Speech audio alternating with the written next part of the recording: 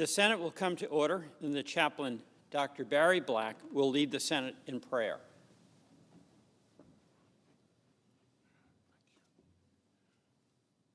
Let us pray. Eternal Lord God, you inhabit all ages and all worlds. Dwell among our senators today.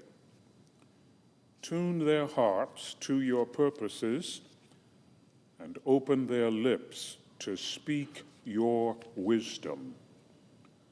Lord, infuse them with your Spirit so that their work will make a positive impact on our nation and world. Banish their anxieties as you provide them with a faith strong enough to face whatever challenges they must confront. Give them openness of mind in order that they might perceive your will more clearly, sincerity of heart, that they might love you more profoundly, and clarity of purpose, that they might serve you more devotedly. We pray in your loving name. Amen. Please join me in reciting the Pledge of Allegiance to the flag. I pledge allegiance to the flag of the United States of America, and to the republic for which it stands, one nation, under God, indivisible, with liberty and justice for all.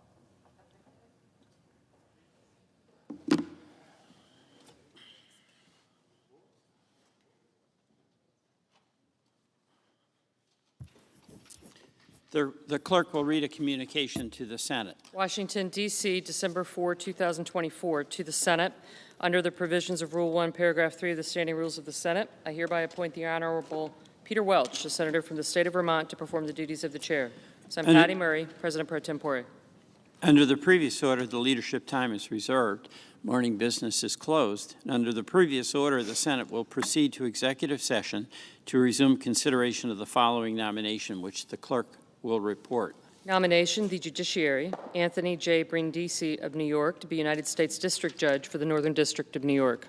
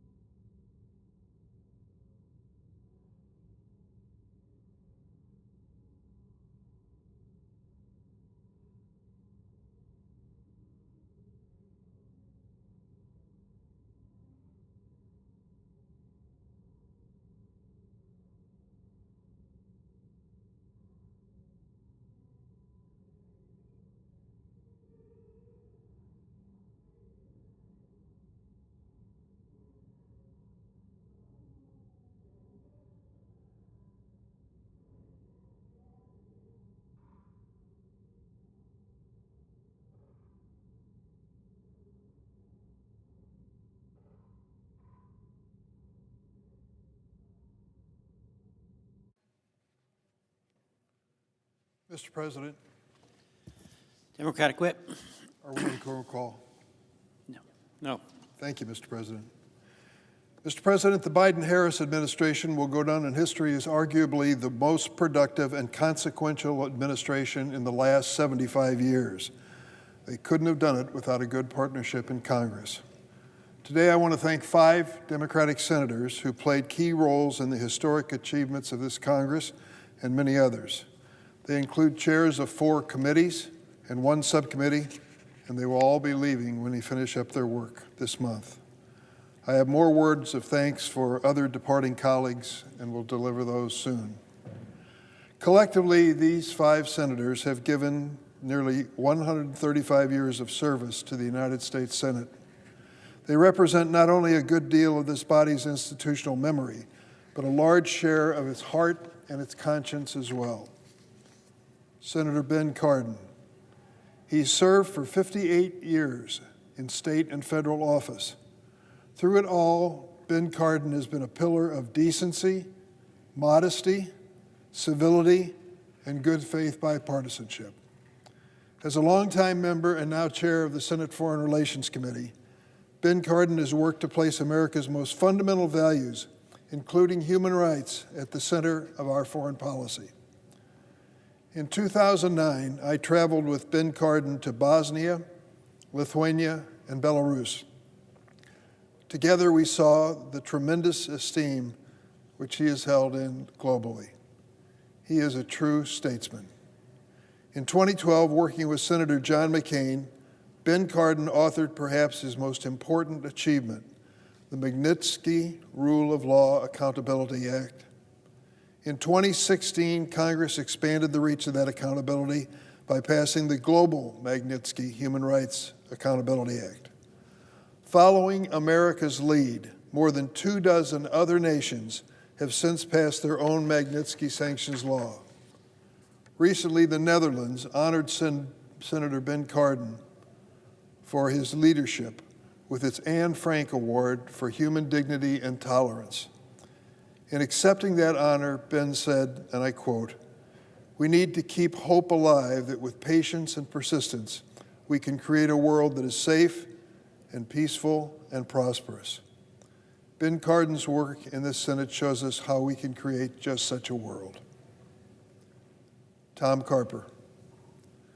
Mr. President, it was late on a Friday afternoon in the 1990s when a staffer handed a letter to Delaware's then Governor Tom Carper.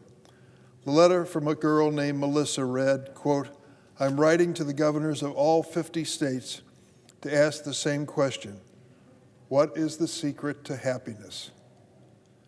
"Dear Melissa," the governor replied, "serve others. Sincerely, Tom." That was it.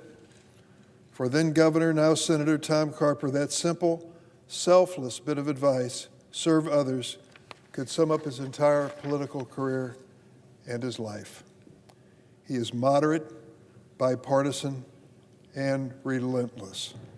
As chair of the Senate Environment and Public Works Committee, Tom Carper helped lead the fight to pass the Inflation Reduction Act, the most significant investment ever to tackle the climate crisis. The law also helped lower health care costs and energy costs and strengthen America's energy security. What a combination. Tom Carper was a key author of the largest long-term infrastructure investment in the history of the United States, the Bipartisan Infrastructure Investment and Jobs Act. As the last Vietnam veteran serving in the United States Senate, and think about that for a moment, the last Vietnam veteran serving in the United States Senate, Senator Tom Carper was a key force in passing many laws, including the Agent Orange Act of 2009, the PACT Act to provide health care for veterans sick by exposure to burn pits and other toxic hazards, and a measure I authored with him that allows the VA to provide modest compensation for family members serving as caregivers for severely injured veterans. Tom Carper has also encouraged a generation of young people to enter public service and run for office. Next month, one of those people, one of those public servants, who got her start as an intern in a congressional office that Tom Carper headed, will take his place in this body. Lisa Blunt Rochester will be the first woman and the first person of color Delawareans have ever sent to the United States Senate. Thanks, Tom, for showing her and countless others the importance and dignity of public service. Joe Manchin. As chair of the Senate Energy and Natural Resources Committee since 2021, Senator Joe Manchin has been a decisive force on America's energy and environment agenda. He was a key player in passage of the Inflation Reduction Act. Independent analysis project that law will reduce U.S. carbon emissions by 40% by the year 2030, compared with 2005, if we give it a chance to work.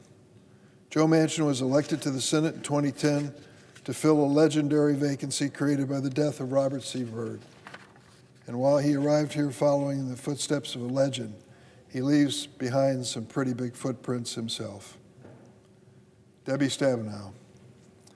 In the year 2000, Senator Debbie Stabenow became the first woman ever elected to the Senate from the state of Michigan. But as she says, it doesn't matter if you're the first unless there's a second and a third. Her leadership and example have undoubtedly persuaded more women to run for and win public office, including in this Senate. And America is better for it, even if we still have a long way to go. As a longtime member and now chair of the Senate Agriculture, Nutrition, and Forestry Committee, she wrote much of the bipartisan 2014 Farm Bill and co-authored the 2018 Farm Bill. There is no other senator on the floor of this body who has the competence, skill, and track record of Debbie Stabenow in the field of agriculture, forestry, and nutrition. She is simply the expert and has taught herself an arcane body of law to a degree that most of us just don't even comprehend. 8 months ago, she unveiled the foundation for a strong new farm bill containing hundreds of bipartisan provisions. More than ever before, these farm bills that Debbie has helped to write meet the needs of farmers in rural communities while also protecting low-income seniors, moms with kids, and people with disabilities in need of affordable groceries. In addition, Senator Stabenow has been a leader in protecting one of our greatest natural resources, and I know this one as well, the Great Lakes, including her pivotal role last year in advancing the Brandon Road Interbasin Project, a project with a long name, but with a simple purpose: stop the invasion of the carp into the Great Lakes, which could be devastating to the future of those great bodies of water. I know her Oldsmobile dealer father would be proud of the way she fought to save the U.S. auto industry when others were ready to give up on it. Debbie never gave up on the auto industry, and she became our most forceful champion of that provision. I'm sorry that Debbie just a few days ago lost her mother, who was an extraordinary woman herself. But her mother, I'm sure, was deeply proud of the time that Debbie spent in her entire career prodding government to work for everyone, not just those who were well-connected. And I'm proud to call Debbie my friend and colleague. Finally, I want to acknowledge Senator LaFonza Butler. She was appointed just over a year ago to finish the term of the late Senator Dianne Feinstein. She took Senator Feinstein's seat on the Senate Judiciary Committee, and I was honored to chair that committee and work with her every time we met. Thoughtful, collegial, hardworking, you could always find her ready to proceed forward, as much time as it may take. She sought to advance the ideals of our nation and give voice to Americans facing critical challenges, from access to reproductive health care to voter suppression. She's one of the youngest senators, third black woman and 12th black person to serve in this chamber, and the only black person ever to chair the Constitution Subcommittee. She's brought an important new voice to our debates. We're grateful for her new perspectives and her distinguished service. As I said, Mr. President, I'll have more to say about other departing senators. For now, I want to say, these senators, it's been an honor to serve with you, to work with you for the good of our nation and the good of the world. And I yield the floor.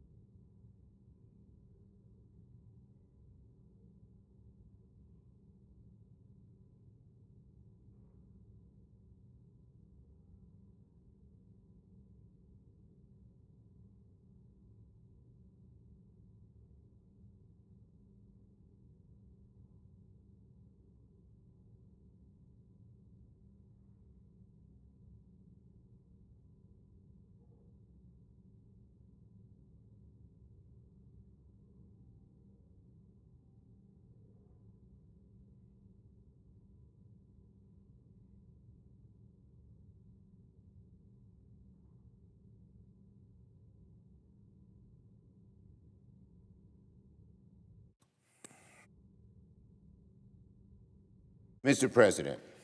Majority Leader. Mr. President, today the Senate will continue working to confirm more of President Biden's well-qualified judicial nominees. On Monday, I filed cloture on 5 more district court judges. We'll continue the process of confirming those judges later this morning.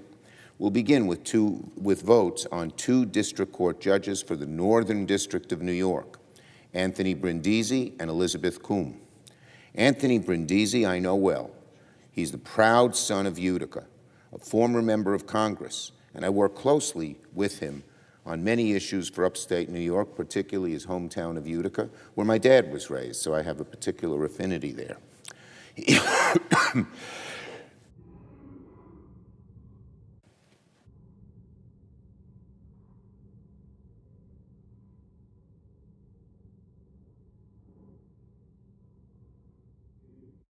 Excuse me. Anyway, I have a particular affinity with Utica, and Brindisi is a proud son of Utica. He's also an exceptionally qualified attorney whose legal acumen and deep care for the Mohawk Valley and all of central New York will make him an excellent addition to the Northern District. Beth Kuhn has also been a trailblazing prosecutor for her entire career in Albany and Syracuse, the first woman to become the federal criminal chief for the Northern District, and I'm proud to see her ascend to the federal bench. After we vote on these judges, we'll then vote to advance Sarah Davenport to be district court judge for the District of New Mexico, and we'll keep moving forward with the remaining judges as soon as possible. Democrats have made confirming President Biden's well-qualified judges a top priority the last few years. It'll remain a priority until our very last day in the majority. Finally, Mr. President, let me close on a bittersweet but deeply grateful note. Later this afternoon, senators will gather in the chamber to hear the farewell remarks of a beloved colleague, our dear friend, my dear friend, Debbie Stabenow of Michigan. She'll leave the Senate at the end of this year after 24 remarkable years in this chamber and many, many more in public service. But today, I don't want to start my tribute by listing off Debbie's myriad accomplishments, although they're great. Nor do I want to focus on how much all of us in the Democratic caucus love to work with her, though we certainly do. And you know, as leader, you can't do everything yourself, and I don't try. And you give jobs to different people. When you give Debbie Stabenow a job, she gets the job done. Every time I call Debbie, and it's so frequent, and I ask her to do this or do that, I know it'll get done and get done well because of her phenomenal dedication and ability and energy and drive.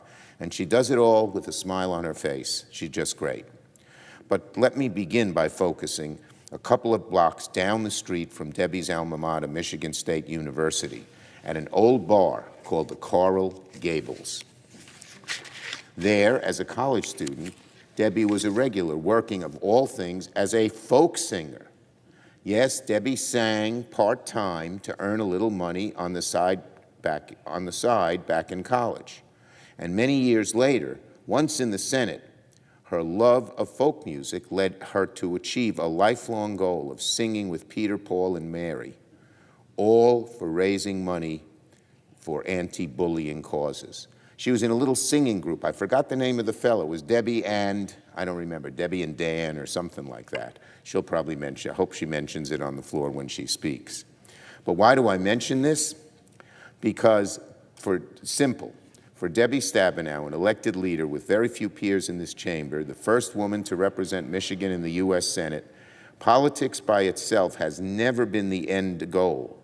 For Debbie, the end goal has always been her community and about building support for worthy causes, about being a constant presence in her hometown, on campus in Lansing, or all over the state. The kind of person who loved getting to know everyone on a first-name basis. That's always been Debbie at her core. Add to that the thirst for fairness, a love of complex problems, a knack and persistence for winning, and you get the senior senator from Michigan. Saying goodbye is heart-wrenching. Saying thank you is hardly sufficient. After 2 decades, there's no policy issue left that Debbie hasn't shaped or progressed in some meaningful way. She's authored hundreds of bills that have become law. Her work has been ahead of the curve. Look no further than her legacy on closing the gap for mental health policy. She so cared about people's mental health. She knew that the federal government hadn't stepped up the plate. It was a decade-long campaign for her. She never gave up. It didn't matter if there was a Democratic president, Republican president, Democratic majority leader, Republican majority leader. She kept at it, kept at it, kept at it. And when the time came ripe to add significant dollars to mental health on several different occasions, she did. Most recently on our major gun bill in 2022, where over $14 billion was added for mental health. That wouldn't have happened without Debbie Stabenow. She does amazing work, amazing work. Of course, her true love will always be the place she calls home. It'll always be the people of Michigan, from the rural farmers she's relentlessly championed through the Farm Bill. I never forget her devotion to the cherry farmers and reminding us that Michigan is the biggest sweet cherry state in the country. I reminded her New York is the biggest sour cherry state in the country. Anyway, she's always fiercely protected the farmers of Michigan, to the Great Lakes, to the small town and working class and middle class families just trying to afford health care and prescription drugs. When the auto industry needed saving in a moment of crisis, Debbie came to the rescue. When hungry kids and hungry families needed someone to fight for their needs in the highest echelons of government, Debbie was their voice. There were a lot of people on the Ag Committee who didn't want to help feed children, hungry children, or give them what they needed. Debbie knew that they needed certain things as well for their row crops. She always was able to weave together a coalition that would pass the Ag Bill, help hungry children, and help the farmers. And when our caucus needed good leaders and team players to guide us and organize us and help us achieve our goals, Debbie stepped up to the plate. Just 4 years in her time into the Senate, she became the third-ranking Democrat in the caucus.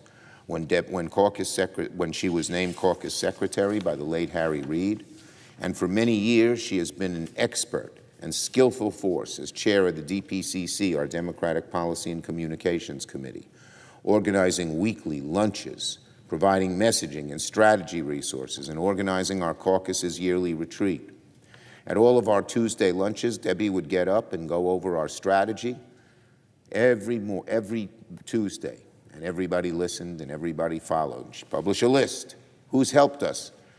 Giving them credit and then expanding the list of who else would help us because they weren't on the list the previous week. And of course, I want to thank Debbie for her many, many years as leader of the Ag Committee and on the Farm Bill. It's a cause she dedicated herself. Together, we worked on getting help for our specialty crops, our fruits and vegetables, which Michigan and New York have so much produce from. She was a champion of this legislation, all ag legislation, and I commend her for recent work in releasing a strong bill. So to lose Debbie, I begged her to stay when she told me a year and a half ago that she wasn't going to run. Although true to her commitment, Debbie said, "Don't worry, we'll have a great new senator to take my place, and I'll make sure she wins," and she did, and now we have Alyssa Slotkin coming, who's a protege of Debbie's. She, when she makes a commitment, there it is, it gets done. Finally, what's incredible about Debbie's legacy is that things could have turned out very, very differently.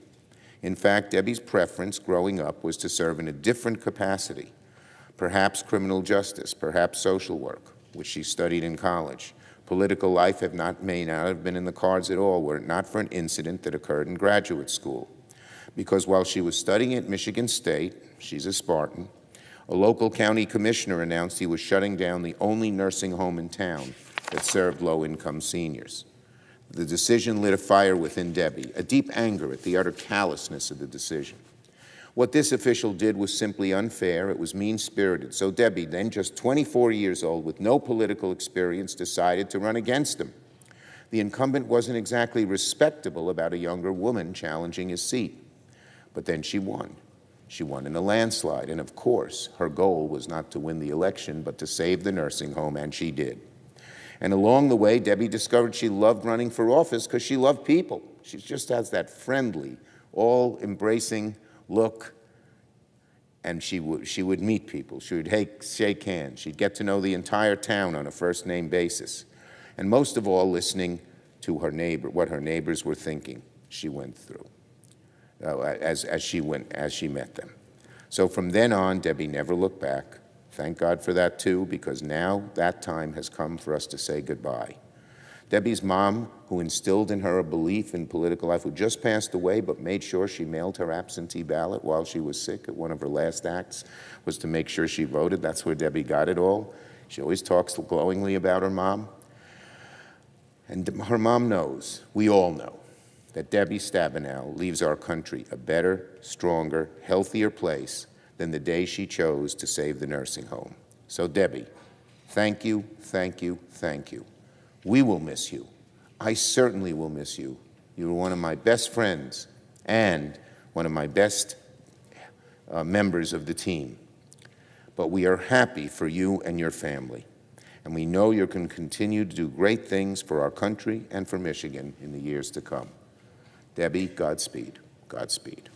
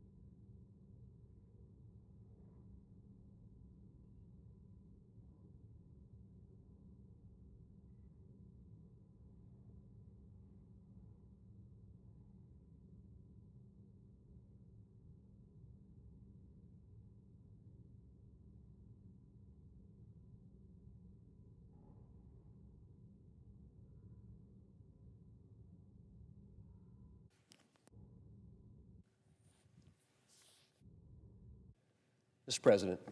Republican whip? Mr. President, is the Senate in quorum call? No. Mr. President, the past 4 years have been marked by increasing instability on the world stage. Over the course of the Biden administration, we've seen an unprovoked invasion of Ukraine by Russia, China flexing its power in the Indo-Pacific and beyond, and increasingly threatening the Philippines and Taiwan, Iran continuing to foment terror in the Middle East, the worst terror attack in Israel's history, and the list goes on. And while the Biden administration cannot be held solely responsible for all of these events, the lack of clear American leadership under President Biden has undoubtedly contributed to the unrest that we've seen internationally. The president often seems incapable of staking out a firm policy position. Again and again, he seems to want to have things both ways, whether he's ordering attacks on Iran-backed terrorists while simultaneously declaring his unwillingness to escalate, or drawing red lines for Israel while proclaiming U.S. support. Or take the war in Ukraine, where President Biden has advocated for the U.S. providing defense assistance while simultaneously slow-walking approval for critical combat resources, which has unquestionably contributed to the present situation. I don't know whether the president is trying to keep all his interest groups happy or is simply afraid to fully commit, but his indecisiveness telegraphs weakness to our enemies and allies alike, just as his disastrous withdrawal from Afghanistan did, or his policy toward Iran. The Biden administration began relations with Iran on a note of appeasement, with an attempt to reinstate the Obama administration's flawed nuclear deal, and then followed that up by unfreezing $6 billion in Iranian assets as part of a deal to free American prisoners. Thankfully, the administration ultimately refroze those funds in the wake of Hamas' October 7, 2023 attack.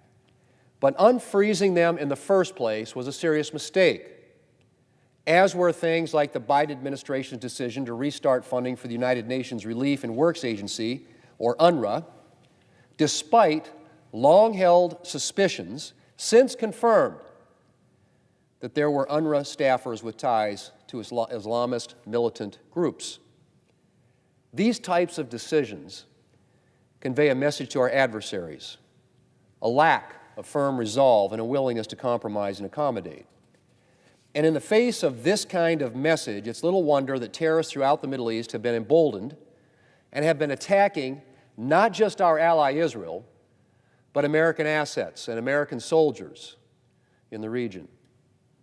And I have to wonder whether bodies like the International Criminal Court, which recently attempted to put Israeli leaders, in the same class as Hamas terrorists by unlawfully issuing warrants for their arrest, have also been emboldened by the Biden administration's waffling.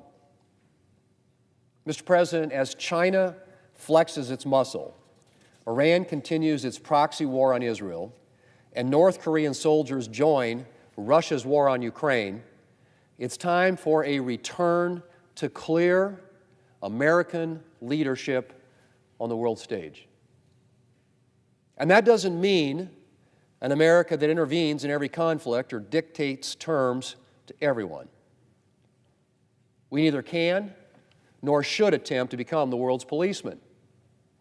But it does mean an America that speaks clearly and doesn't equivocate, that condemns evil and doesn't accommodate it, and an America that projects and can deliver strength, the kind of strength that will make our adversaries think twice before tangling with us or our allies.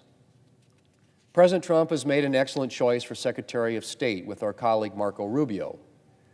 He's one of our strongest and clearest voices on national security. And between him and President Trump and other future members of the Trump administration, America's adversaries should be on notice. I think there's already been something of a shift in the air, and I'm hopeful that in the weeks to come we will finally see movement on freeing the remaining Americans and other hostages who were captured by Hamas in its October 7, 2023 attack. It is incredible that these individuals are facing their second winter in Gaza. And President Trump's statement Monday about his commitment to freeing these hostages immediately should be a warning to Hamas that the United States will no longer tolerate the captivity of her citizens. Mr. President, the last few years have shown us what a world without clear American leadership looks like. I am confident that the next 4 years will show us what the world looks like with it. Mr. President, I yield the floor.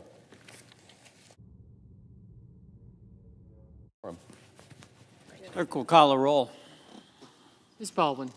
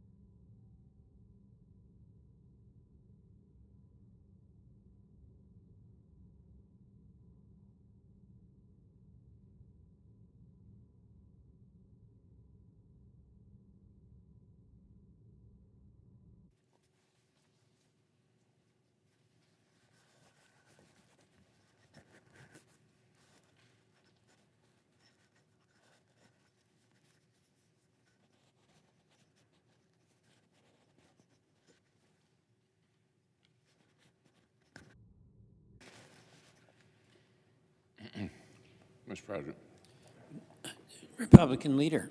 I ask consent that further proceedings on the core call be dispensed with. Without objection.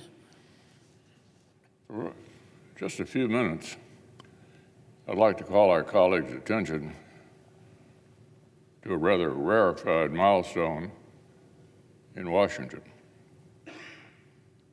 and in our national political discourse. 50 years of columns from George Will of the Washington Post. Perhaps in some other biography of some other figure approaching George's intellectual stature, the eye might be drawn to the doctorate in political science. Among the credentials of some impressive journalists, you might notice above all the Pulitzer Prize. But in the story of George Will, the most remarkable thing is the consistent, unrelenting rhythm. Twice a week for half a century, he's commanded a place in the most consequential conversations. Twice a week, inviting and sometimes insisting that the most powerful city and the most powerful nation on earth actually consider a well-reasoned argument.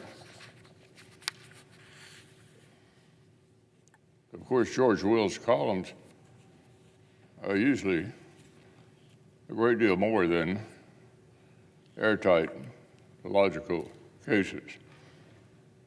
They're full of historical trivia, sharp wit, delicious sarcasm, and more often than not, allusions or outright lessons in America's pastime.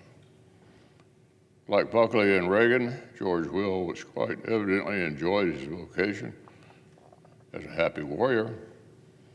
He clearly relished every chance to gently remind readers that the answers to the biggest questions of the day so often lie in the wisdom and traditions of the past. In his own reflections on 50 years at the Post, George remarked that the great luxury of a columnist is assuming that the mental pantries of one's readers are well stocked with baseline knowledge. With the mental pantries of George's local readers, in fact, overflow, in no small part thanks to his consistent deposits of earnest prose. As always, we'll look forward to reading what he has to say next. On an entirely different matter, it's been a week since Israel and Hezbollah agreed to a ceasefire. War is hell, and I hope sincerely that this makes a durable end to the immediate conflict. But hope is not a strategy, and I know better than to expect honest dealings from hardened terrorists. I'd be naive enough a year and a half ago to believe Iran and its proxies had suddenly decided to accept Israel's right to exist.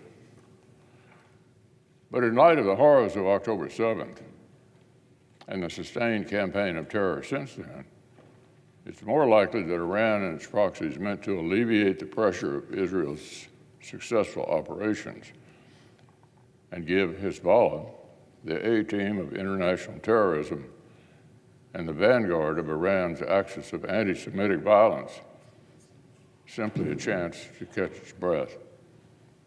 In the weeks and months to come, the strength of this ceasefire will be tested repeatedly.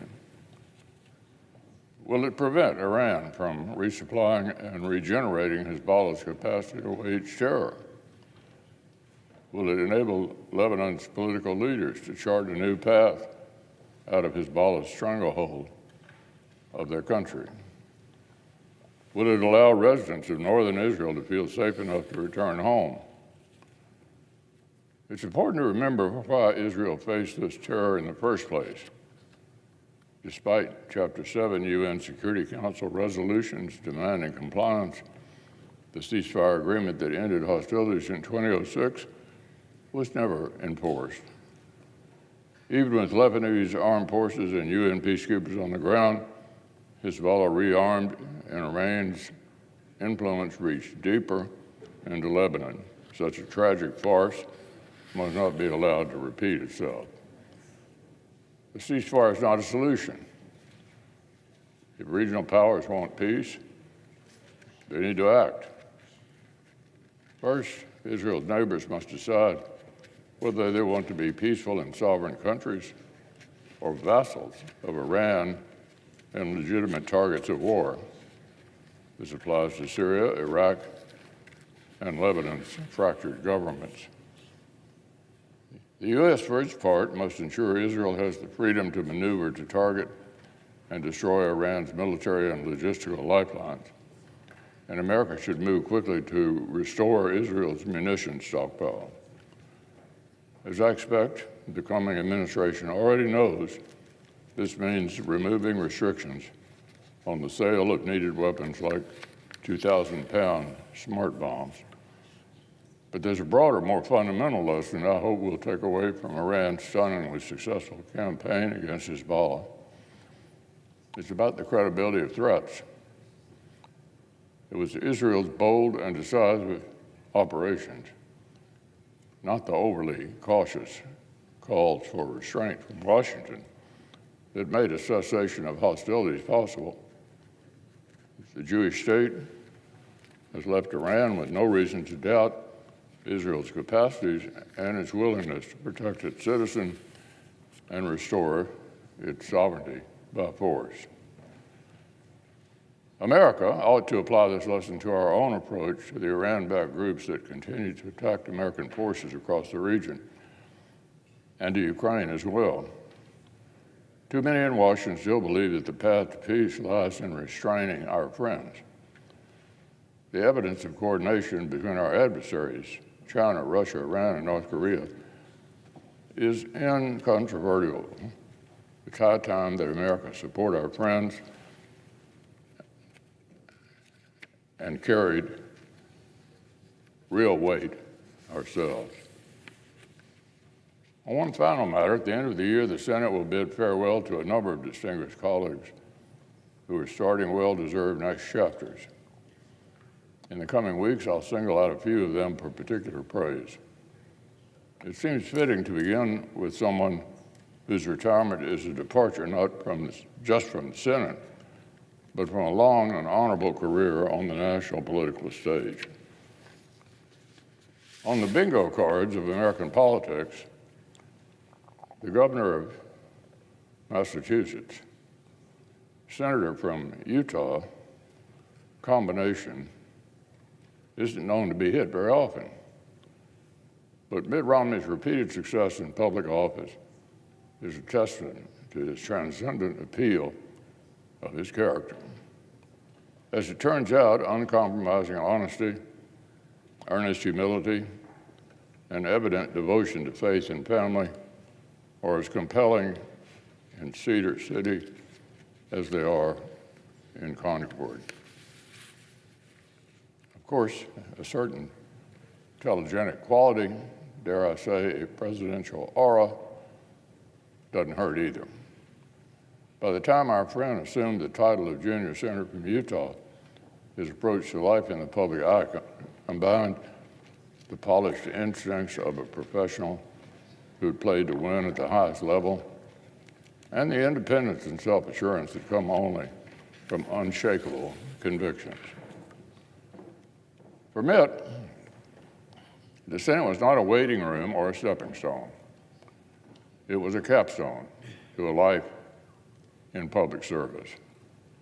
And with the wisdom to discern where to devote his attention, he managed to cram more into 6 years than many colleagues fit in 12 or 18. He made himself a linchpin for bipartisan negotiations and wound up at the center of the effort that delivered major infrastructure legislation. He poured himself into worthy fights on behalf of his constituents, navigating everything from tribal politics to State Department bureaucracy with characteristic diplomacy. He called the Senate's attention more closely to the state of America's competition with China and the worthy demands of American global leadership. And he's met moments of enormous gravity with careful contemplation and utmost grace. The past 6 years will not be remembered as the Senate's quietest. Observers might have wondered what more a distinguished public servant like Mitt Romney had to prove in coming to Washington and putting up with the demands of this body. But that would be to misunderstand the way our friend has ordered his life. It wasn't about what he had left to prove, but what he had left to give. With that outlook, Mitt's been able to put even the most consequential business of public life in perspective. He reminds young visitors to the Capitol that the true currency of life is the people you love and spend your time with. He's quick to explain that his life isn't defined by the outcome of elections, and that his deepest meaning comes from his faith and his relationship with his family. It doesn't take much to recognize how earnestly he means that. For one thing, we know that joining the Senate was, at best, a different second on the list of Mitt's most significant events of the year 2019. Behind celebrating 50 years of marriage to his sweetheart Ann. And when you factor in the birthdays of 25 grandchildren and counting, even the most significant career milestone is bound to fall off the list. Frankly, if we're our Mitt's Senate staff, I wouldn't worry too much about lining up my next job. A full-time grandpa to a brood as big as the Romneys is bound to need some extra hands for scheduling and advance work. Mitt and Ann's partnership is one for the history books. It's a reminder that when you spend your life with the right people, success in business or politics is just icing on the cake. And when you ground yourself in firm beliefs, the winds of politics are easier to weather. As particularly moving him and Mitt's church instructs. Do what is right, let the consequences follow, battle for freedom in spirit and might, and with stout hearts to keep forth till tomorrow. God will protect you, then do what is right. So, Mitt, I want to thank you for devoting yourself to service and letting the consequence follow. May God protect you and your family as you write the next chapter.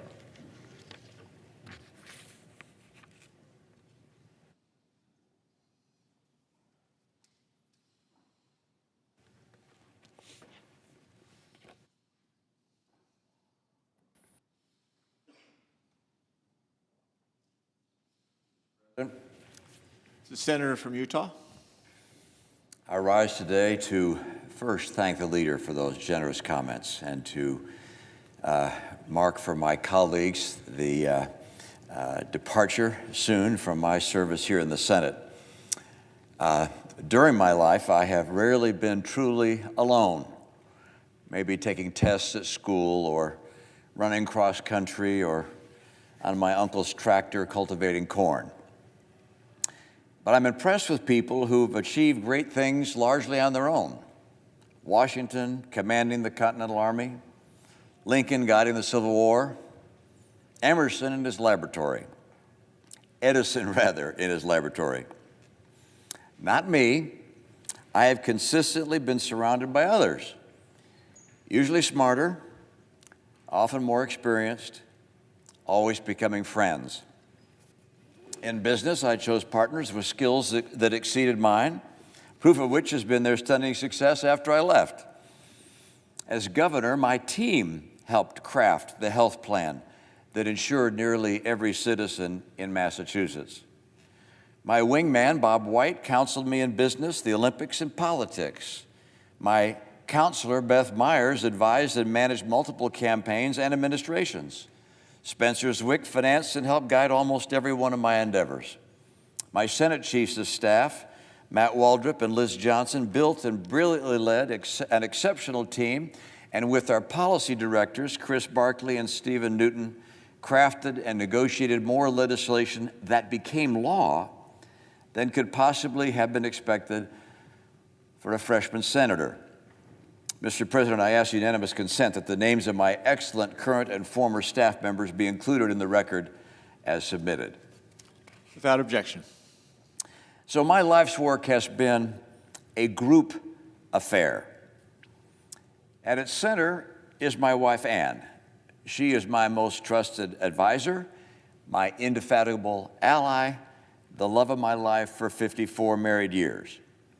Our 5 sons are just as loyal and are the source of profound pride, joy, and 25 grandchildren. During my first months in the Senate, I was mostly on my own and thus mostly unproductive.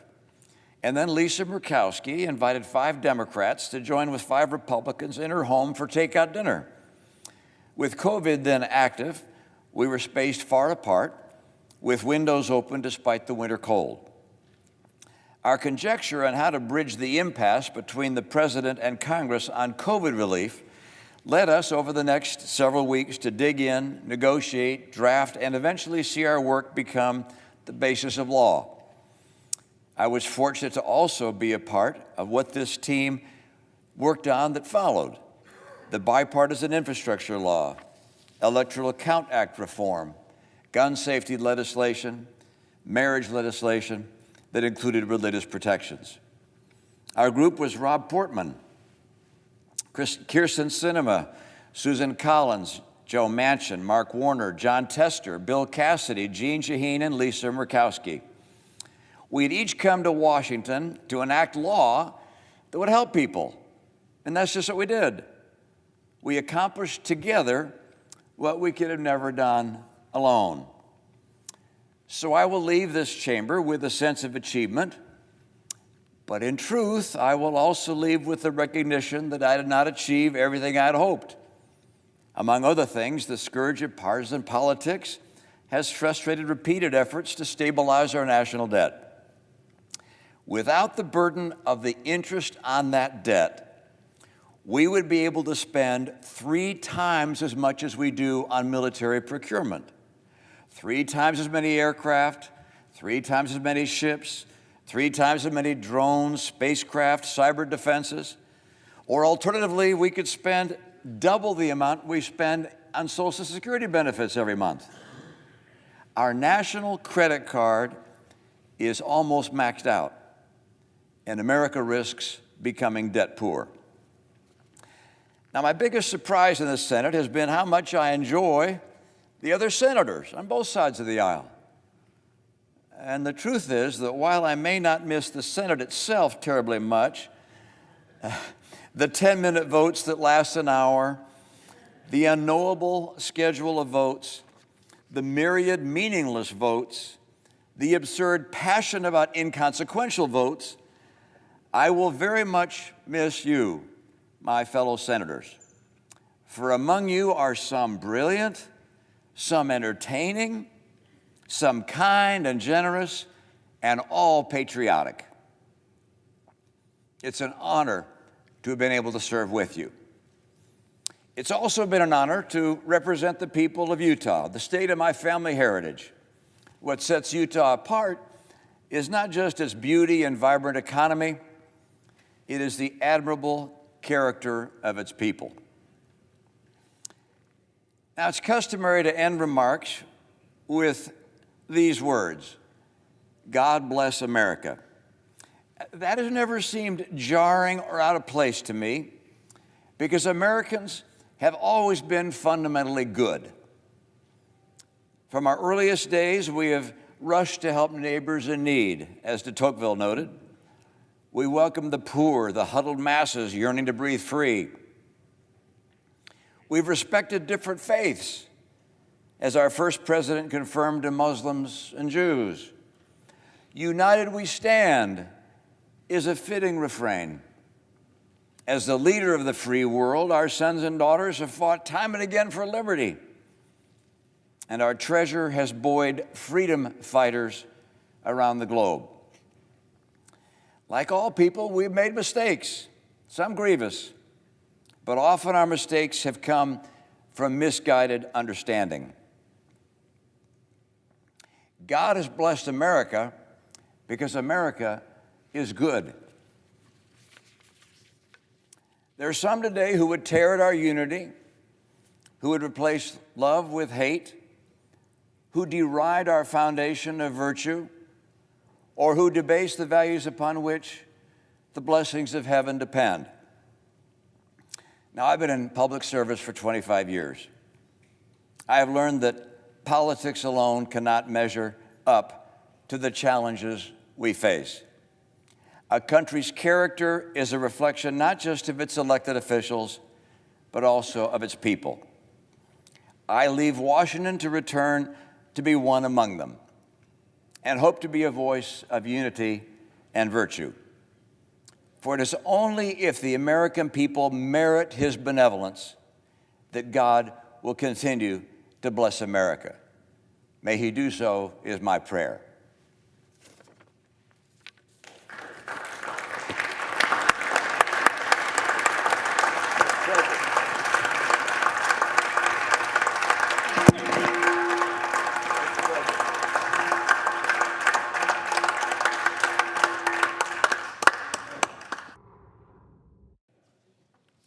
Senator from West Virginia. I rise to speak of my dear friend who's departing too early. I'm going to wait until he gets done with all of the congratulatories that he deserves.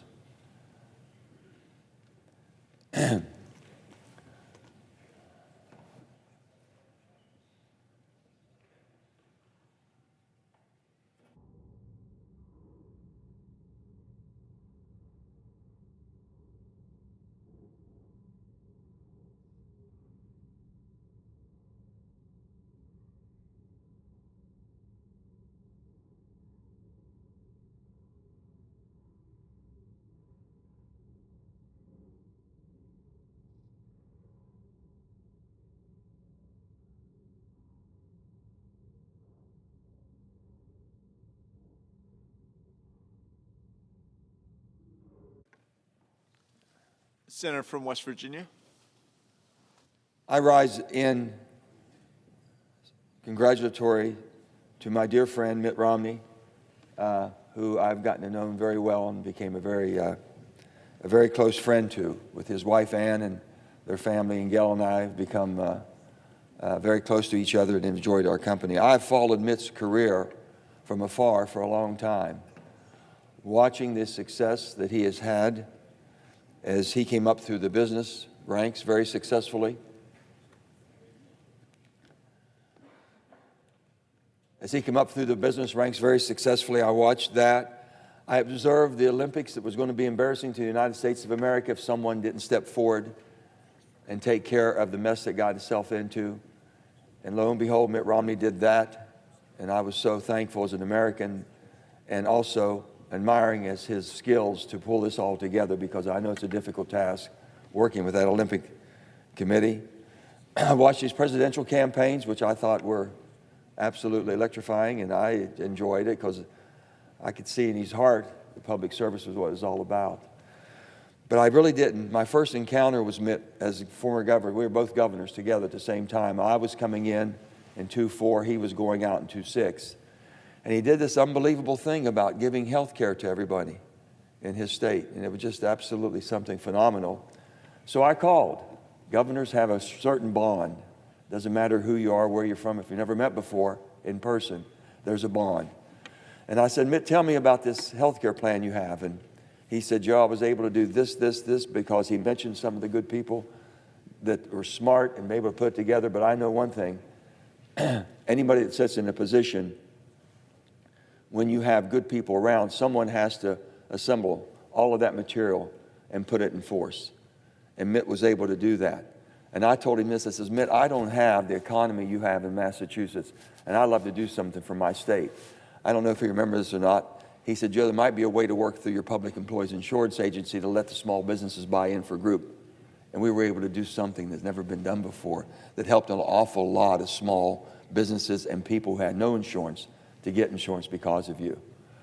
I remember that vividly. And then he comes to the Senate. And that's when my personal relationship, and I admired him from afar for a long time. And we just clicked.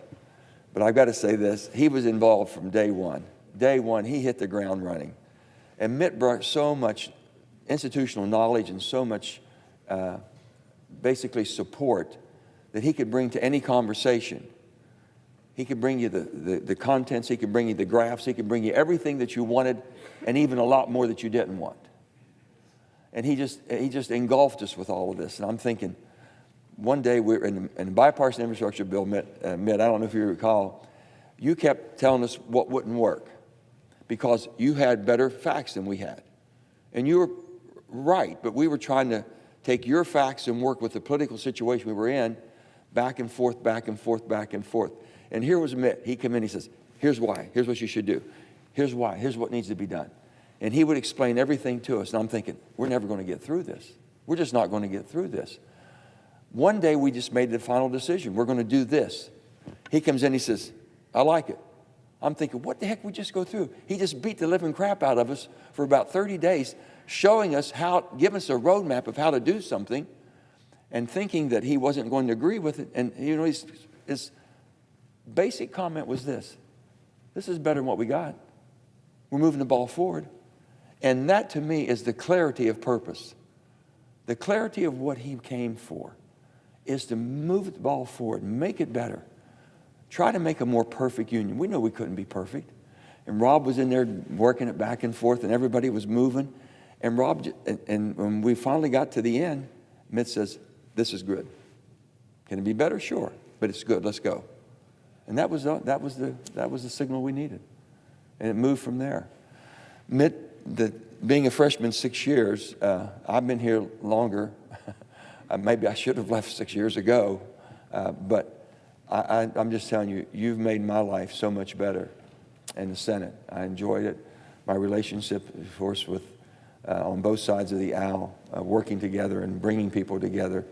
But it has been just an absolute pleasure and a joy having you as a member of the United States Senate, the most deliberate body in the world, the strongest body in the world, the body that's supposed to make common sense out of things that sometimes don't make reason. And this body is much better off, this country is much better off because of your service here, and it's going to be missed. Most importantly, I'm a better person. I know that Gail and I are much more enriched because of your and Ann's friendship, and we appreciate that more than you know. I wish you only the best in the future. I wish you the best as far as what you're going to do, and I hope you don't change your phone number because we still need your advice no matter where we may go. God bless, my friend. Enjoy. Mr. President. Senator from Maine. Thank you, Mr. President. Mr. President, it is with a combination of pride and sadness that I rise to pay tribute to a truly extraordinary senator and a good friend, Senator Mitt Romney. I rise to praise his intelligence, imagination, and most of all, his integrity. That is what has marked and characterized his service throughout his life, but particularly here in the Senate. It's a day of sadness because I can't imagine the Senate without Mitt Romney.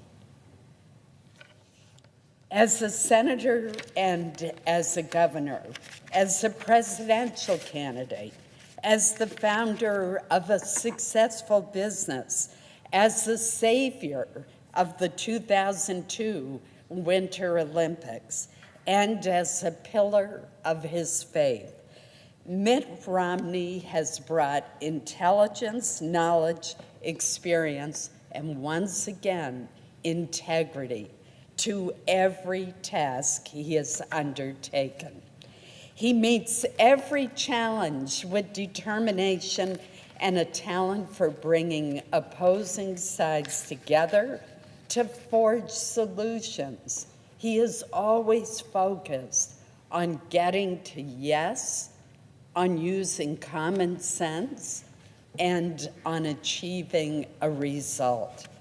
I've had the pleasure of teaming up with Mitt on so many important issues, many of which he has mentioned.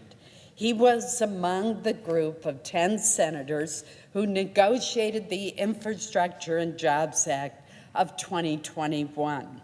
From transportation to broadband, the most significant investment in infrastructure since the interstate highway system in the 1950s is bringing lasting benefits to our nation. Mitt was also key in crafting the bipartisan Safer Communities Act, landmark, common sense gun safety legislation that helps to protect America's children, keep our schools safer, and reduce the threat of violence across our country while preserving the Second Amendment rights of law-abiding gun owners. Mitt's unshakable belief that the American people must have faith in our elections and that they are free and fair was evident in his countless contributions to the Electoral Count Reform Act, which ensures an orderly transition of presidential power. Perhaps most impressive, his support for the Respect for Marriage Act demonstrated his fundamental fairness by helping to ensure that millions of loving couples in same-sex marriages will continue to enjoy the freedom, rights, and responsibilities afforded to all other marriages while strongly protecting religious liberty. And I give Mitt so much credit for forging the religious liberty protections that, combined with the protections for same-sex marriages, enabled the enactment of the Respect for Marriage Act. He was the one who drafted the religious liberty provisions that were so key.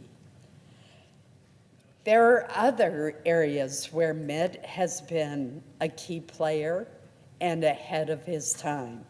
From identifying the threat posed by Russia more than a decade ago, to pushing Congress and the administration to develop a strategy to better counter the challenge presented by China. Mitt has worked extensively on American foreign policy and national security.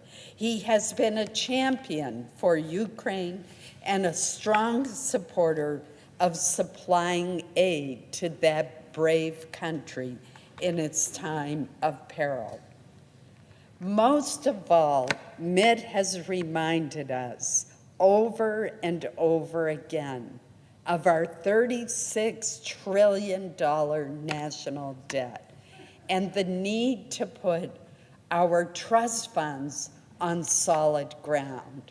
In fact, I think that a great post-Senate responsibility that Mitt could take on is a commission to look at all of those trust funds. He has proposed legislation to do just that. I can't think of a better person to head that commission. Mitt announced his decision to step down from the Senate with these words: While I'm not running for re-election, I'm not retiring from the fight. As he and his wonderful wife, Anne, move on to this next phase of their lives, I'm sure that this outstanding leader will continue to fight for the core values that have made America great. Thank you, Mr. President.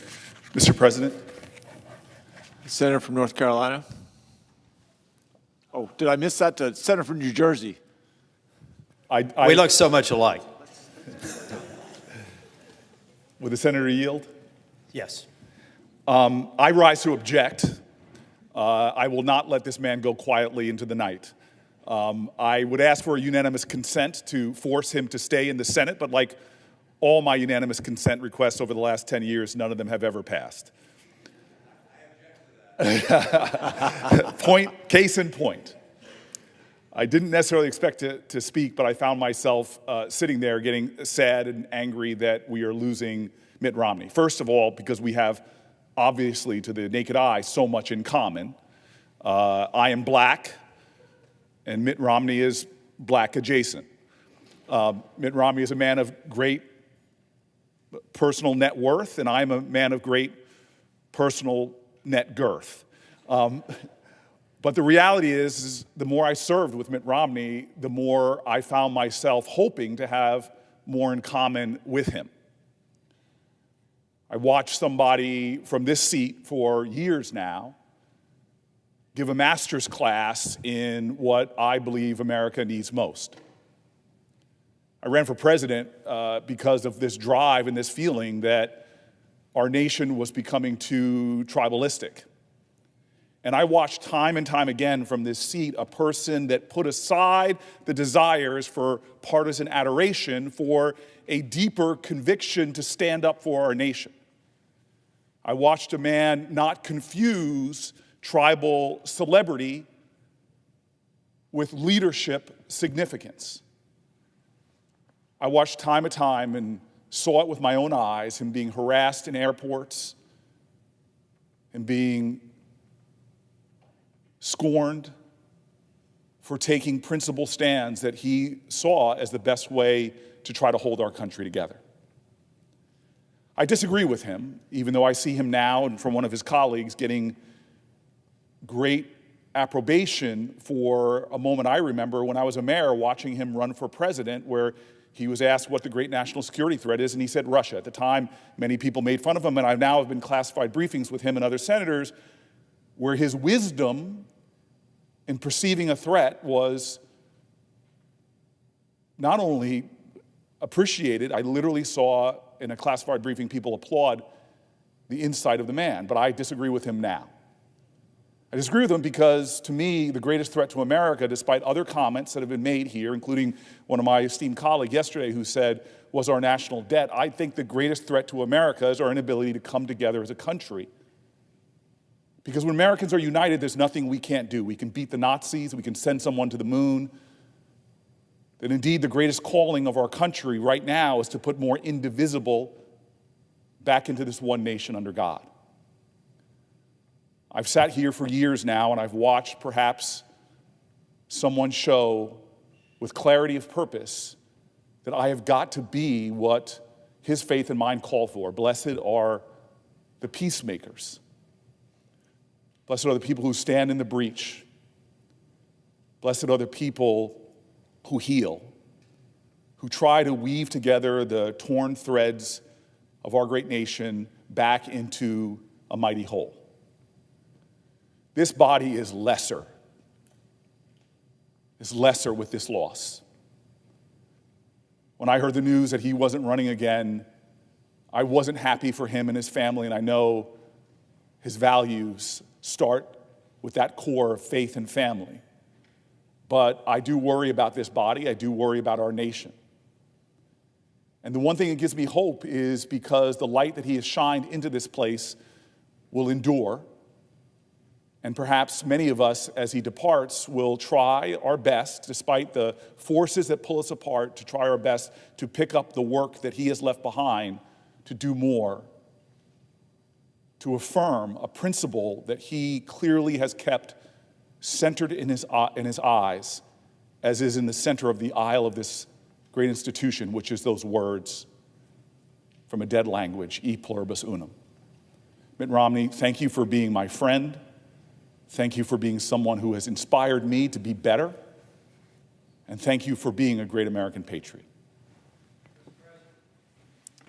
The senator from North Carolina. Thank you, Mr. President. My folks are wondering why I'm sitting so close to Mitt Romney. He and I are seatmates. These are our assigned seats. But I told Mitt that I had not prepared a single comment, but I did want to come down and say a few things about him. And I hope that we use this opportunity and remember it over the next 2 years. Here's a question we could all ask her. We could all talk about and thank him for the incredible work that he's done, and to his staff, the problems he has caused for you by being so honest, so forthright, and so direct, right? How many times, Mitt, you can't answer it because I think it's against the rules, but how many times have your staff gone, boss, we wish sometimes you just weren't so forthright and honest. But that is who this guy is. And I've seen him. We've been battle buddies in a lot of the bipartisan efforts that have gone along. And he's the reason why some of them passed, quite honestly. Without his support and the support of a handful of others, stuff that has enduring generational value would have never happened. So I would ask everybody here who is thanking Mitt Romney for his role model behavior and the times he's been in the Senate and the times that I've known him. The first time I met him was in the December before his election when I was a fairly newly minted legislator. There's no reason why he would have known me or remembered that meeting, but I've been impressed with him since that moment in Charlotte, North Carolina when he was running for president. Let us go forward and hopefully ask ourselves as we come together as a nation, as we solve problems that can only be solved by people on both sides of the aisle coming together and taking the heat that comes along with that, let's ask ourselves over the next 2 or 4 years, what would Mitt Romney do? And let that be a guiding post for those of us who are going to be here who may be put into those situations to do right by this country. We're going to have one less person in Mitt here, but I believe it's in all of us to emulate what Mitt has done. And I hope that that's a part of a legacy that we will honor as he's gone. Now, finally, if you don't know about Mitt, I'm going to miss him for those reasons. Those are all legitimate reasons to miss Mitt. But I'm going to miss his fast wit and his ability to just call things quickly. Having a seatmate like that when you're in the middle of Vote-A-Rama is gold, folks. Nobody's going to know that except for the conversations that we've had back here in the middle of the night. He's a good man, a good father, a great grandfather. I know I'm not supposed to do this either, but by show of hands, who shares DNA with Mitt Romney up there in the gallery? Yeah. Well, congratulations to all of you and the dozens of other family members who have to be hugely proud of Mitt Romney. I am. Thank you. Mr. President. The senator from Montana. We got a vote coming up a little quick, so I'm going to be very, very, very brief. First of all, Mitt, you've been an incredible United States Senator. We're losing some good ones this time around, but you're at the top of the list. My father was born and raised in Utah, the state that you represent. My father and mother were both really good Democrats, but I'm going to tell you that they would have loved Mitt Romney. And the reason they would have loved Mitt Romney is because Mitt Romney is a realist, not an idealist. Somebody who looks at issues and tries to solve them. Tries to get to yes, not to get to no, without giving up his principles. And your time here in the United States Senate, the gift that the good Lord gave to me to work with you and 8 other folks besides us on that infrastructure bill is something that I will never forget in this body. And you stood up time and time again and talked realism to all of us. And as you go out, just know that there's not a soul in here that doesn't know you're a man of faith. And I appreciate that because you exhibit that faith. You don't preach, you walk the walk. And I just want to say, as others have said before, because it's true, the United States Senate will be diminished because of your absence.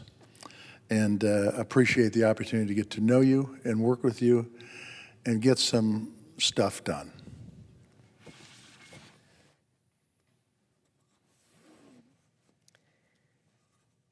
Mr. President, Senator from Wisconsin. I ask unanimous consent that the mandatory quorum call be waived. Without objection, the clerk will report the motion to invoke cloture. Cloture motion. We, the undersigned senators, in accordance with the provisions of Rule 22 of the Standing Rules of the Senate, do hereby move to bring to a close the debate on the nomination of Executive Calendar Number 842, Anthony J. Brindisi of New York, to be United States District Judge for the Northern District of New York, signed by 17 senators. By unanimous consent, the mandatory quorum call has been waived. The question is it the sense of the Senate that debate on the nomination of Anthony J.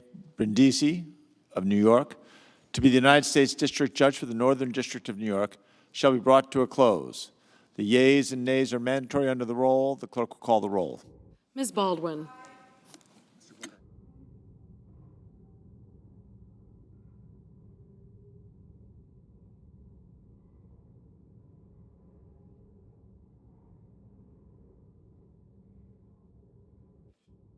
Mr. Barrasso. Mr. Bennett. Mrs. Blackburn. Mr. Blumenthal.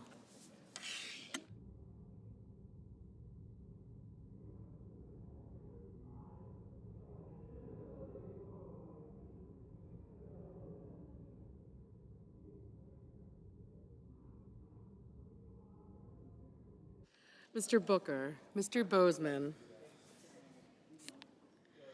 Mr. Braun, Mrs. Britt, Mr. Brown,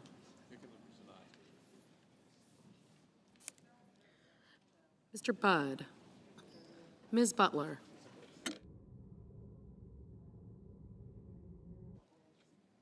Ms. Cantwell, Mrs. Capito, Mr. Cardin, Mr. Carper, Mr. Casey, Mr. Cassidy, Ms. Collins, Mr. Coons, Mr. Cornyn, Ms. Cortez Masto, Mr. Cotton, Mr. Kramer, Mr. Crapo, Mr. Cruz, Mr. Daines, Ms. Duckworth, Mr. Durbin, Ms. Ernst, Mr. Fetterman, Mrs. Fisher, Mrs. Gillibrand, Mr. Graham, Mr. Grassley, Mr. Haggerty, Ms. Hassan, Mr. Hawley, Mr. Heinrich, Mr. Helmy, Mr. Hickenlooper, Ms. Hirono, Mr. Hoven, Mrs. Hyde-Smith, Mr. Johnson, Mr. Kane, Mr. Kelly, Mr. Kennedy, Mr. King, Ms. Klobuchar, Mr. Langford, Mr. Lee,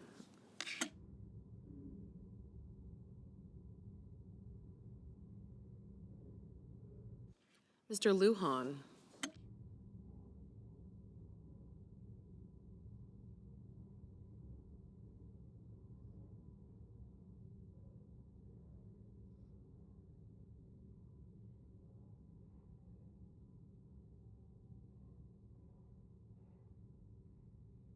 Mr. Lujan, Ms. Lummis, Mr. Manchin, Mr. Markey, Mr. Marshall, Mr. McConnell, Mr. Merkley, Mr. Moran, Mr. Mullen, Ms. Murkowski, Mr. Murphy, Mrs. Murray, Mr. Ossoff, Mr. Padilla, Mr. Paul,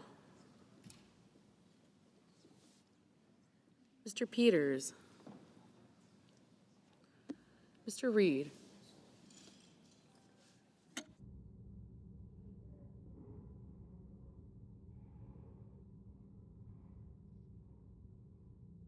Mr. Ricketts,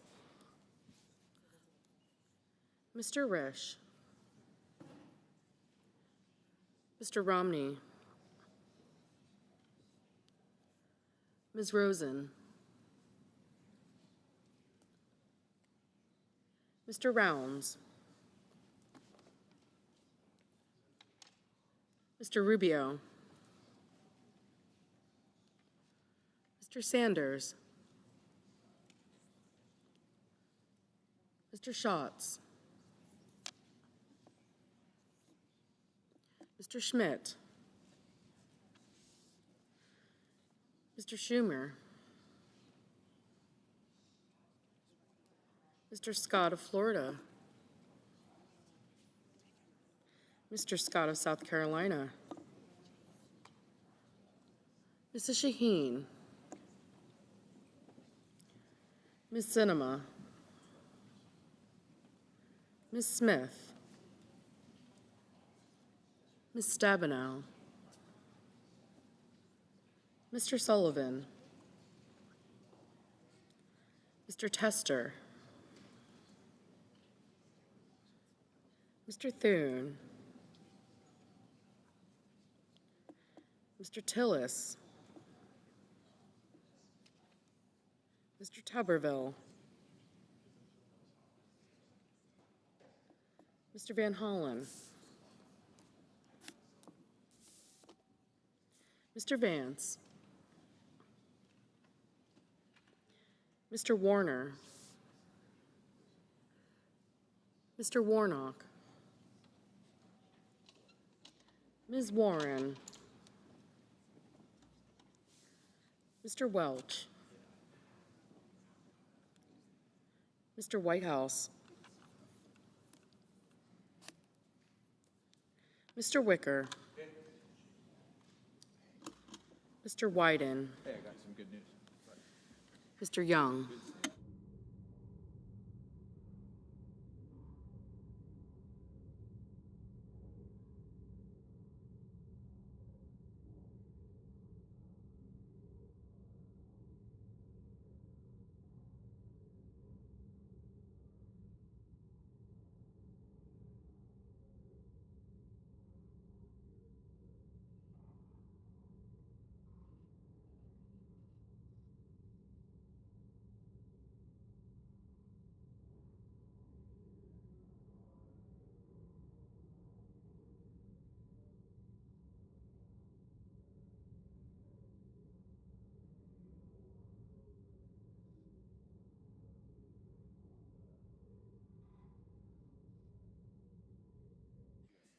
Senators voting in the affirmative: Baldwin, Booker, Butler, Durbin, Heinrich, Hickenlooper, Ossoff, Stabenow, and Tester.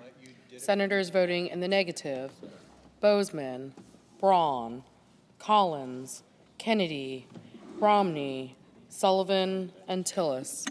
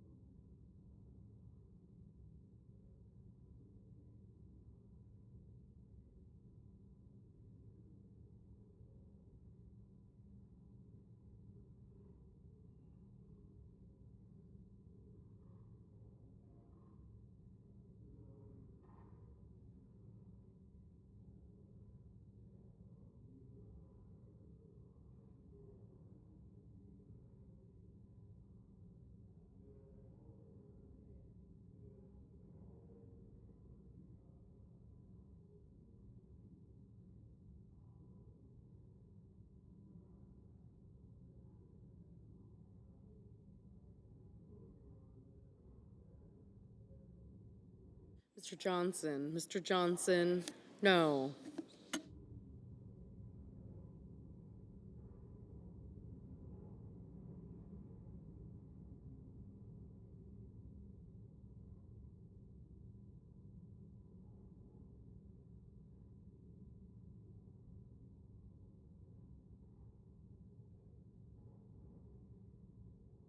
Mr. Rounds. Mr. Rounds, no.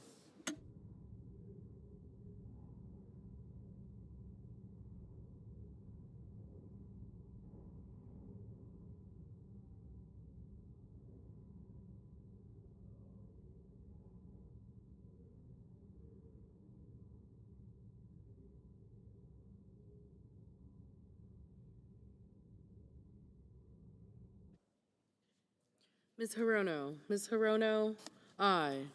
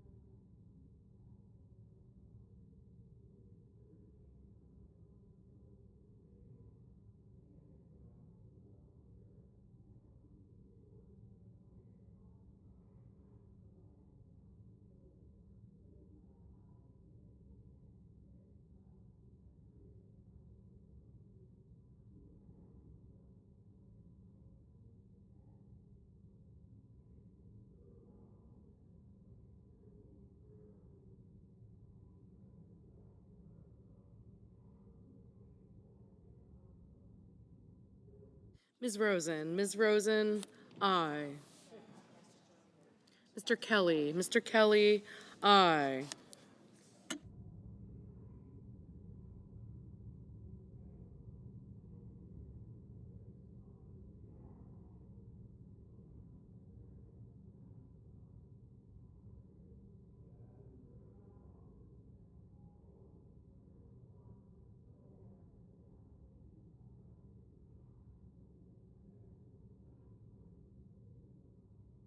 Mrs. Hyde-Smith. Mrs. Hyde-Smith, no. Mr. Scott. Mr. Scott of Florida, no.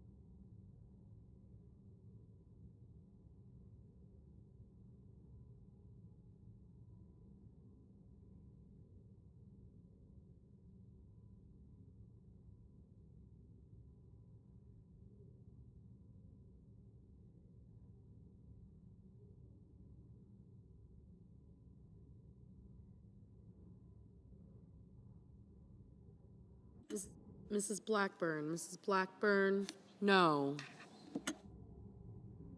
Ms. Duckworth. Ms. Duckworth, aye.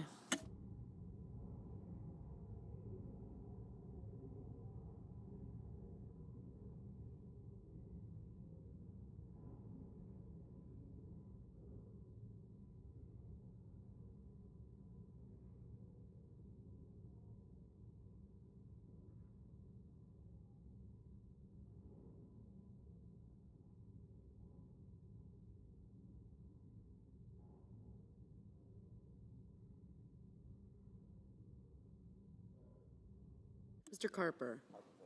Mr. Carper, aye.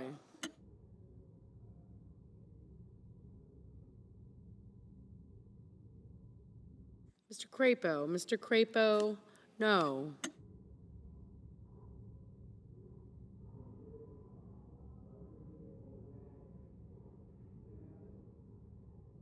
Ms. Cantwell. Ms. Cantwell, aye. Mr. Thune. Mr. Thune, no.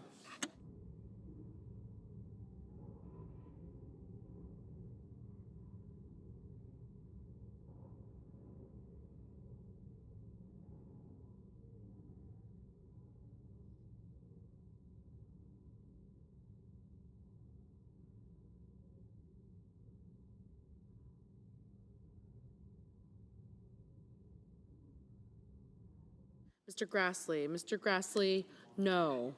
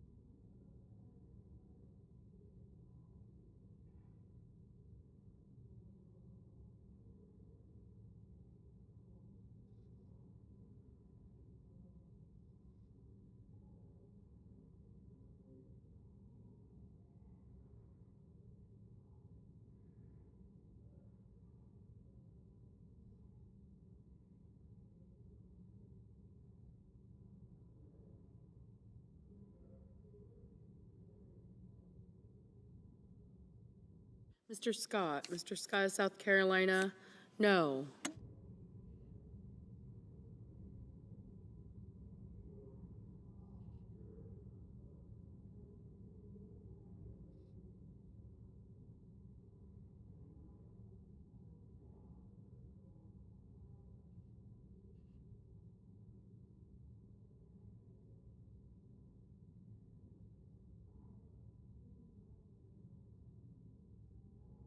Mrs. Murray.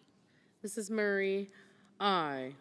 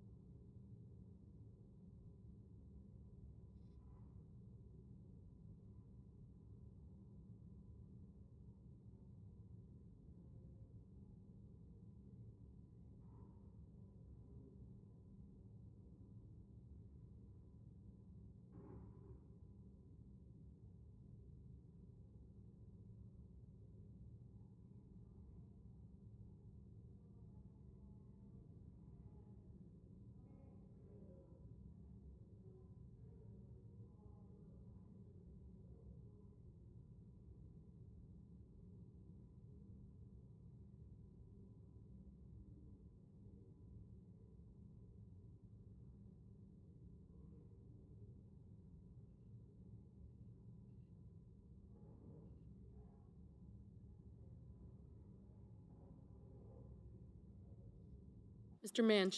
Manchin, aye. Ms. Smith, aye.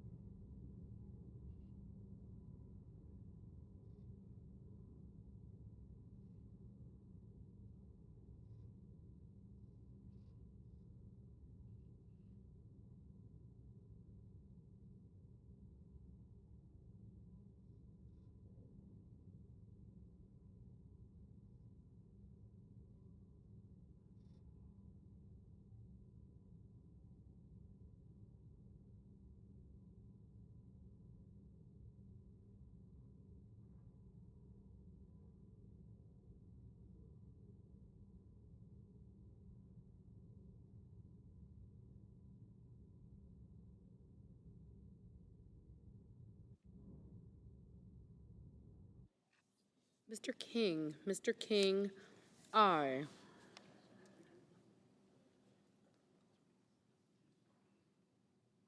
Mr. Murphy, aye. Mr. Schatz, aye.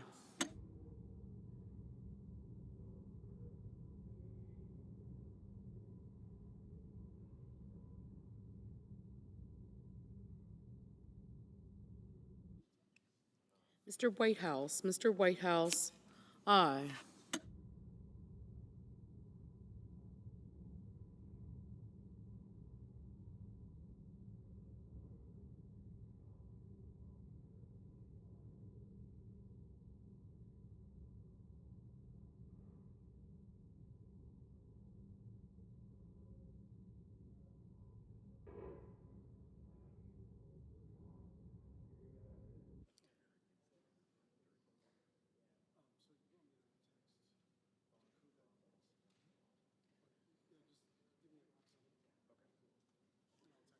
Mr. Fetterman, aye. Mr. Moran, no.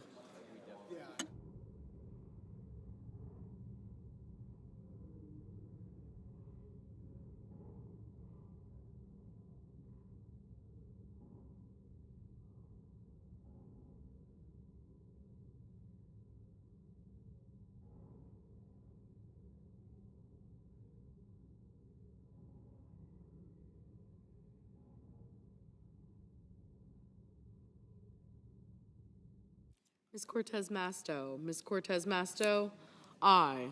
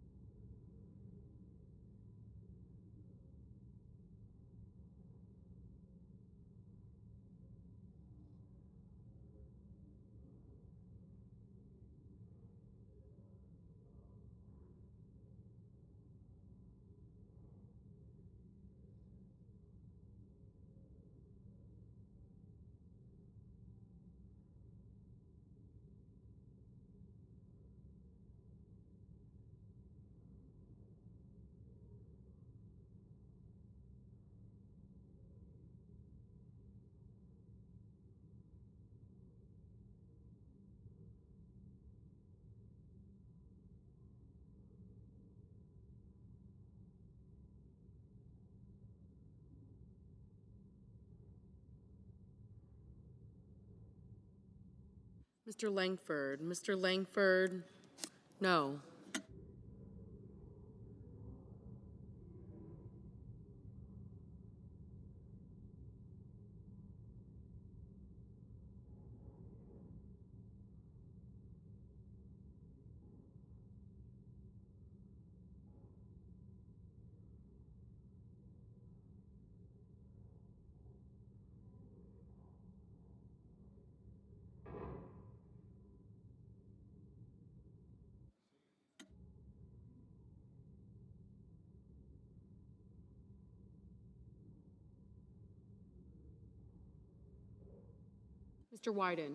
Mr. Wyden, aye.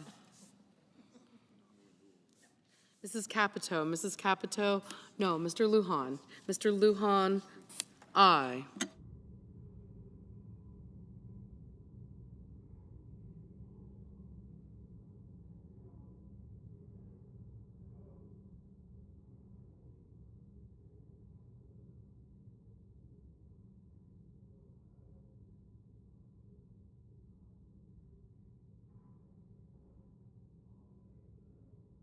Mr. Haggerty. Mr. Haggerty, no.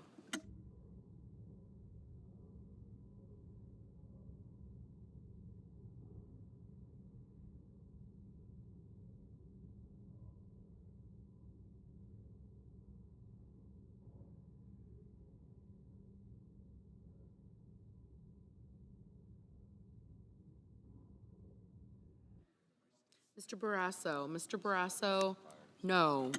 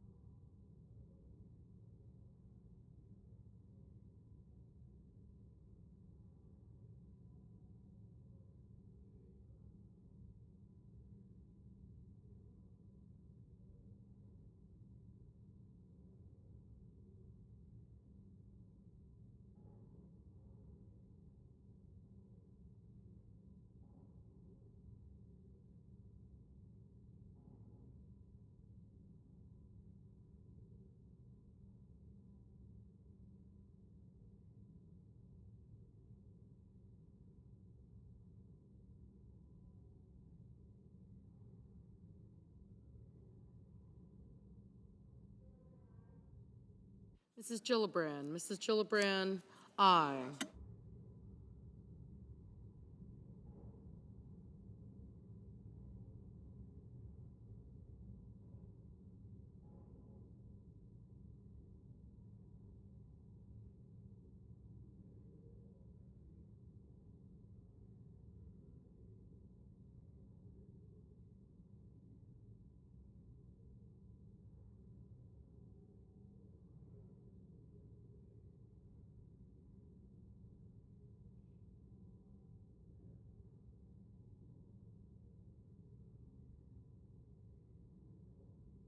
Mr. Deans. Mr. Deans, no.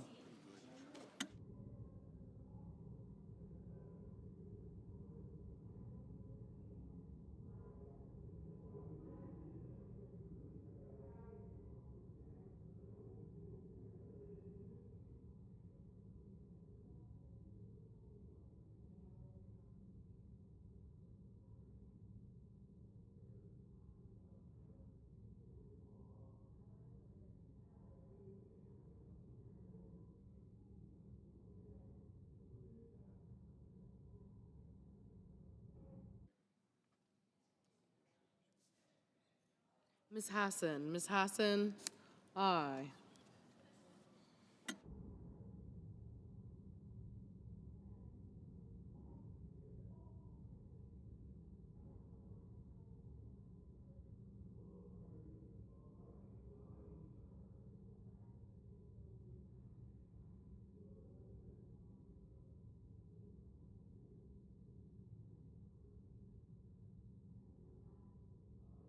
Mr. Bennett. Mr. Bennett, aye.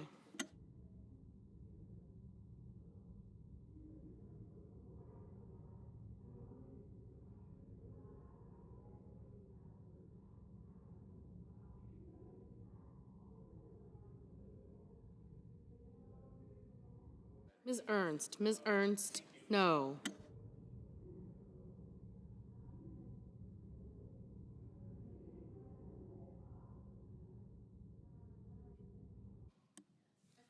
Mr. Young. Mr. Young, no.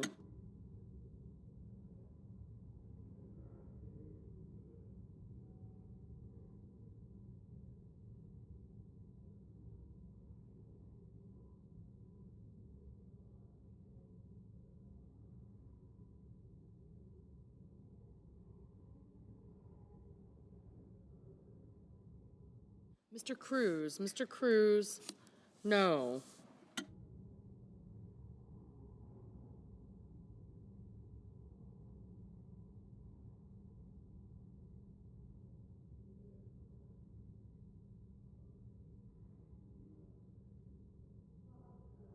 Ms. Lummis. Ms. Lummis, no.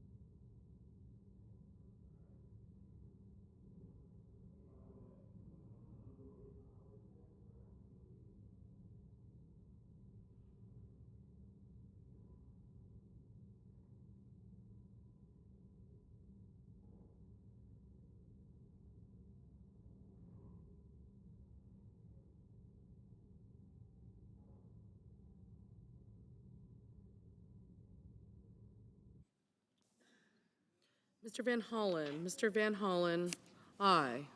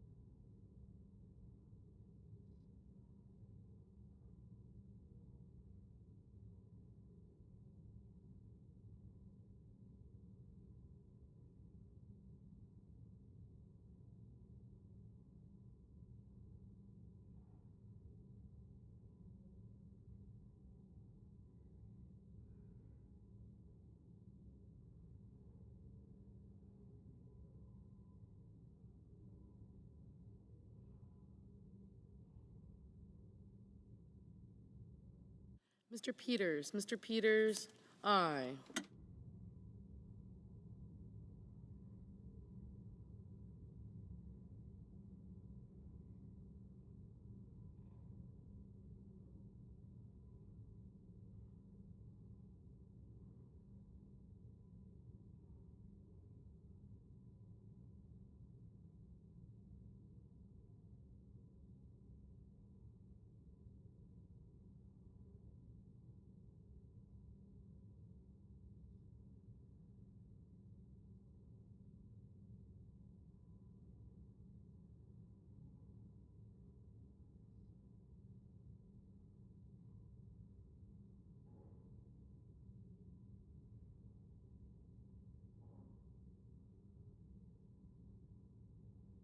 Mr. Kramer. Mr. Kramer, no.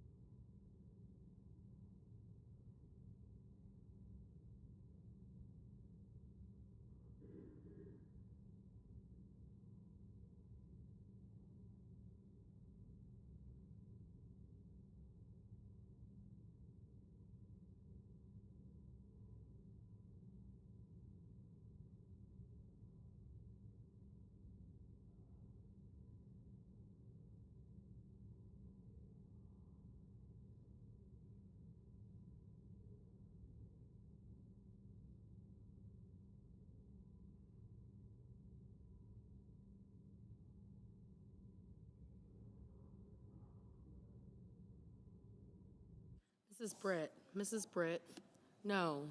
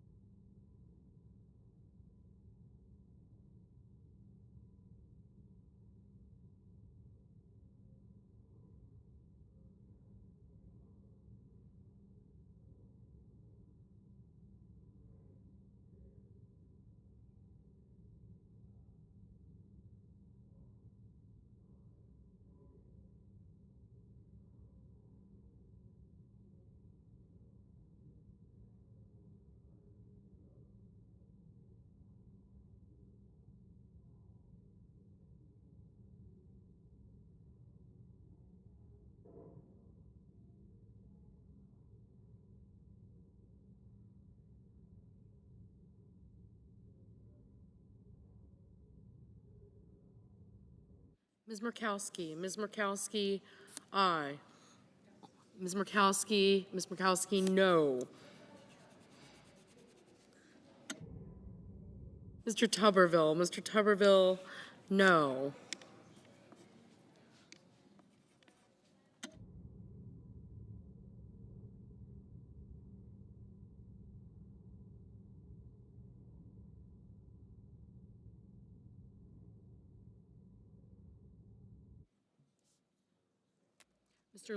Mr. Lee, no.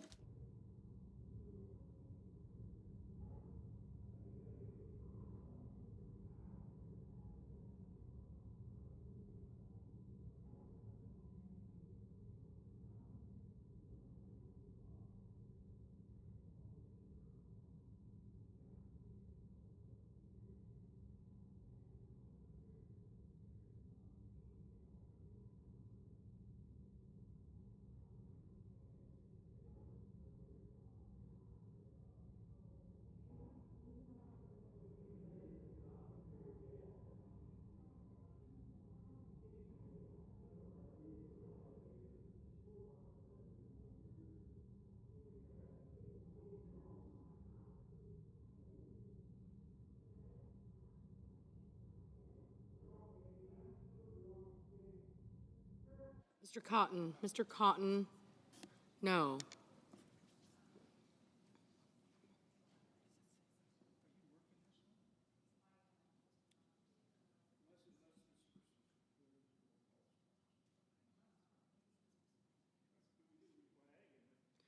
Mr. Hoven, no.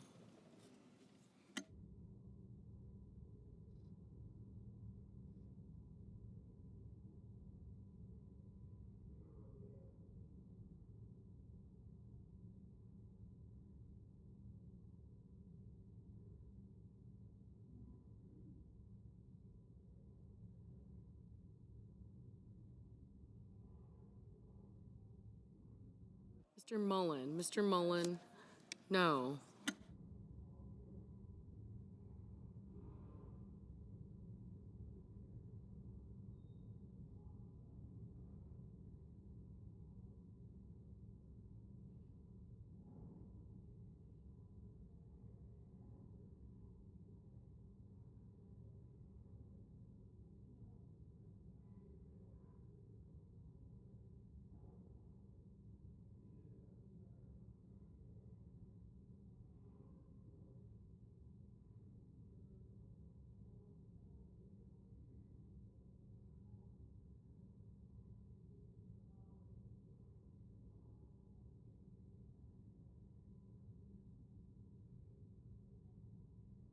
Mrs. Shaheen, Aye. Mr. Merkley. Mr. Merkley. Aye.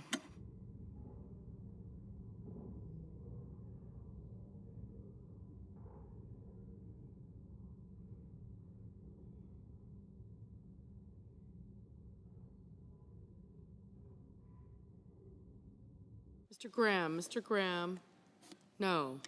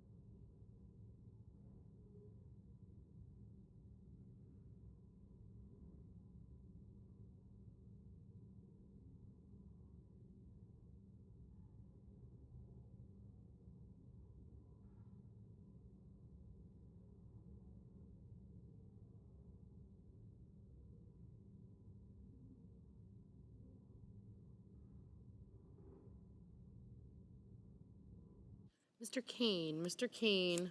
Aye.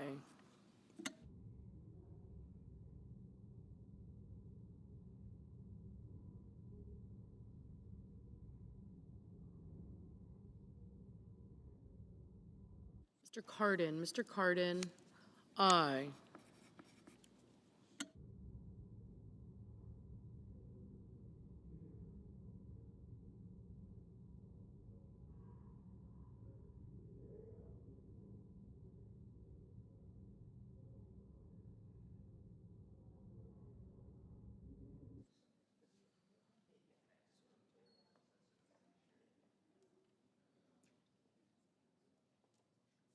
Mr. Marshall. Mr. Marshall. No.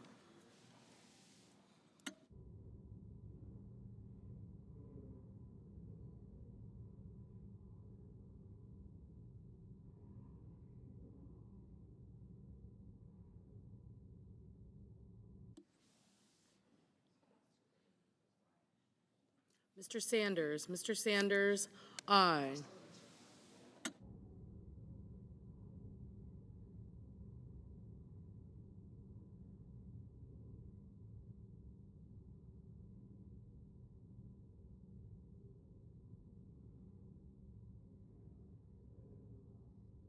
Ms. Klobuchar. Ms. Klobuchar. Aye.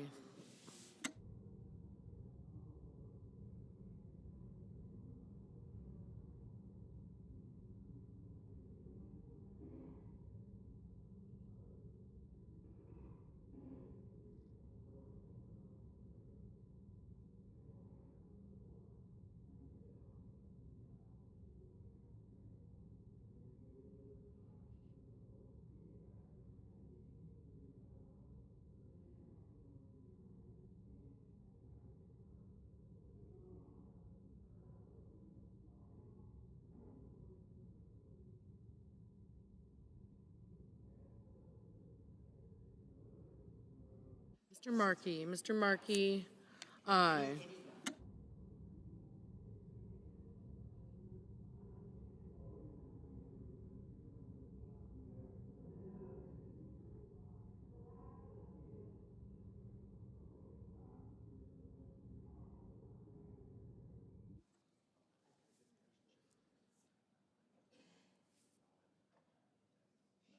Mr. Rubio. Mr. Rubio.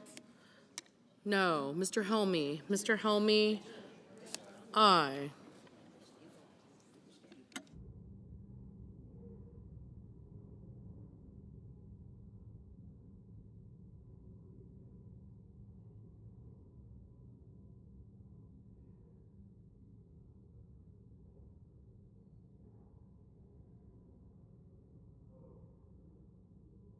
Mr. Wicker? Mr. Wicker? No.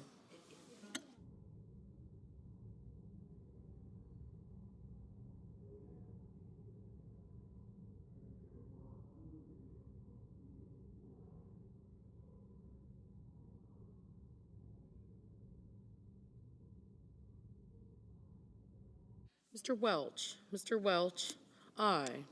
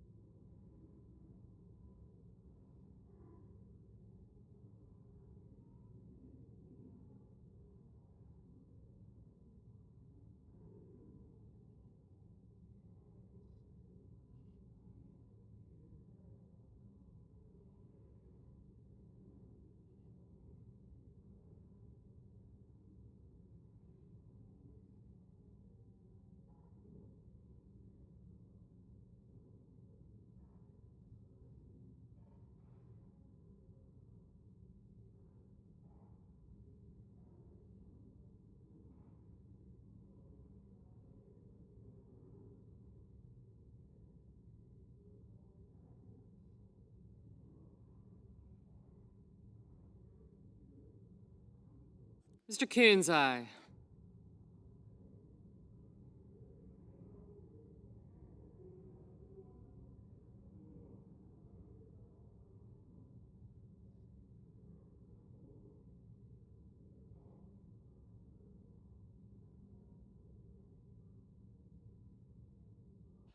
Mr. Reed, aye.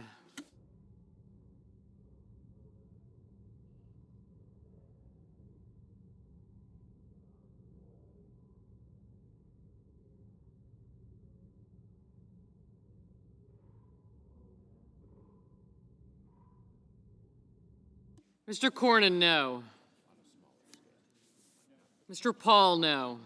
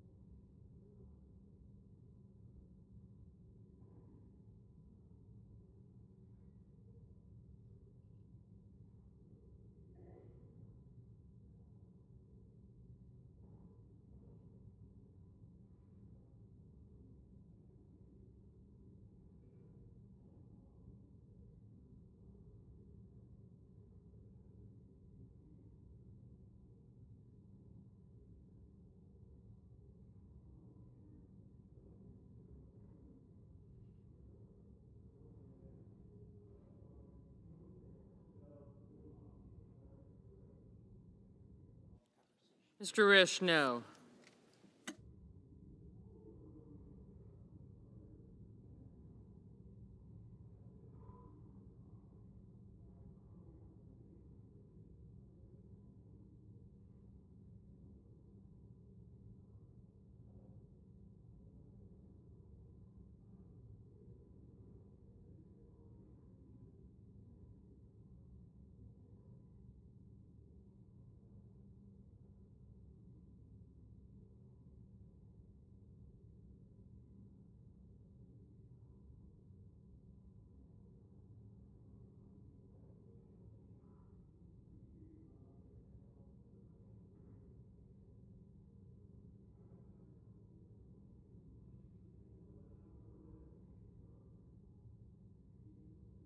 Mr. Cassidy, no.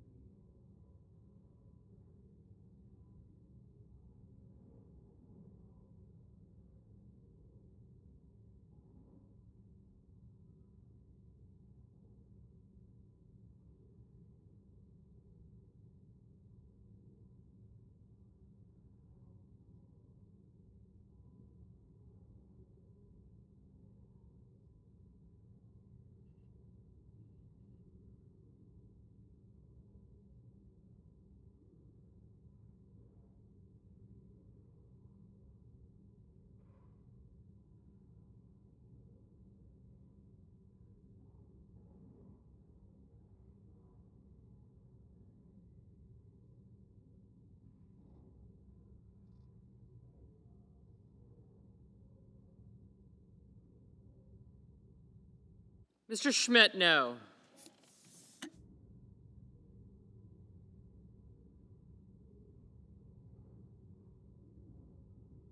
Mr. Hawley, no.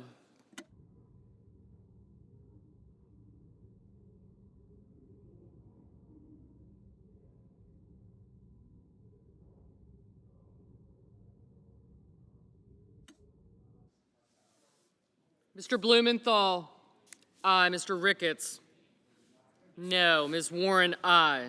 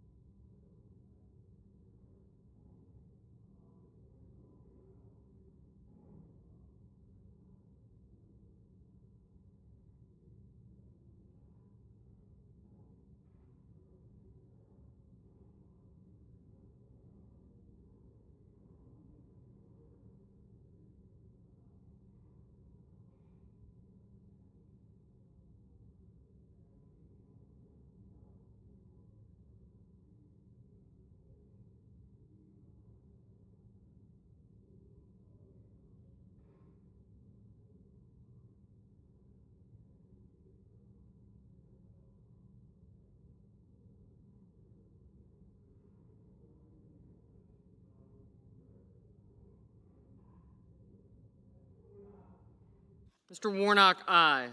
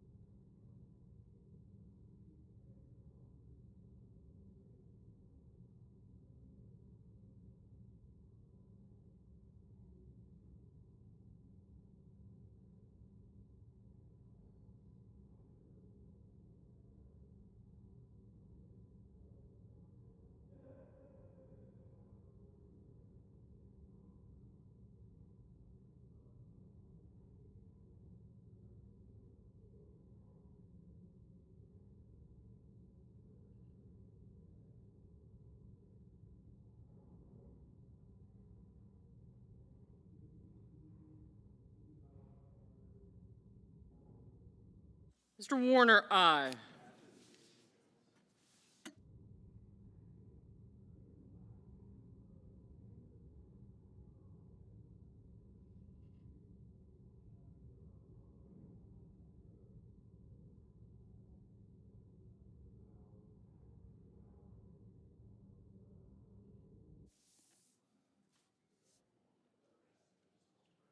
Mr. Brown, aye.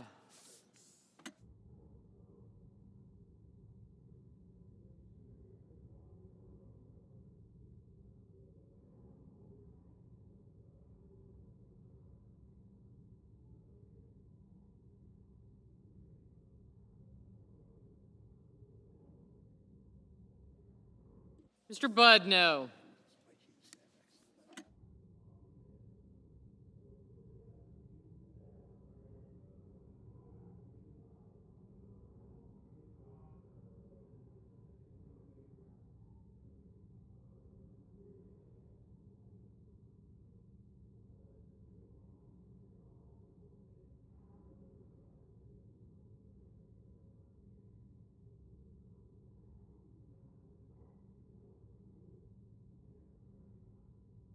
Mrs. Fisher, no.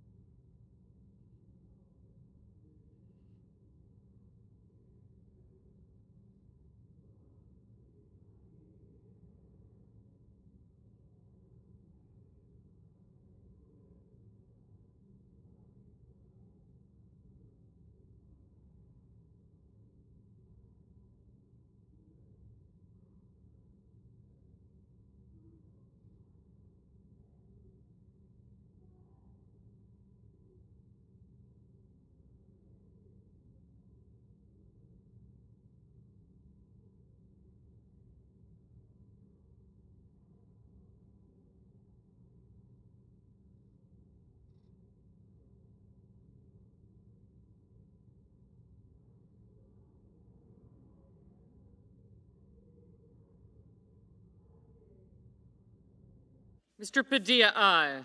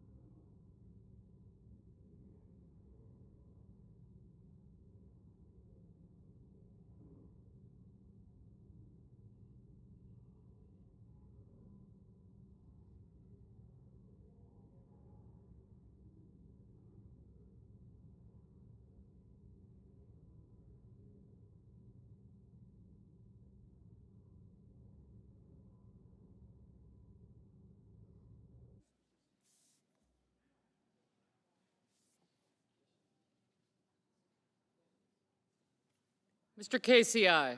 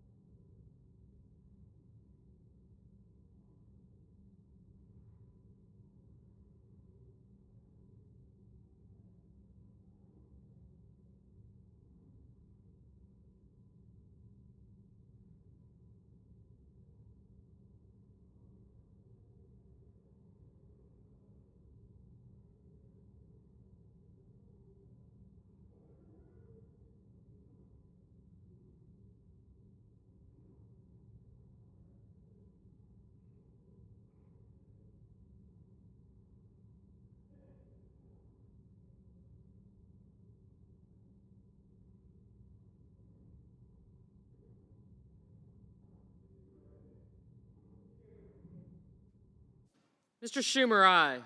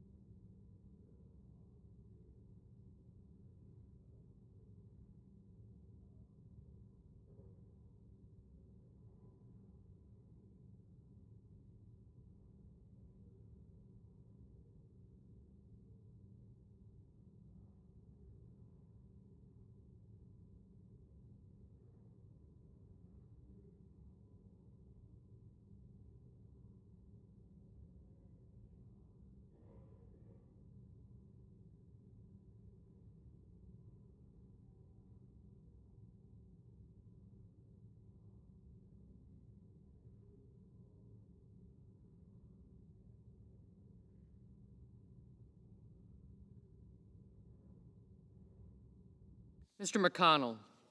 No.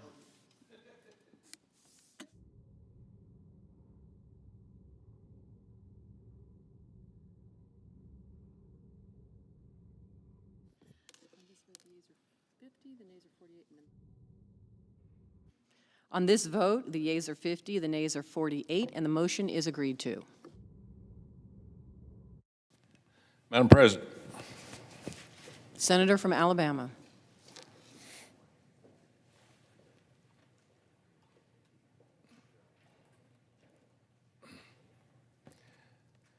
Madam President, I rise today to highlight some of the major victories that were included in the Senate version of the NDAA military budget that passed out of the Senate Armed Services Committee almost 6 months ago.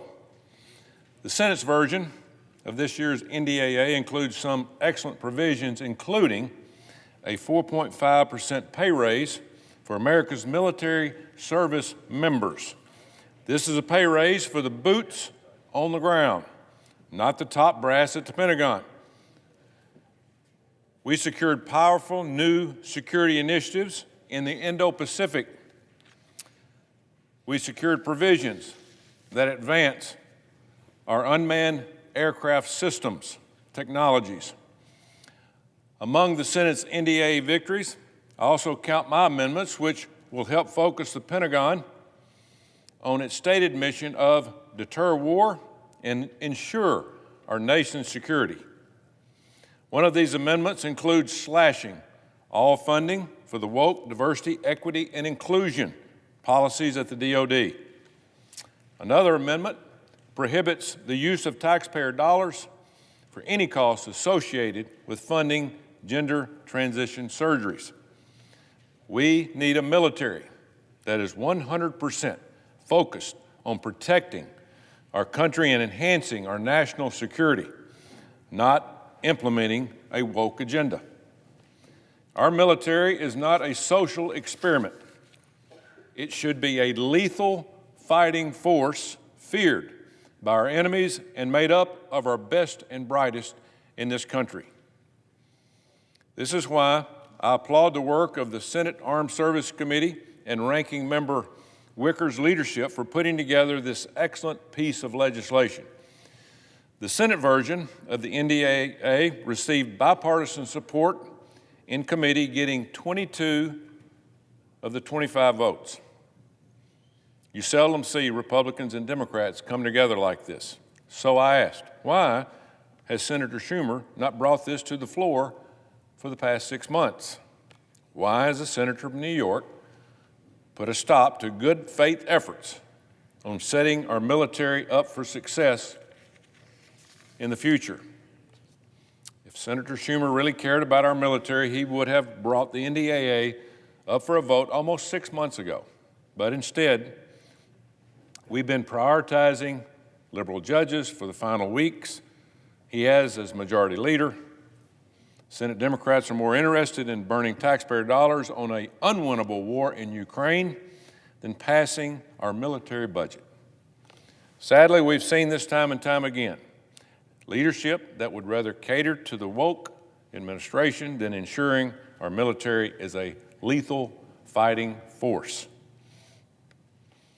But putting a woke agenda over our national security is nothing new to this administration. Sadly, no institutions, not even our great military, are safe from being taken over by the Biden regime's radical woke policies. Immediately after taking the White House, President Biden began to weaponize the DoD, using it as another tool in the administration's arsenal to further its progressive agenda. One of the Biden administration's first moves was to mandate divisive diversity, equity, and inclusion training in the DoD, picking up right where Barack Obama left off 4 years earlier. On day one, the Biden administration announced that the military would begin conducting training to, quote, have knowledge of systemic and institutional racism and bias against underserved communities. This hateful ideology has no place in the United States, let alone the United States military. This is supposed to be the #1 fighting force in the world. It is dangerous and insulting to waste our troops' valuable time on political indoctrination such as this. We need a lethal killing machine to deter aggression from our adversaries. I want our military focused on protecting Americans and our national security in an increasingly dangerous world, not on all these woke DEI initiatives. There's no place for it. And Americans want to fund the military to achieve this objective. That's what our taxpayers pay money for. Which is why on November the 5th, nearly 77 million Americans joined me taking a stand to say, enough of this nonsense. The American people gave President Trump a mandate to get Washington working for the people again. Why choose President Trump? Because he isn't interested in the same old in this town, a breath of air. No more business as usual. President Trump is returning to the White House and has nominated Pete Hegseth to serve as Secretary of Defense. And I just met with Pete on Monday, known him for a long time. He's the man that we need leading our military. Pete's smart, he's battle-tested, and he's prepared to lead.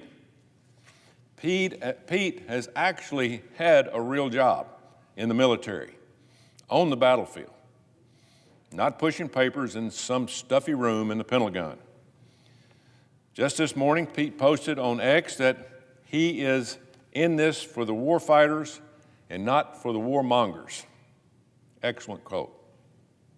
That's exactly why the military-industrial complex is losing their mind.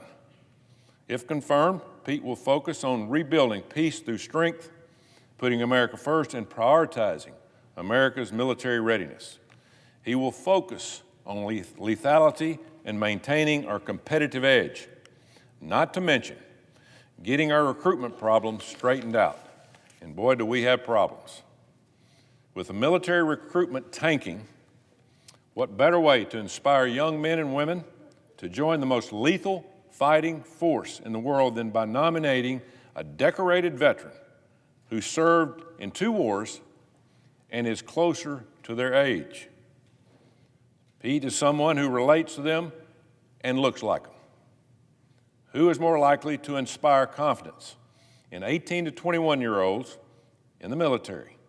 Old, out of touch, and arrogant military higher-ups, or a younger guy who has been on the battlefield shoulder to shoulder in the mud with the infantry?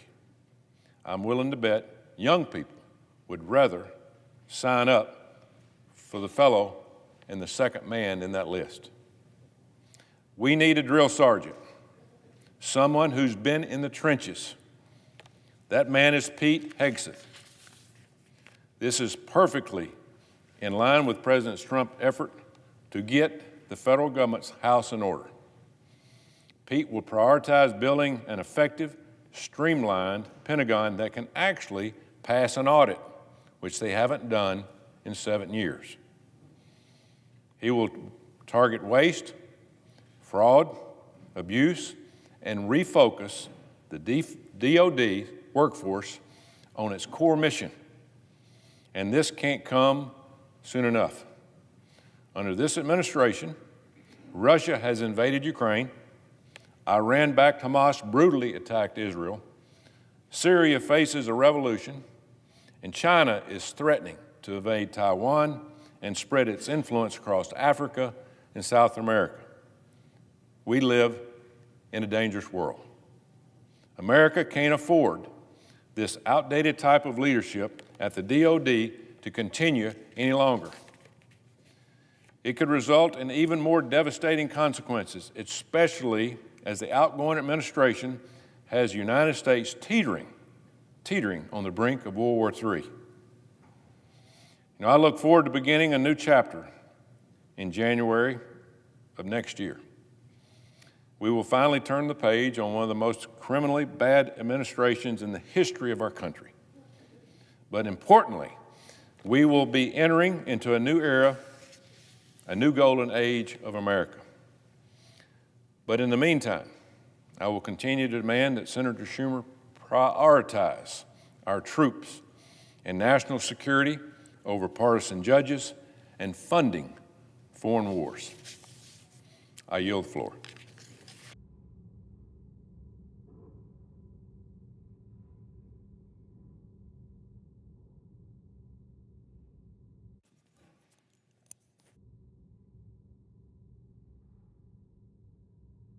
Madam President. Senator from Mississippi. Madam President, I rise today with a deep sense of respect, admiration, and sadness to honor the remarkable life of Jenny Luckey. Her legacy of service, strength, and compassion will leave a lasting impact on Mississippi, our nation, and beyond. A proud daughter of Biloxi, Mississippi, Jenny was a woman of extraordinary character, dedicated to her family, her community, and her country. She was a tireless leader and key figure in Mississippi's Republican Party, serving in the roles such as president of the Mississippi Federation of Republican Women, co-chair of the state Republican Party, and Republican National Committee woman. Her voice and influence over the decades shaped the party at the state and national levels, and her work touched the lives of countless individuals across our state. She faced extraordinary challenges with unmatched grace. Even after a car accident left her in a wheelchair just days after Hurricane Katrina reshaped the coast of Mississippi, Jenny didn't stop. She kept working. She continued her work with an unwavering commitment to the values she held dear, always finding a way to move forward. Jenny's influence went far beyond politics. Jenny cared deeply about education and the people of Mississippi. As a member of the Board of Trustees for the Institutions of Higher Learning, she worked tirelessly to make Mississippi's universities stronger and more inclusive, especially those with disabilities. Always focused on serving others, her contributions will be felt for generations. What truly defined Jenny was her strength of character. She was a woman who made others better. Her husband, Alwyn, said it best. She made me a better person than I otherwise would have been. Those of us who had the privilege of knowing her can attest to that. Her wisdom, her kindness, and her ability to bring people together left a permanent mark on everyone she met. Jenny leaves behind a lasting legacy that will continue to inspire those whose lives she's touched. My heart goes out to her husband, Alwyn, their two daughters, Laurel and Taylor, and her grandchildren, Cornelius and Toxie Ray. Mississippi has lost an amazing woman and a true leader. But Jenny's spirit, her passion for life, and her commitment to making our state and country a better place will endure. Madam President, I now ask unanimous consent that my remarks appear separate in record. Without objection. Madam President, today I'm also pleased to commend and bid farewell to my longtime legislative director, Tim Wolverton, who has loyally served the Senate and the great state of Mississippi for more than 15 years. Tim has not only been a trusted member of my staff, but a dear friend. Born and raised in Starkville, Mississippi, Tim attended Mississippi State University, where he began his political career, winning an election to serve as student body president. Apparently, Tim enjoyed being an elected official so much that he decided to move to the one place in the country where elected officials are everywhere, Washington, D.C. It was here that Tim interned for one of his home state senators, the late, great Senator Thad Cochran. If Tim hadn't caught the bug before that summer, he definitely had it now. A year later, Tim moved to the nation's capital to begin his professional career by accepting a job in Senator Cochran's office right after graduating with a degree in communications and a minor in leadership studies. Tim started his career, as many of our age do, fresh out of college, wide-eyed and ready to make a difference. Under the leadership of Senator Cochran, Tim quickly rose through the ranks and grew from the eager young staffer into an effective legislative aide and invaluable member of Senator Cochran's office. Throughout that time, Tim continued his study, completing a program from the Air Command and Staff College and earning his master's from the U.S. Naval War College. When Senator Cochran's career was coming to an end, and I was appointed to the difficult task of carrying forward his legacy and representing all the people of Mississippi, I made the smart choice of asking Tim Wolverton to stay on as my legislative director. And I am forever grateful that he said yes. Even now, 7 years later, I couldn't imagine having anyone else guiding the legislative priorities of my office with as much skill, dedication, and integrity as Tim Wolverton. His steady hand and deep understanding of the legislative process have been instrumental in advancing policies that matter most to Mississippi and to our nation. Tim approached every challenge with the same unwavering commitment to help create a better Mississippi, whether it was working to secure disaster recovery funds for storm-ravaged areas of the state, advancing military installations to provide well-paying jobs and security for my constituents, or championing infrastructure projects to expand economic opportunity.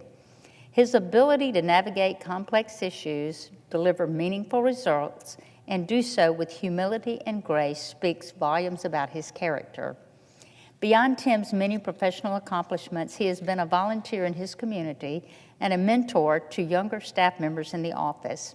Although this is just one of the many examples of Tim's generosity, he coached a boys' basketball team from their third grade all the way to their senior year. Tim dedicates his time and energy for the betterment of others.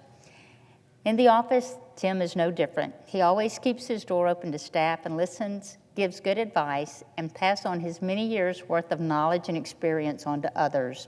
They say a true leader's legacy is not measured by their achievements, but by the achievements of those who he prepared to lead after he's gone.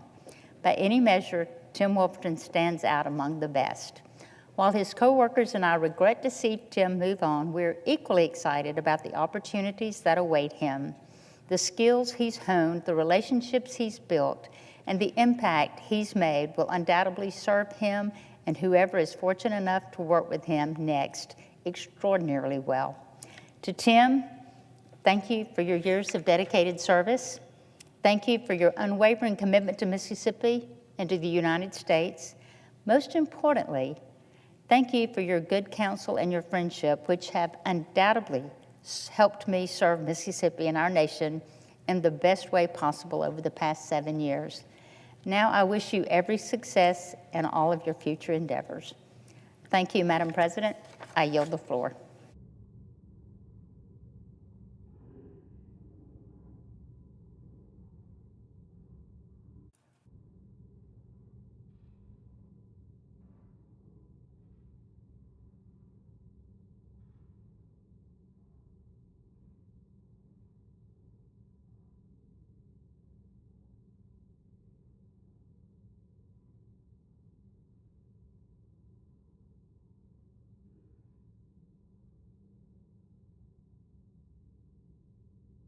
Madam President.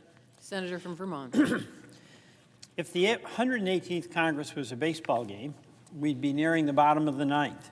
And as every senator is well aware, our to-do list for the next 2 weeks is long. There are very important issues we need to resolve before the last vote of the year. We need to keep government open. We need to extend the Farm Bill and vote on NDAA.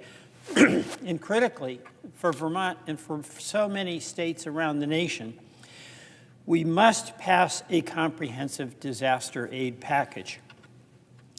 You know, legislating is a team sport.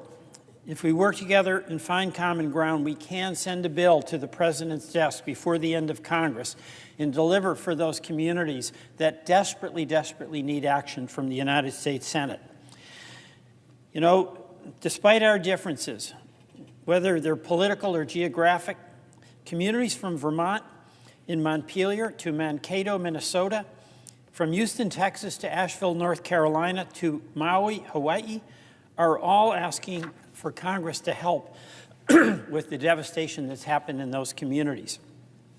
And for months, bipartisan members of Congress from states that have been affected by floods, fires, hurricanes, and tornadoes have approached our colleagues in time of our need. And we've asked publicly and privately for the assistance and financial support that our homeowners need, our farmers need, businesses and town and local governments urgently need. Because when it comes to these extreme weather events, we all know that if it's not us now, it may be us tomorrow. Because there, but for the grace of God, go I, when the extreme weather events decide to descend upon any community. And I've found that the conversations I've had with my colleagues, Republican and Democrat, about Vermont's recovery needs, there's an unspoken acknowledgement that they're not in the Vermont situation or in the Asheville, North Carolina situation. But it could change. The climate change that we're experiencing all around the country requires that, number one, we be ready to respond. 2, we be more resilient and prepared. And 3, that we have better funded responses to recovery so that it can be faster and locally driven and more efficient. Madam President, in July of 2023, Vermont experienced torrential rains and severe storms. For a week, the rain didn't stop. That rain quickly led to catastrophic flooding and landslides. Many homes, many of our farms and businesses and communities were absolutely destroyed.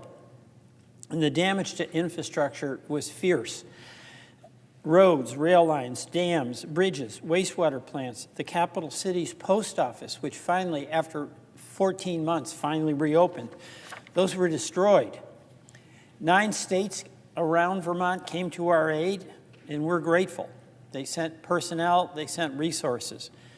But a year after that flood in July, to the same date in July, we had another round of flooding, and many of those same homes and businesses and farms were impacted.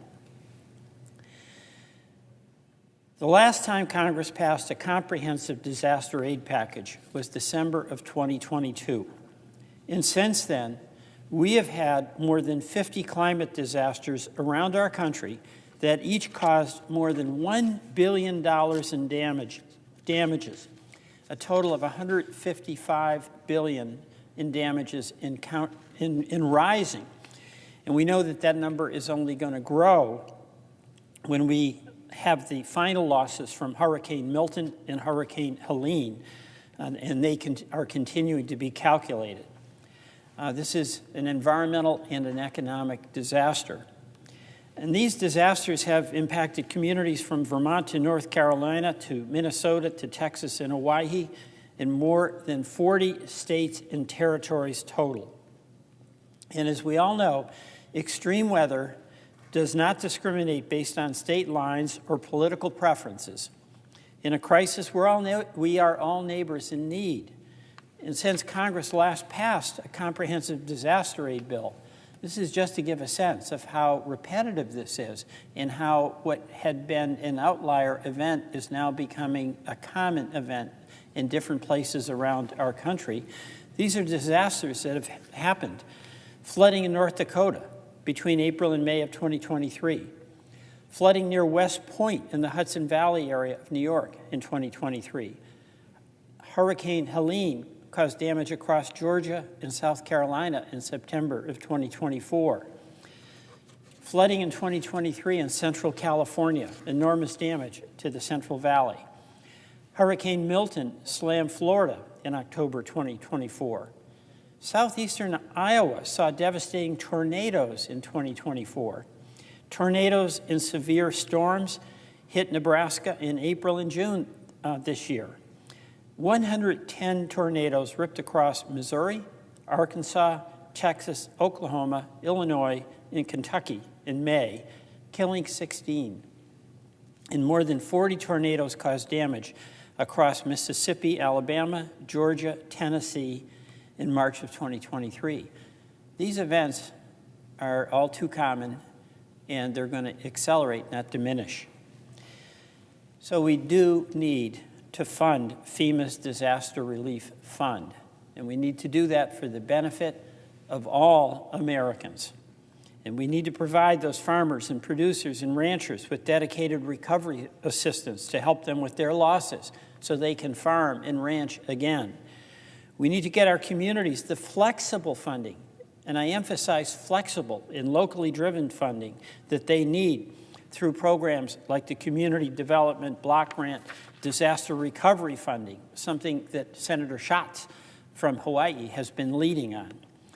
And we need to rebuild our infrastructure, and we have to reimburse our states whose budgets have been hammered, and reimburse our communities that have spent big to get folks back on safe roads. And we need to fix our wastewater and drinking water systems for the health and well-being of our citizens. And we have to help those small businesses. If that aid has to come sooner rather than later. The delay has already been really brutal on their ability to keep the lights on. The longer we wait to help disaster victims, the more disaster victims we will have. The list of needs will only grow. Delay hurts, it doesn't help. That's why I am asking my colleagues in the Senate and in the House to act now and act quickly for Vermont and for every state hit by a disaster since we last passed a disaster bill so many storms ago. Madam President, we cannot wait. And as I said, we have common ground in our common crisis. We must send a disaster bill to President Biden's desk. I yield back.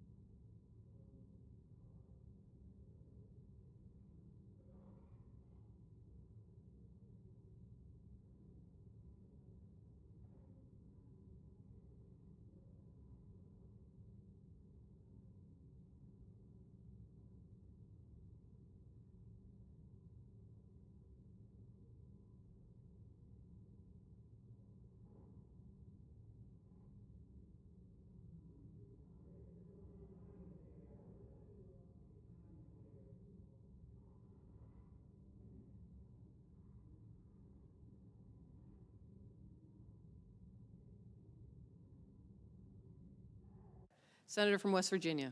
Thank you, Madam President. Today, I rise to really talk about a source of great concern for me, and I think the American people, and that is the dangerous world that President Biden and his administration are leaving behind. We see a world engulfed in flames in Europe, the Middle East, and teetering on the brink in the South China Sea and the Taiwan Strait. Our adversaries are testing us as Americans, our resolve in ways that we haven't seen in decades. And that instability puts us, I believe, the American people, at risk. We see what I believe President Biden has been a weak commander-in-chief who has sort of slept through this whole global order and led us into some chaos. Joe Biden may be temporarily tasked with steering the ship of state through these crises, but Joe Biden did not inherit this world. He has created it.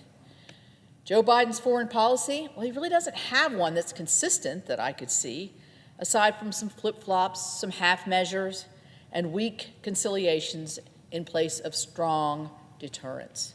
Strong deterrence. Whereas as we look at the incoming president, President-elect Donald Trump, we see someone who has led and will lead with strength, someone who defeated the ISIS caliphate, who paved a way to peace in the Middle East with the Abraham Accords and exerted maximum pressure campaign on Iran, and got tough on China. And he's still talking in the same voice that he had 4 years now later.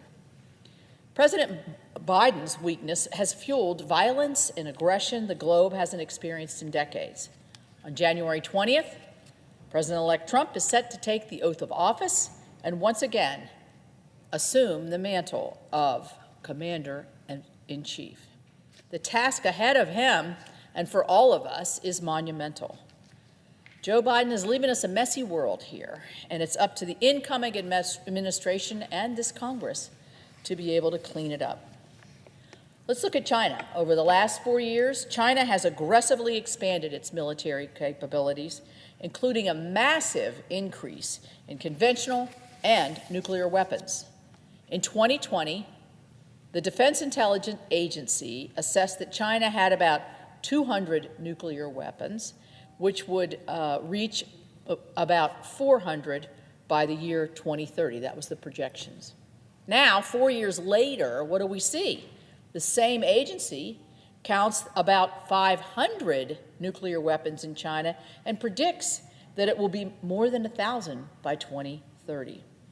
Chinese military spending has surged, with 2024 being the third year in a row where the military saw growth of more than 7%.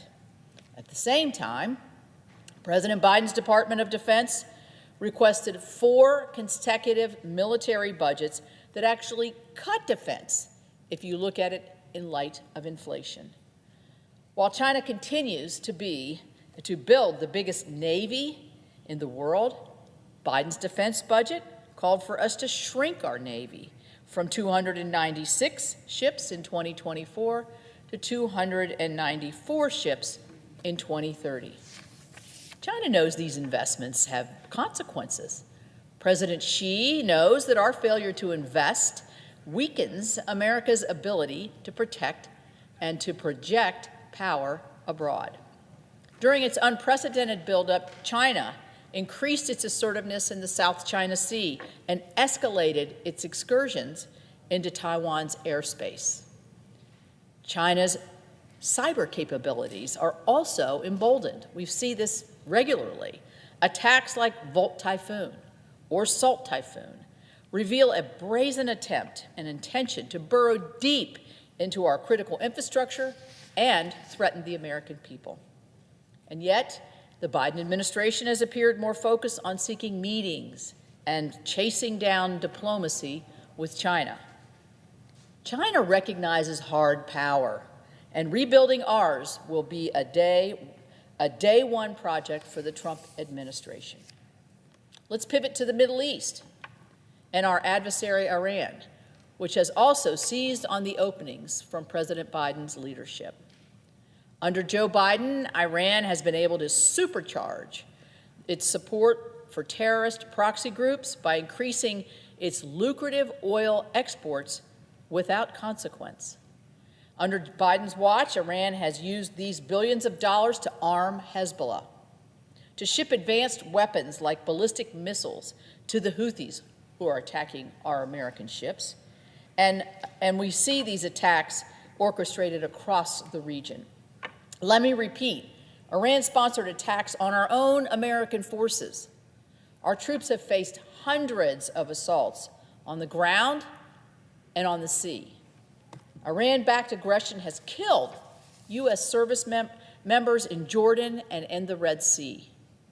And let's not forget that there are still American hostages remain held in Gaza, thanks to Iran's support of Hamas. All this should be completely unacceptable. What's more, Iran is closer to a nuclear weapon today than it was under President Trump. In 2020, Iran's so-called breakout time to produce enough fuel for a nuclear weapon was 3 months. Now, it's under a week. And when Israel was thrust into war for its survival, not of its own choosing, Joe Biden publicly questioned Israel's actions. He delayed critical arms shipments and damaged one of our most vital alliances. President Biden should know that U.S. support for Israel is a valuable deterrent. This undermining of the U.S.-Israel relationship would never take place under President Trump. He understood that peace through strength and our alliance with Israel is unshakable. It is not a conditional agreement. And finally, as we stand here today, there is still a large-scale ground war in Europe perpetrated by Russia and Vladimir Putin. When Donald Trump assumes office, the war will be entering its third year with an appalling toll in lives and suffering. More than 1 million Ukrainians and Russians have been either killed or wounded. Most recently, Putin has ramped up arms production, used a new ballistic missile capability, and deployed, incredibly, in my view, North Korean troops for his offensive maneuvers. Donald Trump represents the off-ramp that the world needs, because looking to current American leadership, it's no wonder that this conflict was escalated. This bloody war, especially with Iran and North Korea as Russian partners, is a stark reminder of what happens when America is perceived as weak. President Biden's foreign policy missteps, such as lifting sanctions on the Nord Stream 2 pipeline, emboldened Vladimir Putin, and his suggestion that a minor incursion into Ukraine, and I put that in quotes from the president, would receive a muted response. Well, that certainly did not deter this catastrophic invasion. Then the Biden administration failed to push the whole of Europe to invest adequately in its own military and industrial complex. And for those of us who support military assistance for Ukraine, this administration has made it unnecessarily difficult for them to actually win this war. By slow-walking payments, stalling authorities, many of which they eventually agree to, sometimes years later, the Biden administration failed to give full support to a sovereign nation who was unlawfully invaded. Donald Trump understands that Nord Stream 2 was a threat, and he sanctioned it.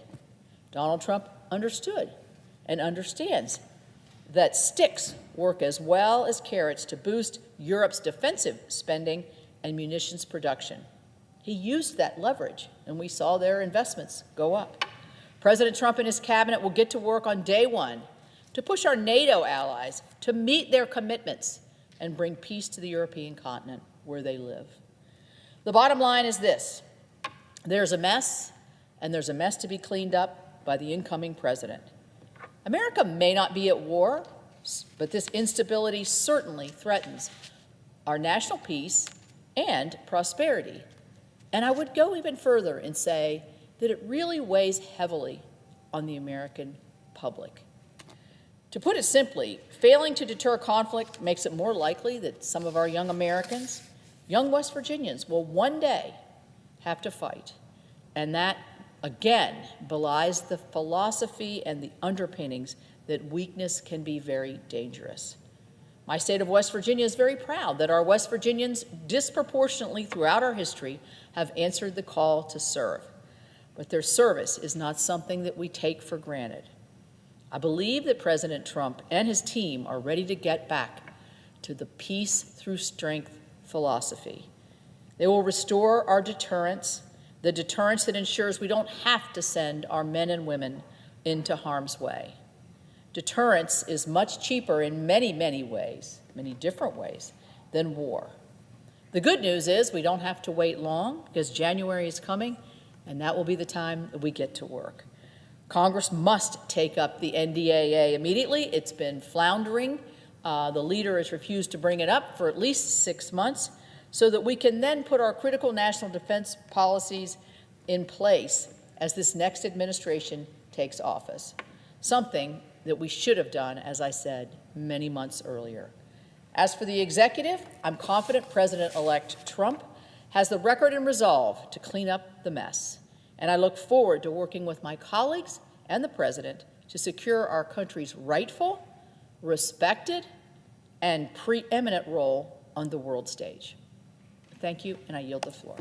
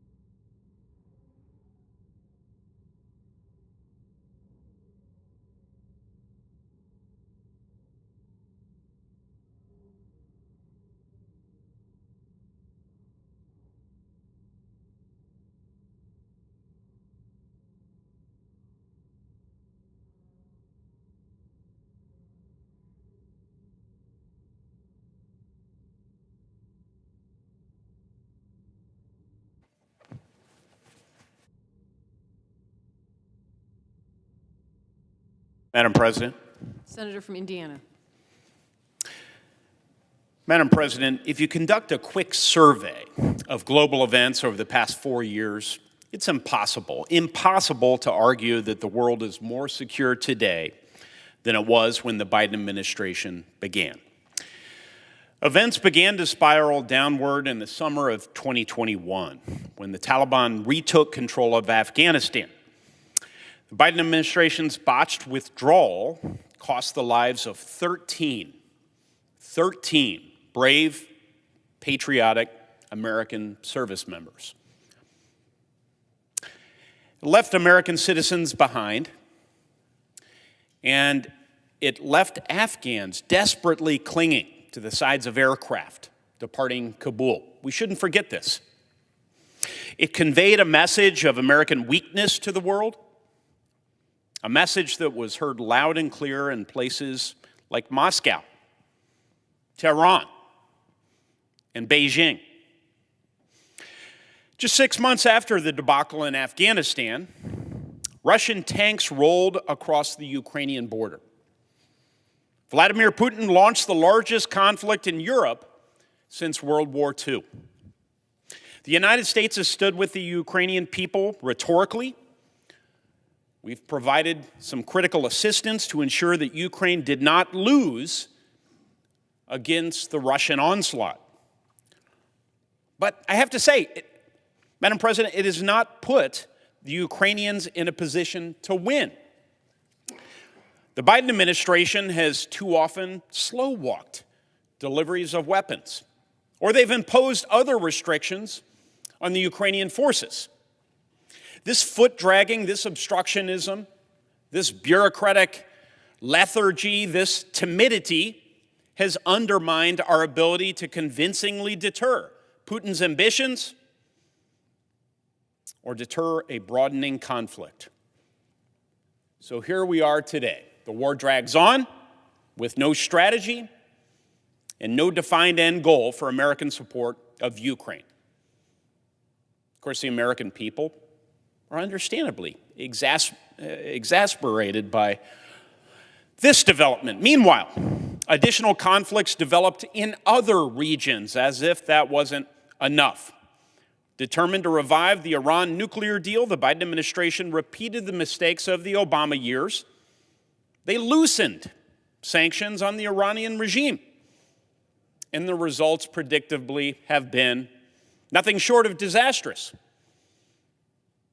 On October 7th, 2023, Hamas, the Iran-backed terror group controlling Gaza, carried out the worst attacks against the Jewish people since the Holocaust. Iran-backed Hezbollah has attacked Israel from the north and forced the evacuation of Israeli civilians. And in recent months, President Biden has sadly undone much of the goodwill he initially created when he stood with Israel after October 7. In the process, President Biden has caved to misguided or hostile voices from within his own administration who demand that Israel defend itself with one arm tied behind its back.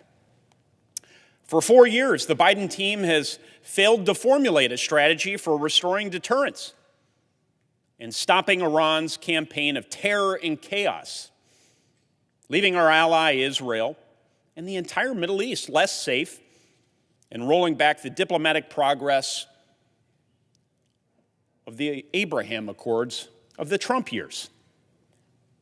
Across the Pacific, the Chinese Communist Party continues to build up its military, threaten Taiwan, wage economic warfare against our businesses and our supply chains, pursue economic coercion against American partners and allies, and undermine security and stability in the broader Indo-Pacific. Other than that, things are placid. We saw these developments play out most visibly when China launched a surveillance balloon over North America last year. Traveled over the United States. Here again, President Biden failed to provide answers to the American people about that situation or to restore deterrence so that the Chinese Communist Party understands it cannot spy on our schools, on our military bases, on our homes, on our farms, on the American people.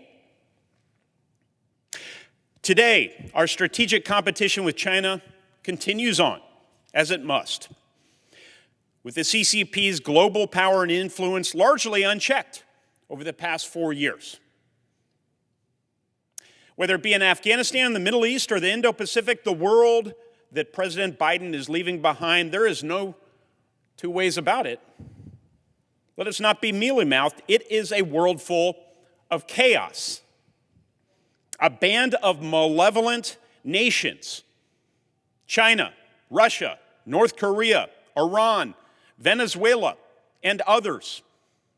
That band is redrawing borders, threatening neighbors, stealing intellectual property, sowing chaos, and threatening the global stability. Unchecked, their aggression emboldens other foes of freedom, and it triggers ever more destabilizing conflicts. So what is to be done?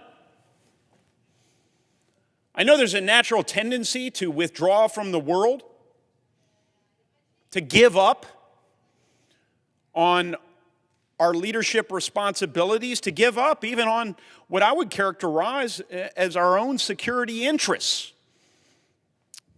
And understandably, right now, there's a natural impulse to withdraw, certainly from our global leadership role. It all just seems so daunting right now. We have domestic problems, of course, but we cannot ignore the costs of such a divestment.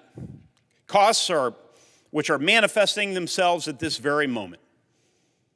Abandoning our allies and partners will empower and embolden authoritarian powers such as China, Russia, and Iran, and others around the world. Leadership comes with a price, but it also comes with rewards, as we have learned throughout our history. I look forward to working with President Trump and many talented members of his incoming administration to reverse years of disastrous policies, to restore deterrence against tyrants everywhere. We must be smart. We must be economizing in our global engagement, and I believe President Trump and the team he's building understand that. We must continue to rebuild our defense industrial base across the country, restoring our military readiness from artillery and submarines to semiconductors is critical, not to promoting war, but instead to deterring conflict and furthering America's global interests, many as they are. And we must continue to persuade our allies to increase real investment in their own defense. The American people can do a lot, but we can't do it all. Our partnerships with European and Indo-Pacific nations must remain firm. But our allies also must understand that we can't bear the burden of defending the entire globe alone. We need to use our diplomatic leverage, maintain a strong military, and stand with our allies and partners. A final piece is economic innovation here at home, something I've been working a lot on in my capacity as the U.S. Senator for Indiana. In a time of technological transformation, the United States cannot just be resilient. No, we must continue to lead. All of these pieces are critical to American foreign policy as we move forward. It is time to turn the page on the last 4 years, time to restore deterrence, and time to get back to peace through strength. Thank you, Madam President.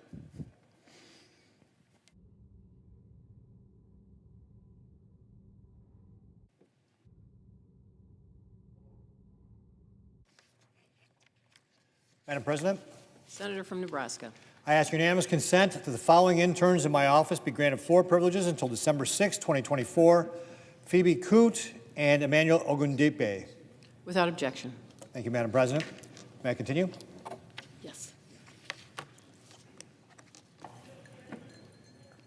I've always said that keeping people safe is one of the most fundamental roles the government plays: keeping people safe. For 4 years, the Biden-Harris administration has failed at this most fundamental mandate the government has. About a month ago, the American people delivered a message that they were no longer going to stand for a government that was failing to keep them safe.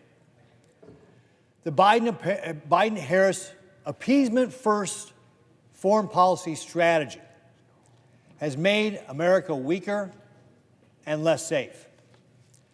The world that the Biden administration is leaving is a more dangerous place today than it was 4 years ago when they took over. Weakness and appeasement have defined the current administration, starting with their disastrous pullout of Afghanistan. That pullout in Afghanistan cost American lives, including a Nebraskan, Marine Corporal Dagan Page. We also left behind Americans, unbelievably. And we also left behind our Afghan security partners, abandoned them. In addition to the billions of dollars of American equipment through this poorly executed debacle. Since then, we've seen poor foreign policy fumbles and flip-flops that have left our allies questioning our commitment. And worse yet, has the bad guys, Russia, China, Iran, North Korea, questioning our resolve. The most disturbing example of this is Iran. Under the Trump administration, they knew that the way to deal with a dictator like we have in Ali Khamenei in Iran is through strength and imposing sanctions. The sanctions the Trump administration imposed took Iran's foreign reserves down from $122.5 billion to less than $14 billion. And what did that mean? Well, that meant that they couldn't fund the terrorism around the world that they've been doing for the last 4 years. When you cut off their money supply, they couldn't give it to Hamas or Hezbollah. And so those terrorist organizations were going broke. They didn't have the resources to be able to fund that terrorism. And then came along Joe Biden. Joe Biden and his administration relaxed the sanctions on Iran through a naive policy that somehow if we just give them enough money, they're going to be nice to us. But that's not the way it works with dictators. It enabled Iran to generate $100 billion in oil money, and that has consequences. It was because of this appeasement-first policy and giving money to Iran that Hamas had the ability to attack our ally Israel on October 7th. And how Hezbollah has then since attacked Israel as well. How the Houthis have been able to shoot at ships in the Red Sea. Iranian proxies like Hamas, Hezbollah, and the Houthis have been emboldened by Biden's appeasement-first policy. This is what is causing the chaos we are seeing right now in the Middle East. And while these attacks may seem far away, we must remember that Iran not only chants death to Israel, they chant death to America. Over 40 Americans were killed on October 7th. 3 American service members were killed by Iranian proxy drone attacks in January. The Houthis continue to shoot at American ships in the Red Sea. Islamic terrorists have crossed our open border. And for crying out loud, Iran is trying to kill President Trump. And what has the Biden administration done? Nothing. Absolutely nothing. There has been no price for Iran to pay for all of this. Our adversaries, they see this and understand the weakness. The Chinese Communist Party has been emboldened. They've repeatedly violated our sovereignty. Spy balloons have been allowed to travel across our country, spying on our sensitive military installations. We've seen the espionage operations set up in New York City. And fentanyl has been killing Americans across our country. And while it may be coming across the southern border, the precursors are being made in China. We've also seen what Vladimir Putin has done when Russia invaded Ukraine. Our freedoms, our way of life depends on peace. And how do we maintain peace? We maintain peace through strength. That's what the American people chose a month ago when they elected President Donald Trump. Under President Trump's first administration, we saw the dismantling of the ISIS caliphate and historic peace deals in the Middle East. The Middle East's first peace agreement in 26 years. And by the way, that should have been cause for a Nobel Prize to be awarded to President Trump, but the feckless Nobel Prize Committee didn't see it that way. They couldn't bring themselves to acknowledge the great work that President Trump did. By returning President Trump to the White House, the American people are sending a clear message. There's a new sheriff in town. The Biden-Harris age of appeasement is ending. The resurgence of American strength is about to begin. And I am excited to see what the future holds. Thank you, Madam President.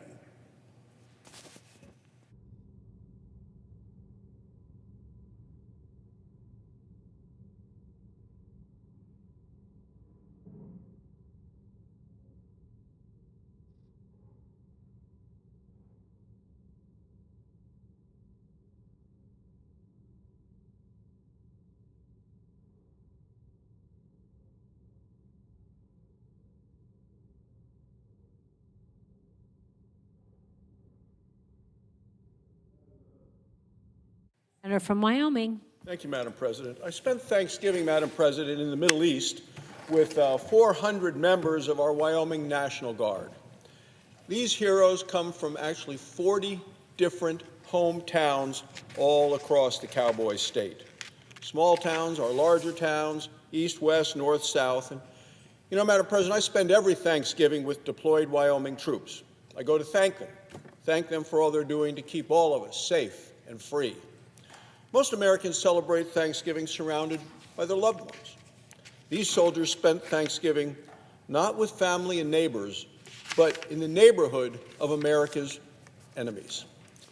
Our enemies today are much more dangerous, aggressive, menacing, and powerful than they were just 4 years ago. For the past 4 years, Americans have seen the current administration surrender, squander, and sell out our nation's strategic advantages. This administration stopped enforcing sanctions on Iranian oil sales. That allowed Iran to sell discounted oil to China. Iran got richer and more menacing as a result of all the money they got, and China got more powerful by being able to buy cheap energy. Well, the Wyoming soldiers that I had a chance to visit, they're strong, they're tough, they are brave. The thing that's so interesting, though, is I believe that they're being failed by a Congress that hasn't done its job. It is incumbent upon Congress to make sure that all of these soldiers, each and every one of them, is fully equipped to protect our freedoms. The Senate should have passed the Bipartisan National Defense Authorization Act months ago.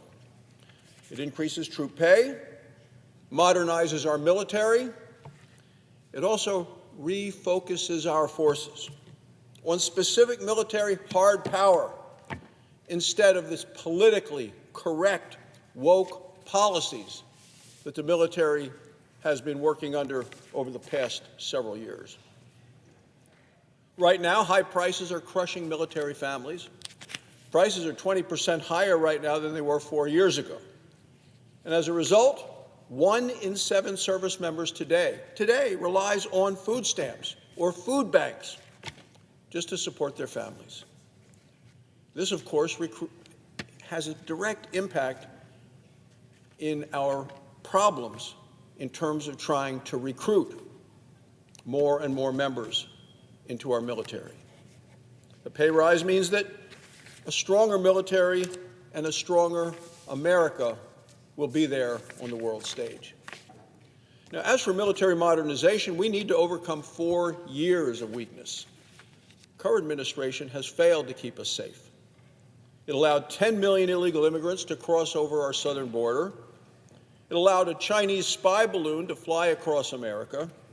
It led to deadly and disastrous retreat from Afghanistan, and it slashed away at America's hard power. Under the Democrats, America became a nation in retreat. Well, the National Defense Authorization Act reverses that. It equips our military.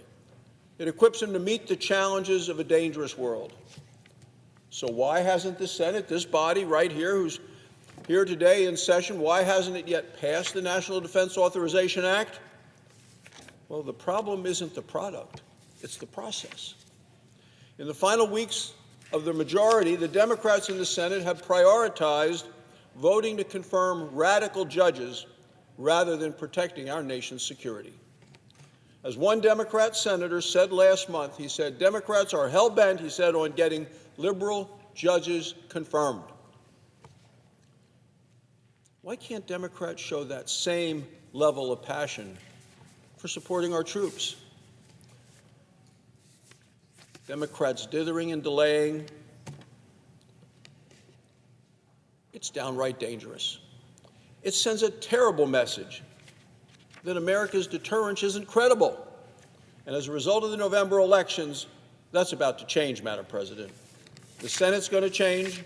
The American people voted for change. They voted to return to a nation that is safe and strong. In less than 60 days, America will once again have a president and a Senate majority that prioritizes making America safe and strong again. Thank you, Madam President. I yield the floor.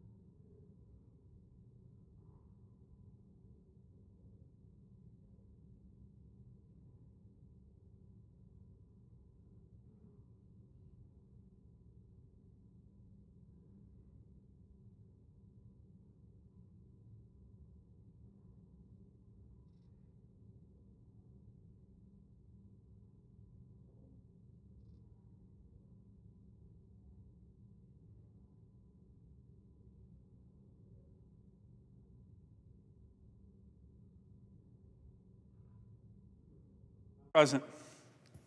Senator from Alaska. Madam President, is the Senate in a quorum call? We are not. Thank you, Madam President. You know, Madam President, my colleagues have been down on the Senate floor for the last hour talking about the world that the Biden-Harris administration left us in terms of national security. And it's a really important topic. It's a much more dangerous world. And it also impacts not just what's going on globally, but at home as well. Particularly in a state like mine, where the Biden-Harris administration has literally been at war with Alaska because we have a lot of resources. Now you're thinking, well, why would that happen? So when you're governing, as this administration demonstrated to the American people and Alaskans, you make choices. You make choices. President Biden's choices involved, do you support hardworking Alaskans, particularly in the energy sector, or do you support anti-American dictators, particularly when it relates to America's energy, Madam President? And the choices, unfortunately, in the last 4 years is when this administration was thinking about, hey, where do I get my energy? Americans need energy, our allies need energy, particularly after the invasion of Ukraine by Russia. We told all our allies, hey, get off Russian oil and gas. Okay? Where should we get it? Well, we should get it from places like Alaska. Hard-working Alaskans, not from dictators like in Venezuela or Iran. But the choice that this president made almost every time, Madam President, was about selecting dictators over Americans, over Alaskans, when it comes to energy. Now, this is particularly true as it relates to the policy the Biden-Harris administration undertook with regard to Iran. Think about what they inherited. The Trump administration's Iran policy was very effective. What was it? Number one, maximum pressure on the Iranian energy sector. When President Trump took office, under the Trump administration's sanctions, Iran's oil exports were reduced in 2020 to about 200,000 barrels a day from 2.7 million barrels a day. This was crushing them. Their foreign reserves, Iranian foreign reserves, went to about $4 billion in foreign reserves by the end of the Trump administration. That's not a lot at all. This was working. The Trump administration's policies in the Middle East, particularly as it relates to Iran, also involved taking out the world's #1 terrorist, Soleimani. By the way, a lot of people now commend President Trump for that. I remember the classified hearing we had here in the Senate right after that happened. So many of my Senate Democrat colleagues were criticizing Mike Pompeo and others for killing General Soleimani, which was a huge gift to countries around the world because he was the #1 terrorist in the world. And of course, the Trump administration launched the Abraham Accords. The presiding officer and I went to a number of the Abraham Accord countries together prior to the October 7th attacks, where the opportunities for peace had been growing prior to the October 7th attacks. So that was the Trump administration's policies with regard to Iran and energy. What did they do when the Biden administration came in? They made choices, Madam President, and the choices were to appease Iran. The choices were to lift sanctions on the Iranian oil and gas sector. When they lifted these sanctions over the last 4 years, this has dramatically enriched Iran. They almost have $100 billion in oil revenues now. Again, choosing dictators over Americans and Alaskans. And of course, Iran, what did they use this money for? To train and equip and supply the Houthis, Hezbollah, and Hamas. So, Madam President, what happened domestically? I'll tell you what happened domestically. In my state, the great state of Alaska, that's got minerals and oil and gas for our nation, for our allies, for Alaskans, in huge abundance, the Biden-Harris administration came in and they said, we're going to shut down Alaska. We're going to lock up Alaska.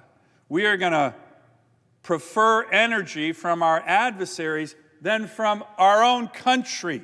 And that's what they did. 68 executive orders and executive actions in the last 4 years, 68 exclusively focused on shutting down my state. I don't think there's ever been a federal government that focused on one state to crush them more than the Biden administration did to the great state of Alaska. So, Madam President, as I mentioned, this is all about choices. I wrote an op-ed in the Wall Street Journal a couple months ago saying the Biden-Harris administration sanctions Alaska more than it sanctions Iran. It sanctions hardworking Alaskans more than it sanctions the terrorists in Iran. That is a fact. That's what's happened when you have an administration that goes on bended knee all over the world, Venezuela, Iran, Saudi Arabia, begging for oil, when you're shutting it down in our own country, particularly in my state. So, Madam President, this is what we got. 4 years of this, sanctioning a state, sanctioning my constituents, when the president goes on bended knee to Venezuela, to Iran, and won't sanction them at all. Does that make sense? No. But that's the world that we watched and dealt with over the last 4 years. I am quite confident that the incoming Trump administration is not going to do that anymore. Stand by, Iran. Maximum sanctions are coming back your way. Maximum pressure is coming back your way. And I'm also very confident that the Trump administration, with a Republican Senate and a Republican House, is going to help the state of Alaska, which has more critical minerals and oil and gas than almost any place in the world, to once again produce for the benefit of Alaskans, for the benefit of Americans, and the benefit of our allies. I yield the floor.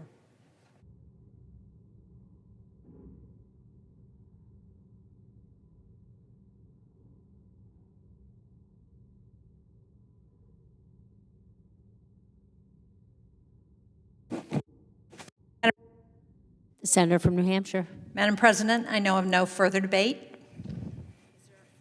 Is there further debate? If not, the question is on the nomination. I ask for the yeas and nays. Is there a sufficient second? There appears to be. The clerk will call the roll. Ms. Baldwin, Mr. Barrasso, Mr. Bennett, Mrs. Blackburn, Mr. Blumenthal, Mr. Booker, Mr. Bozeman, Mr. Braun, Mrs. Britt, Mr. Brown, Mr. Budd, Ms. Butler, Ms. Cantwell, Mrs. Capito, Mr. Cardin, Mr. Carper, Mr. Casey, Mr. Cassidy, Ms. Collins, Mr. Coons, Mr. Cornyn, Ms. Cortez Masto, Mr. Cotton, Mr. Kramer, Mr. Crapo, Mr. Cruz, Mr. Daines, Ms. Duckworth, Mr. Durbin, Ms. Ernst, Mr. Fetterman, Mrs. Fisher, Mrs. Gillibrand, Mr. Graham,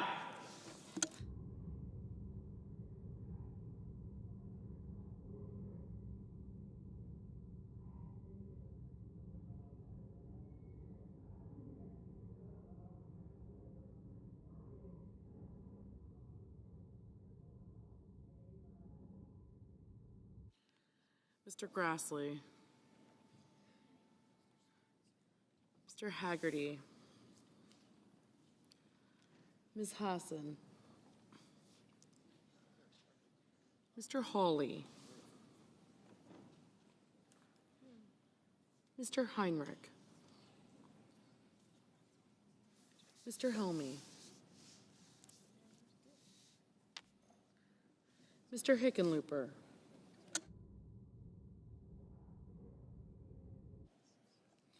Ms. Hirono, Mr. Hoven, Mrs. Hyde-Smith,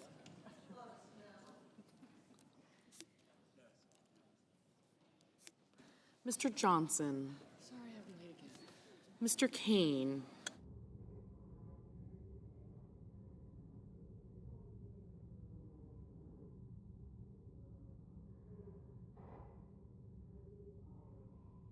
Mr. Warner, aye. Mrs. Fisher, no.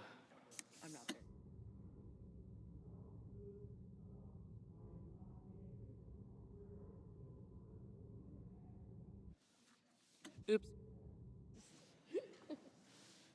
Mr. Kane, Mr. Kelly, Mr. Kennedy, Mr. King, Ms. Klobuchar, Mr. Langford, Mr. Lee, Mr. Lujan, Ms. Lummis, Mr. Manchin, Mr. Markey, Mr. Marshall,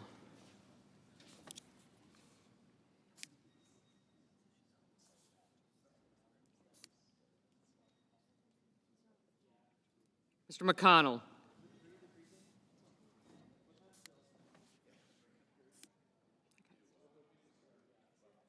Mr. Merkley, Mr. Moran, Mr. Mullen, Ms. Murkowski, Mr. Murphy, Mrs. Murray, Mr. Ossoff, Mr. Padilla, Mr. Paul, Mr. Peters, Mr. Reed, Mr. Ricketts, Mr. Risch, Mr. Romney, Ms. Rosen. You're not.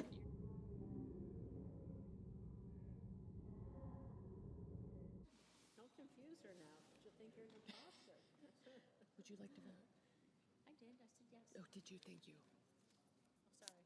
No, me. I was listening. Oh, I thought I did when she was.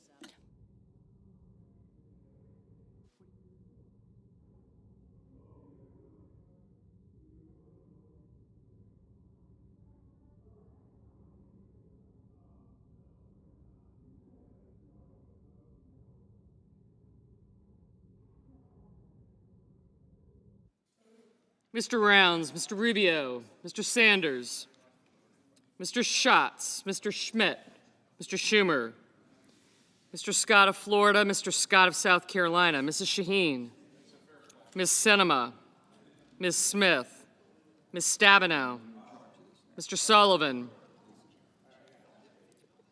Mr. Tester, Mr. Thune, Mr. Tillis, Mr. Tuberville, Mr. Van Hollen, Mr. Vance, Mr. Warner, Mr. Warnock, Ms. Warren, Mr. Welch, Mr. Whitehouse, Mr. Wicker, Mr. Wyden,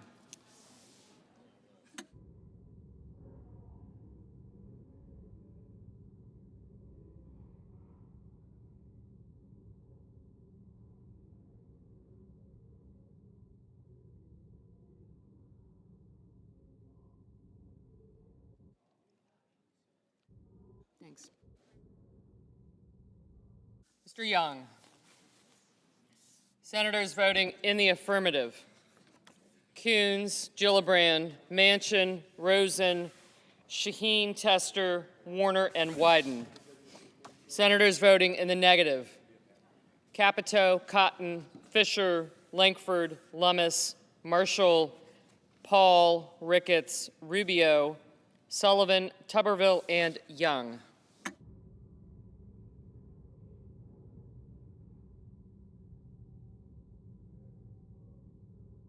Mr. Crapo, no.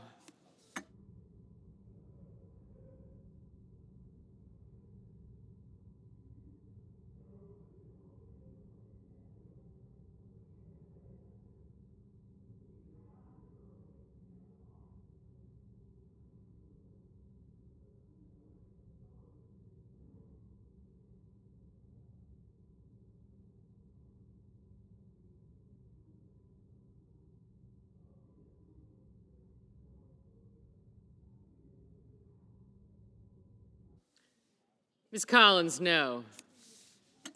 Mr. Whitehouse, aye.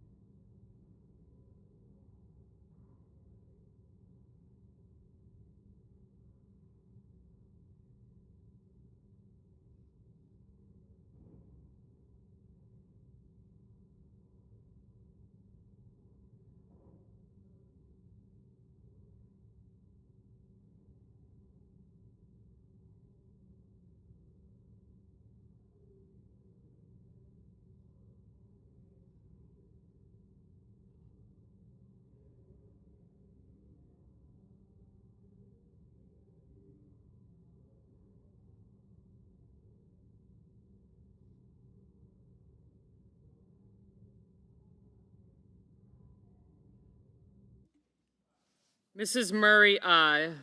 Mr. Schatz, aye.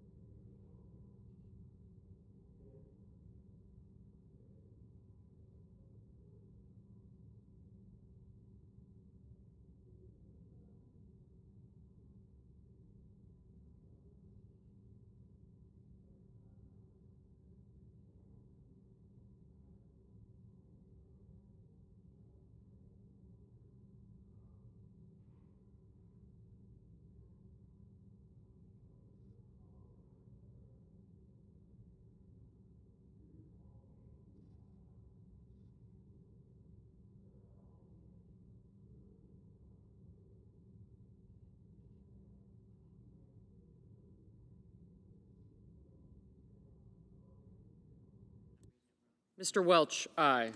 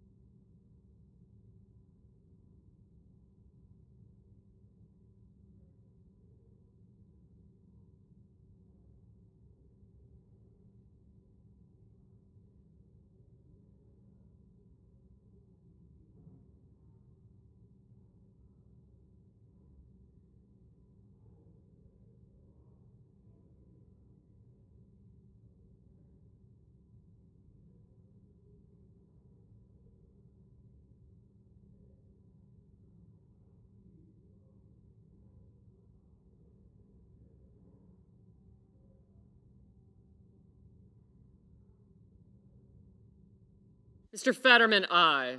Mrs. Hyde-Smith, no.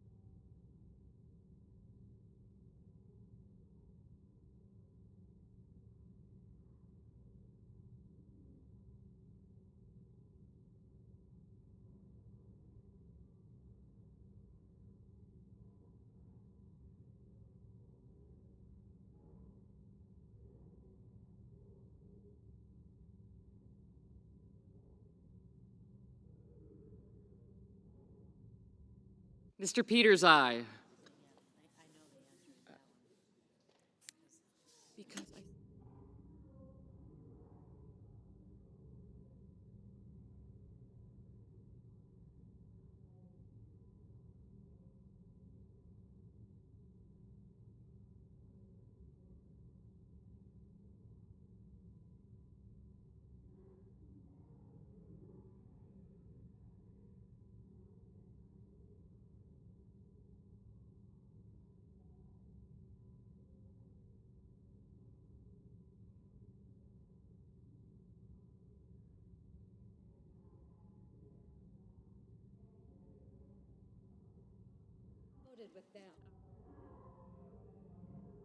Ms. Ernst, no.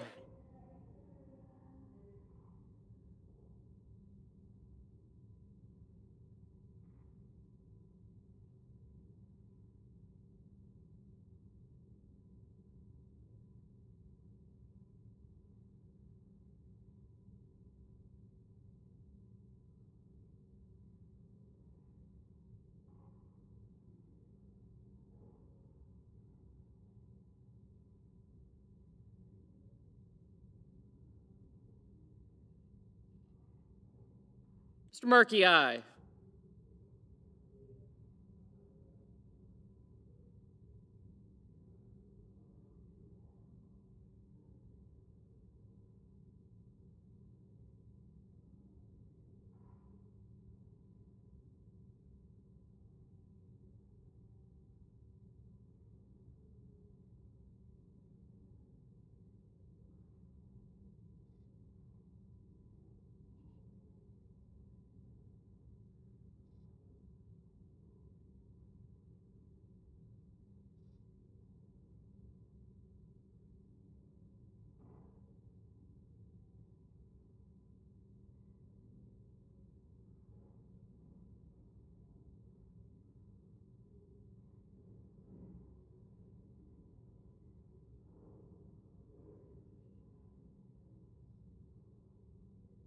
Mr. Warnock, aye.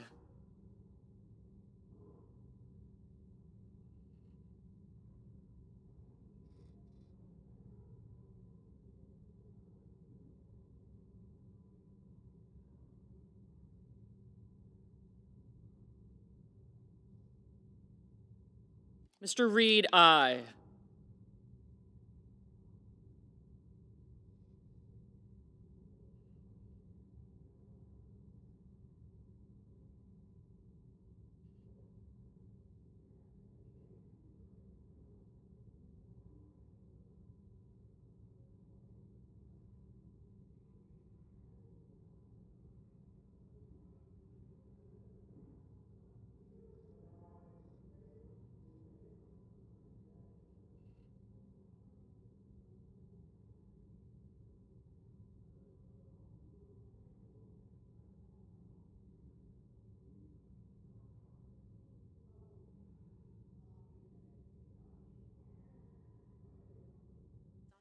Mr. Kane, aye.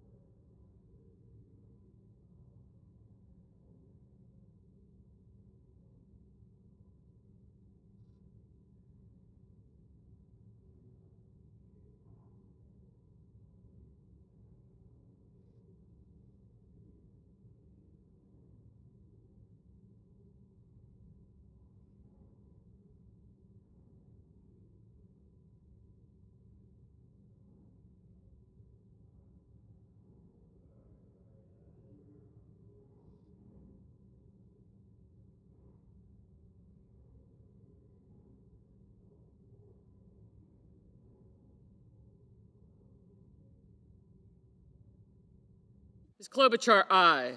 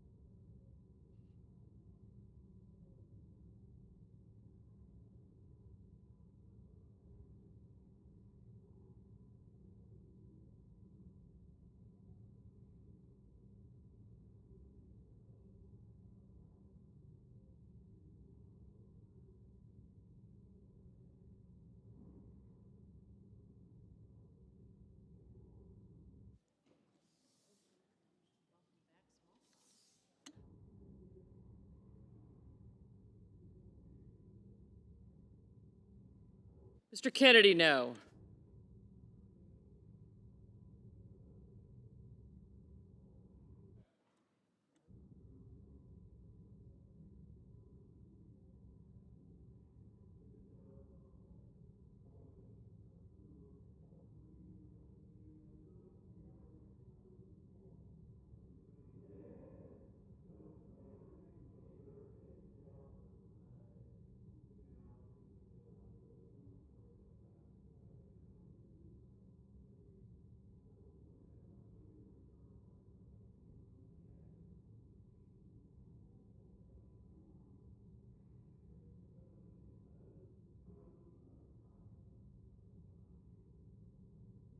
Mr. Cornyn, no.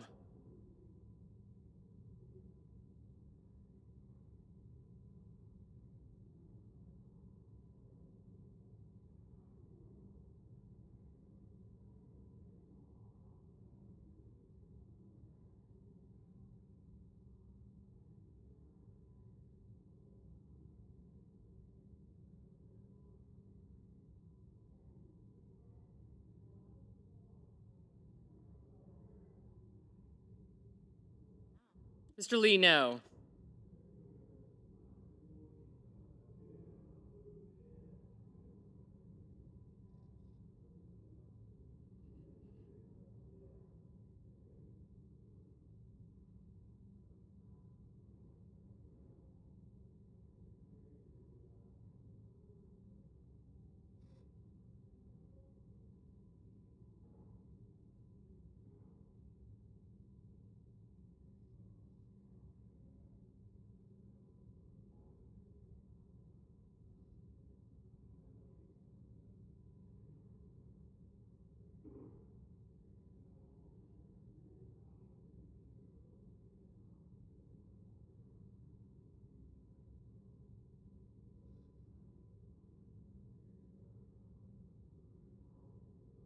Ms. Hassan, aye.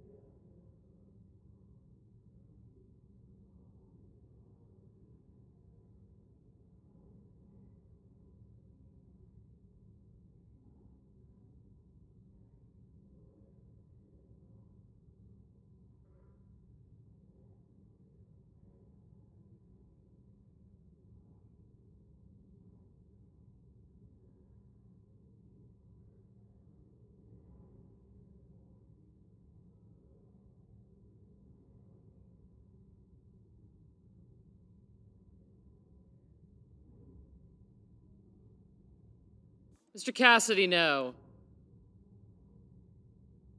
Ms. Stabenow, aye.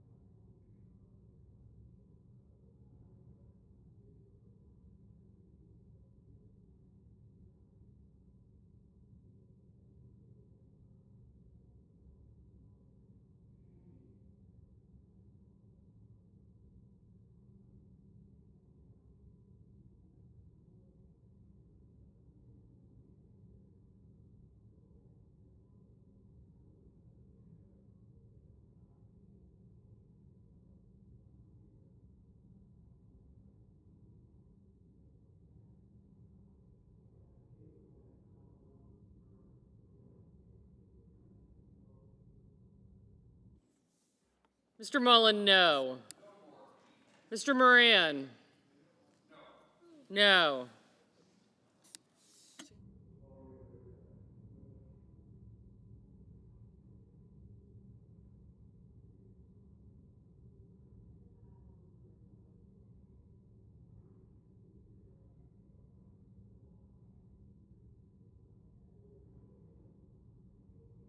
Mr. Vance? No. I'm in the middle of a vote. I'll have to call you back.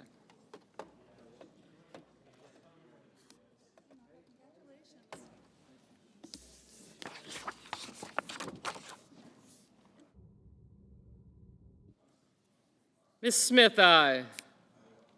Mr. Helmy, aye.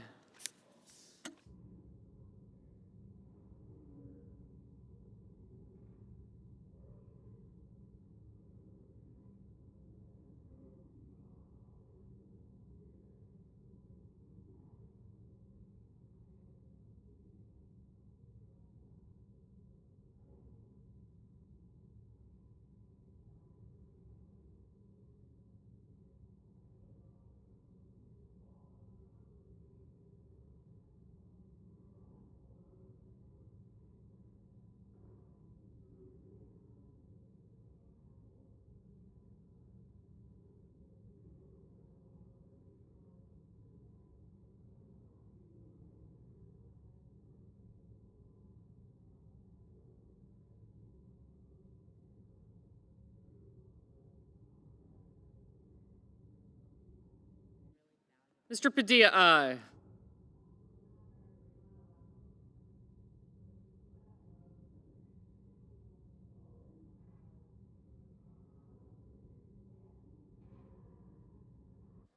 Mr. Carper, aye.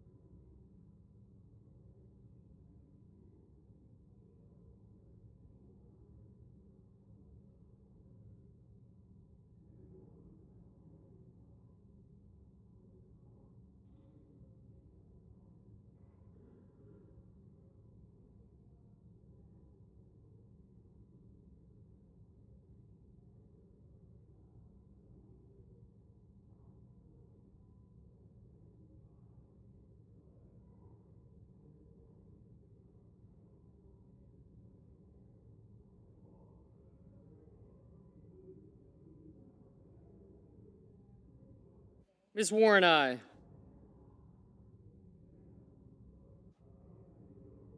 Ms. Murkowski, no.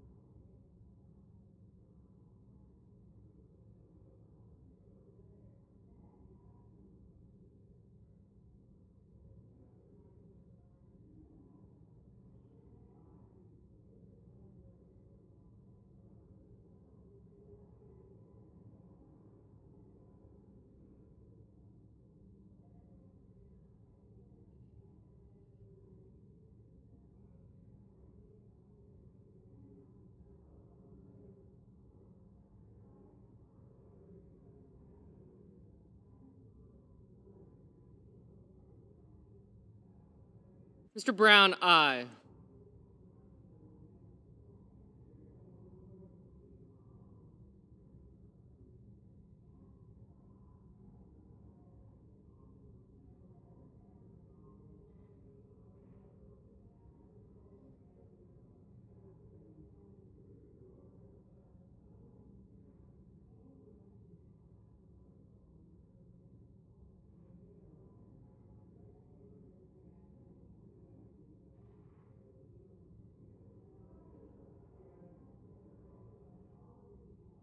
Ms. Cortez Masto, aye.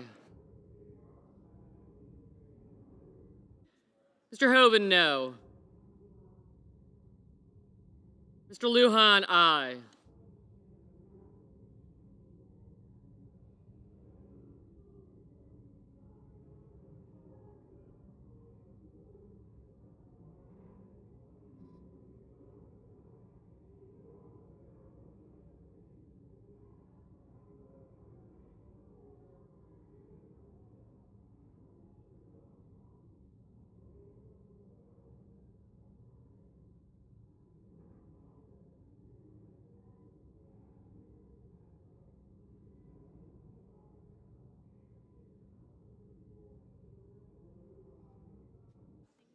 Mr. Casey, aye.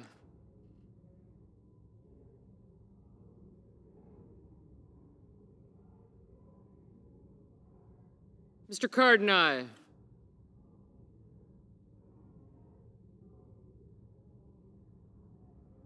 Mr. Haggerty, no.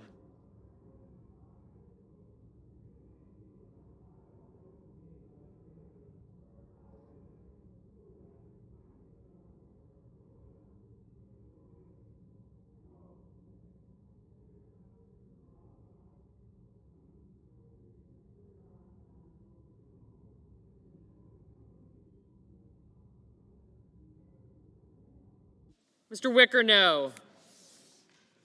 Mr. Johnson, no. You said.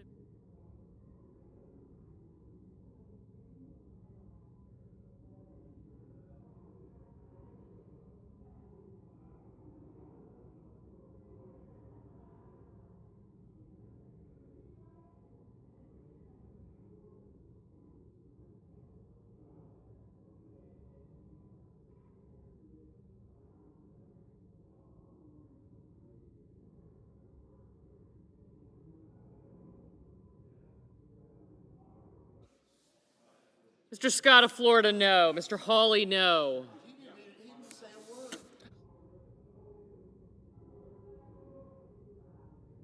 Mr. Murphy, aye.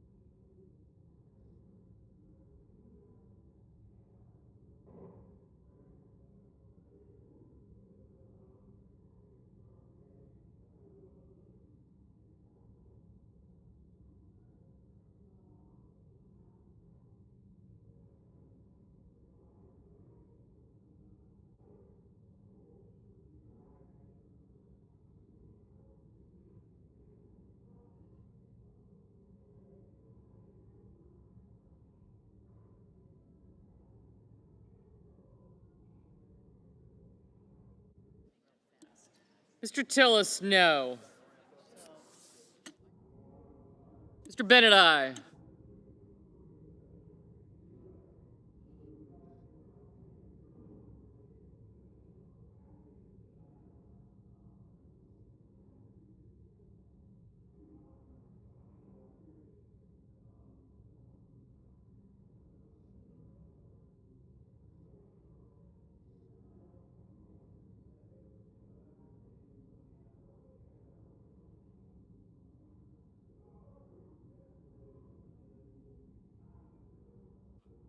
Mr. Ossoff, aye.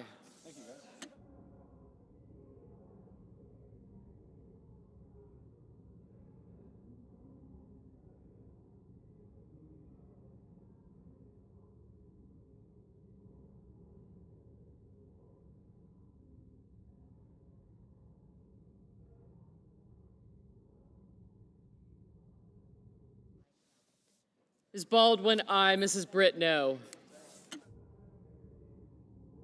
Mr. Grassley, no.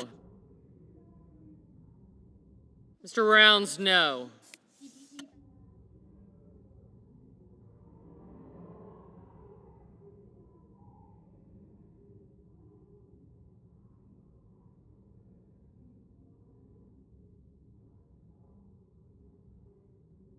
Ms. Cantwell, aye.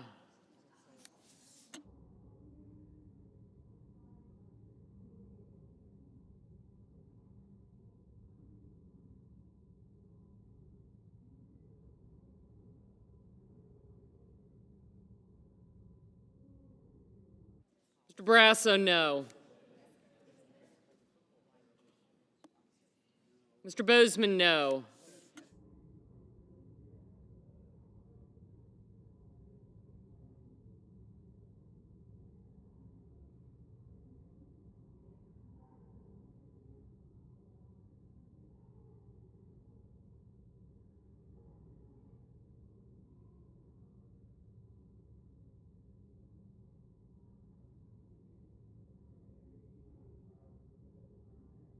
Mr. Durbin, aye.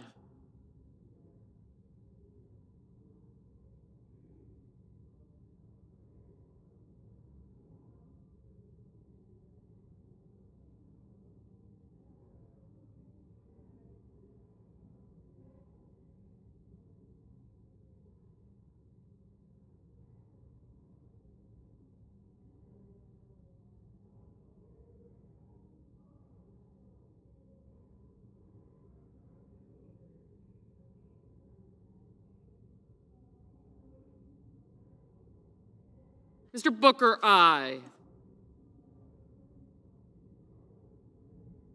Mr. Braun, no. Blumenthal, aye.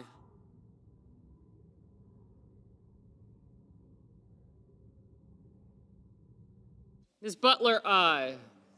Thank you.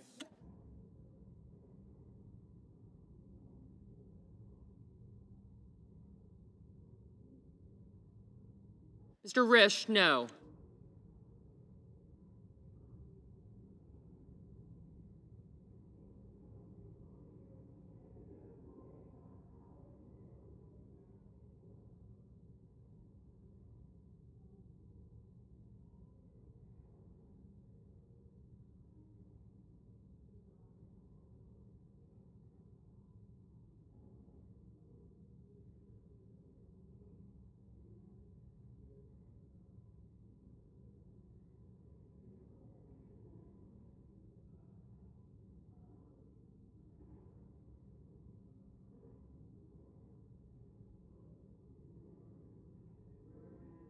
Mr. Schumer, aye.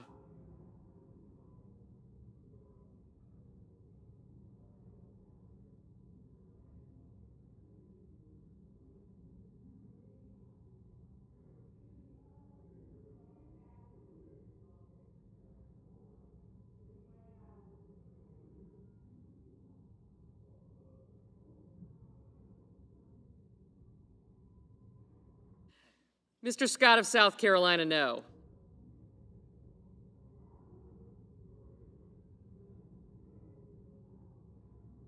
Mr. Budd, no.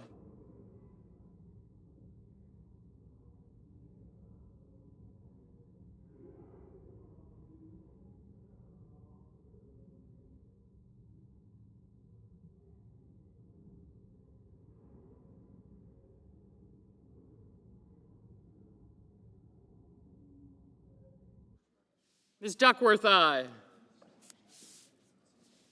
Mr. Heinrich, aye.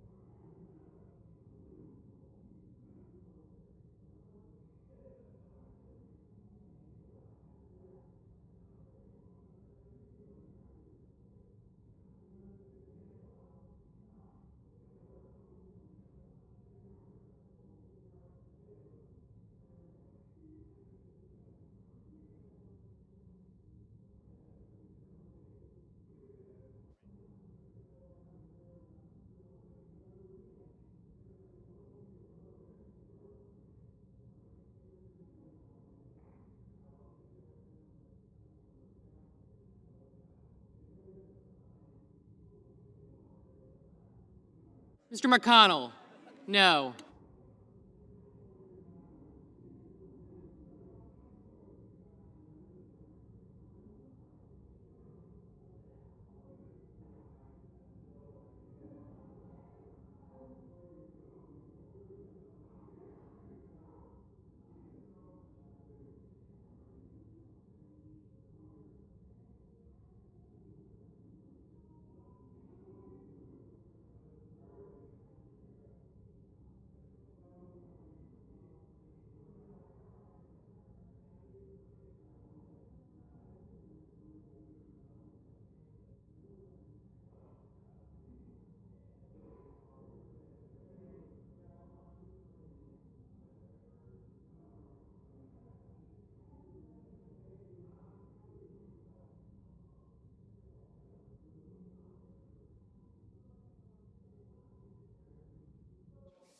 Mr. Kramer, no.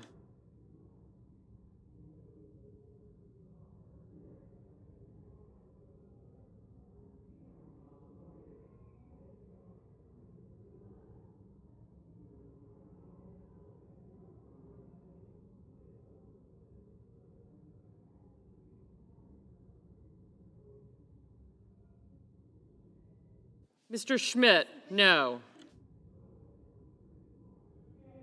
Mr. Sanders, aye.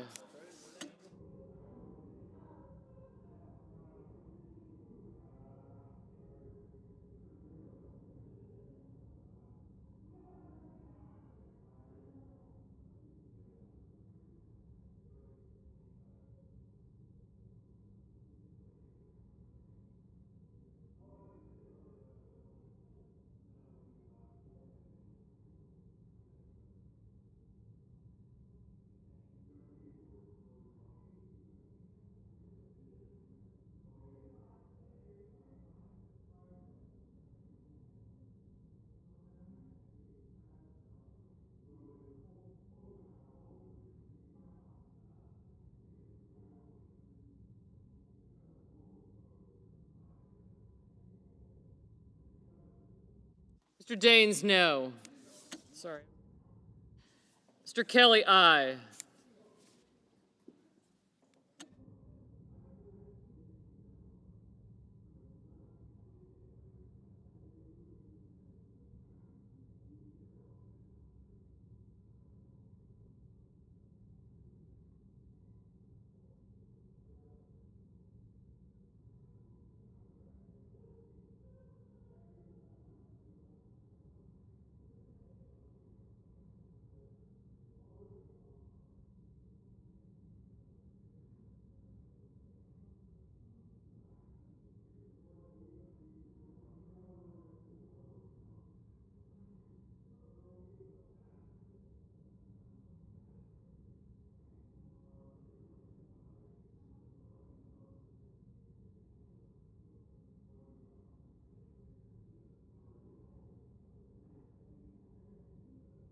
Mr. Graham, no.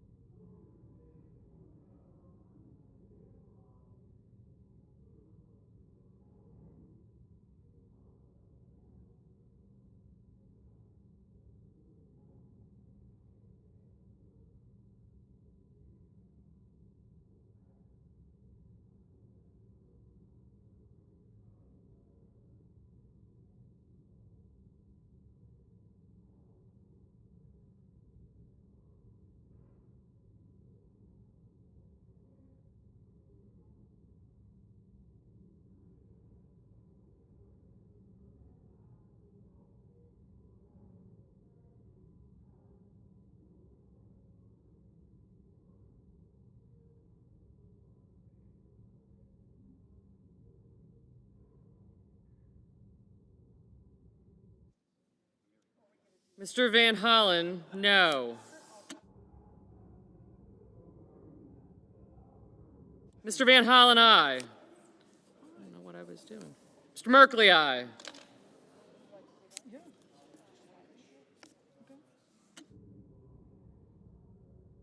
Mr. Romney, no.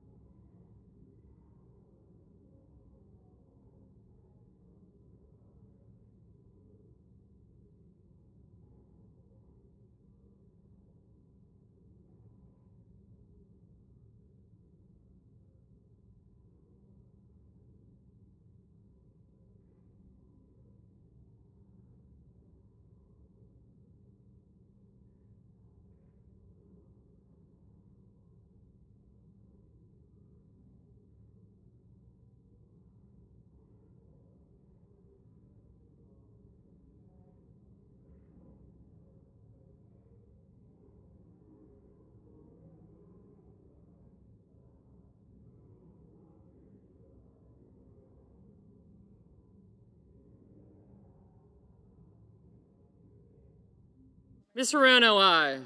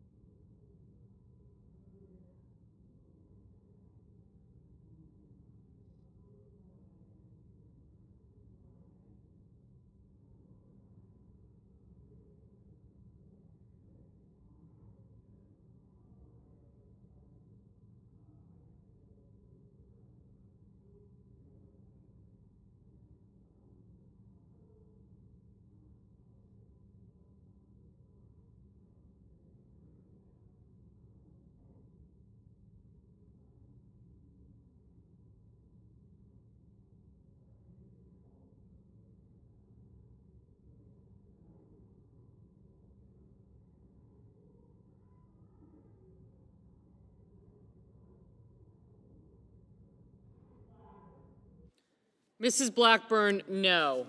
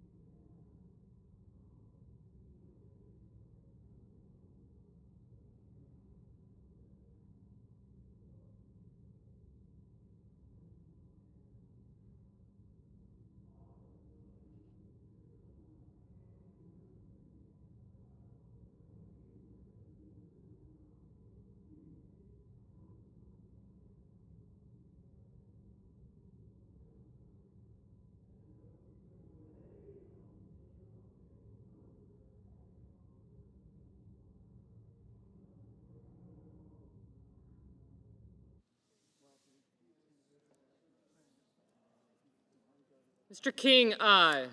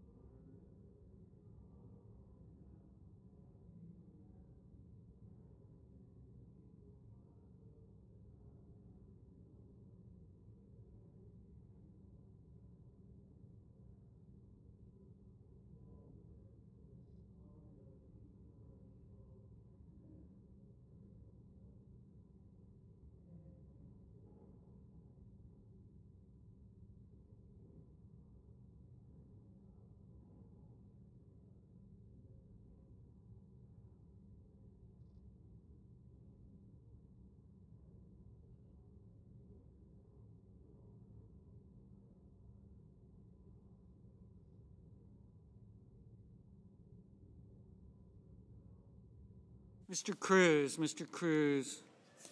No.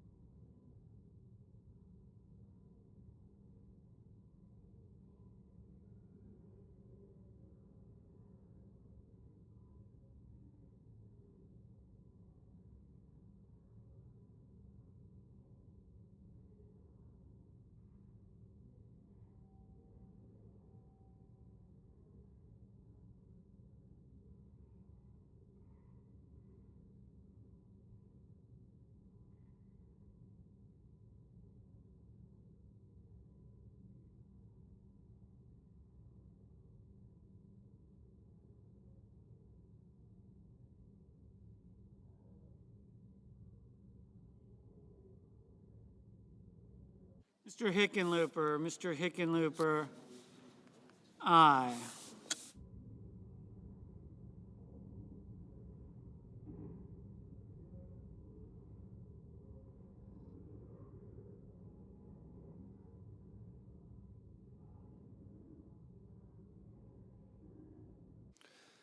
The yeas are 50, the nays are 49, and the nomination is confirmed. Under the previous order, the motion to reconsider is considered made and laid upon the table, and the President will be immediately notified of the Senate's action.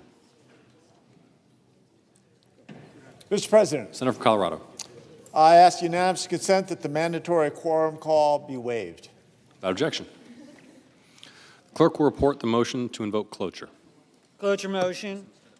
We, the undersigned senators, in accordance with the provisions of Rule 22 of the Standing Rules of the Senate, do hereby move to bring to a close the debate on the nomination of Executive Calendar Number 843, Elizabeth C. Combe of New York, to be United States District Judge for the Northern District of New York, signed by 16 senators.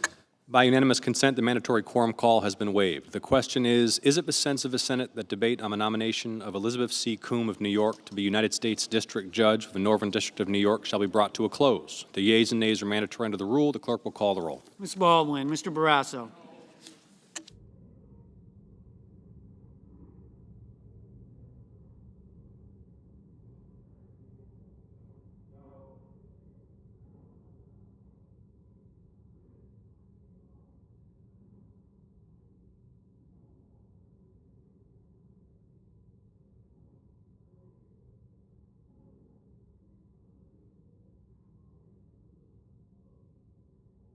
Mr. Bennett.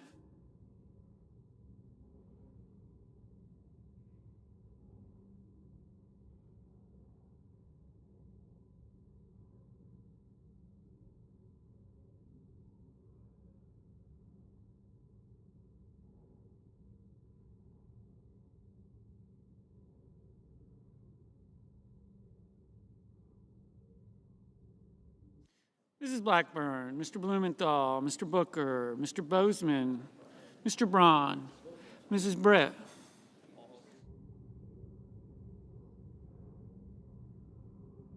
Mr. Brown, Mr. Budd, Ms. Butler, Ms. Cantwell, Mrs. Capito, Mr. Cardin, Mr. Carper, Mr. Casey, Mr. Cassidy, Ms. Collins, Mr. Coons, Mr. Cornyn, Ms. Cortez Masto, Mr. Cotton, Mr. Kramer, Mr. Crapo, Mr. Cruz, Mr. Daines,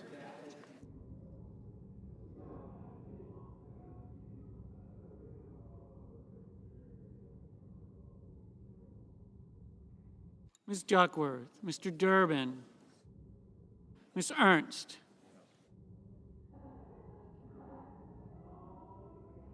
Mr. Fetterman.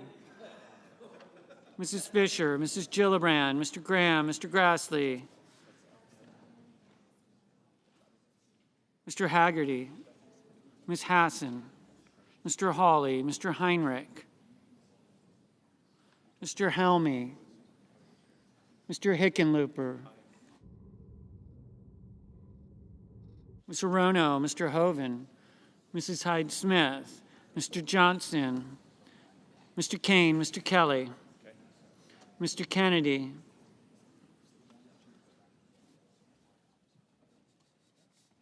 Mr. King, Ms. Klobuchar,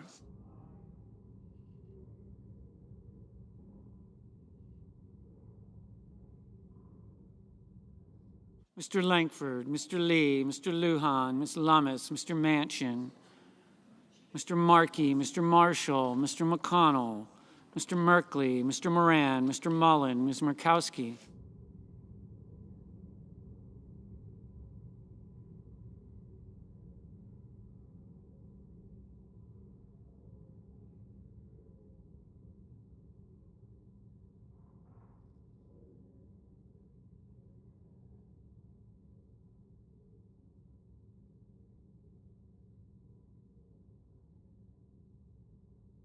Mr. Murphy, Mrs. Murray, Mr. Ossoff, Mr. Padilla, Mr. Paul, Mr. Peters, Mr. Reed, Mr. Ricketts, Mr. Risch, Mr. Romney, Ms. Rosen,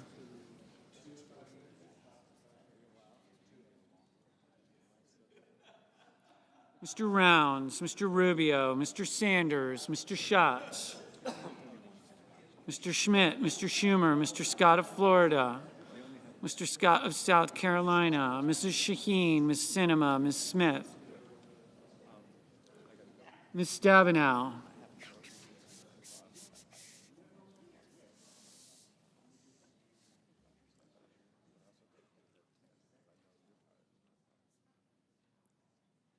Mr. Sullivan, Mr. Tester, Mr. Thune, Mr. Tillis, Mr. Tuberville, Mr. Van Hollen, Mr. Vance, Mr. Warner, Mr. Warnock, Ms. Warren, Mr. Welch, Mr. Whitehouse, Mr. Wicker, Mr. Wyden, Mr. Young.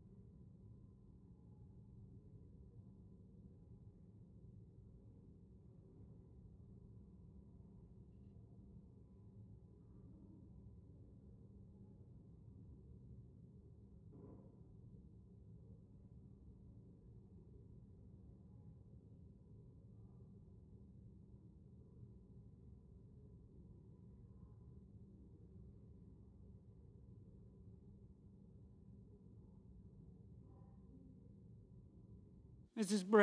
Brett, no.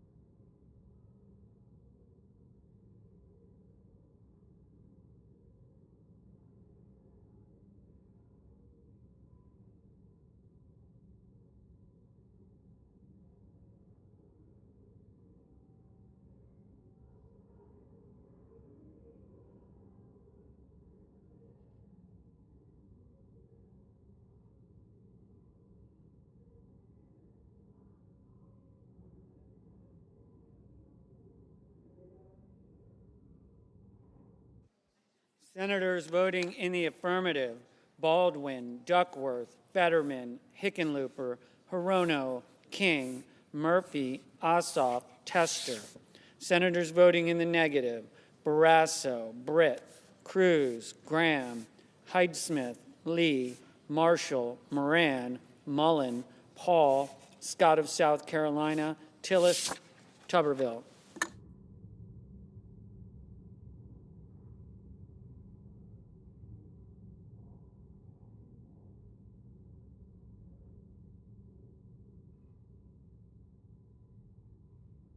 Mrs.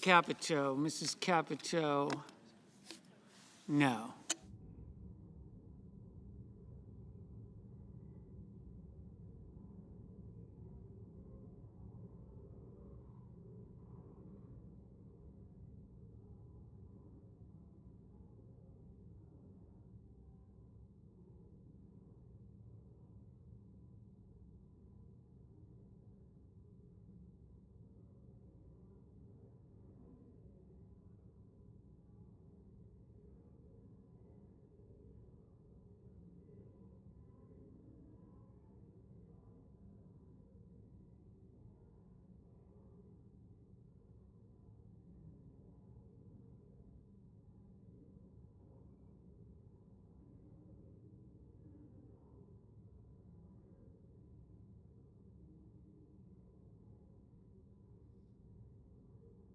Mr.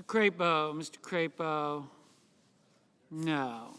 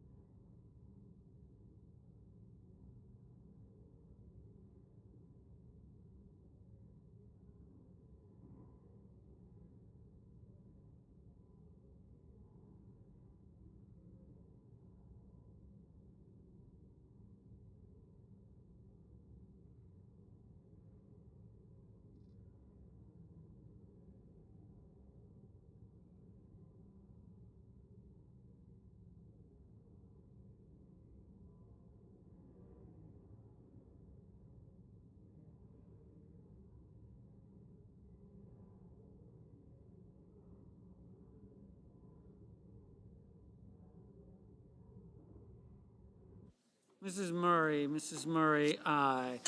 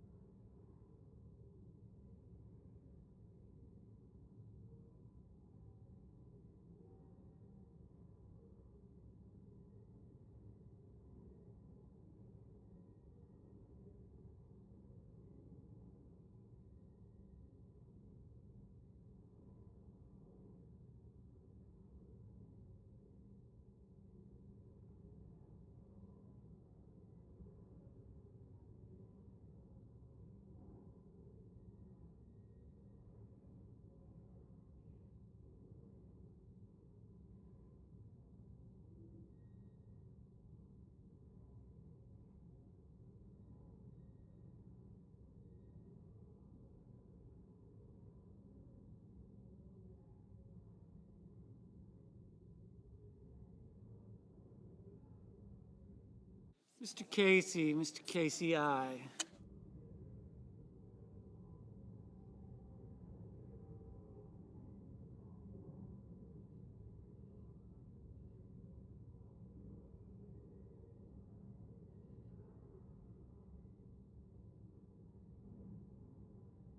Ms. Warren,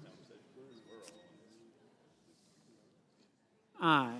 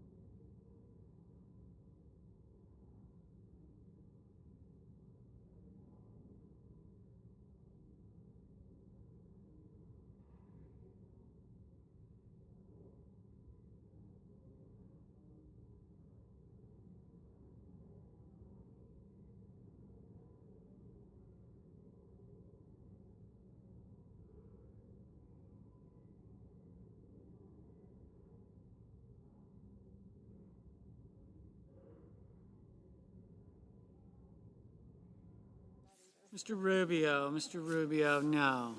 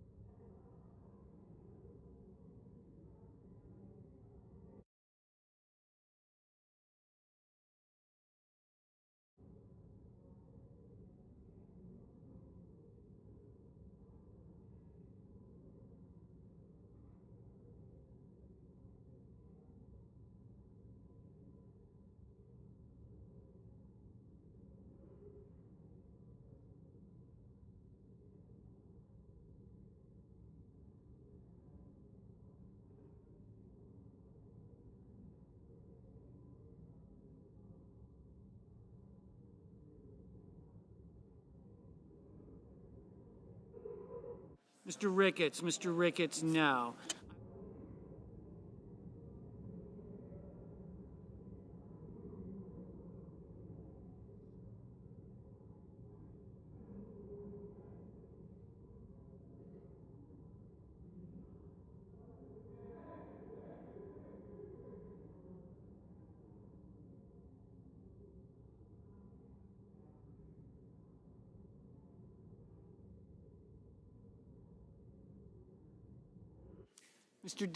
Mr. Daines, no.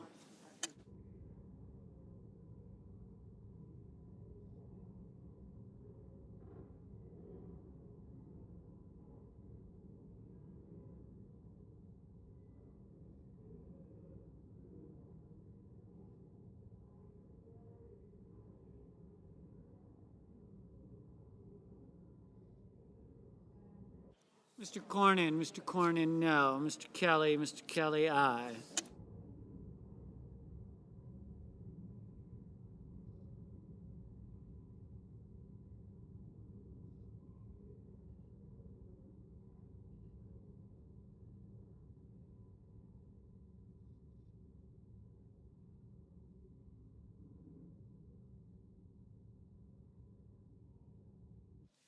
Mr. Kramer, no.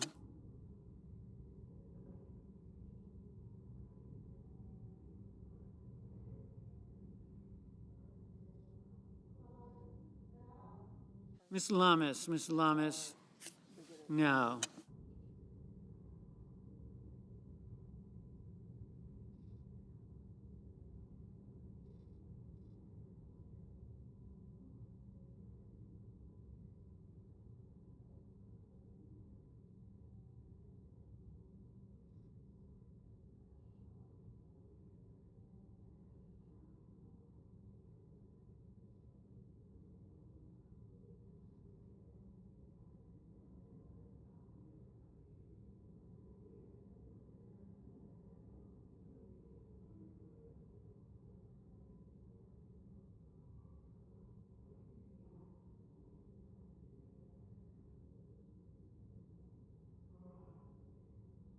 Mr. Brown, aye.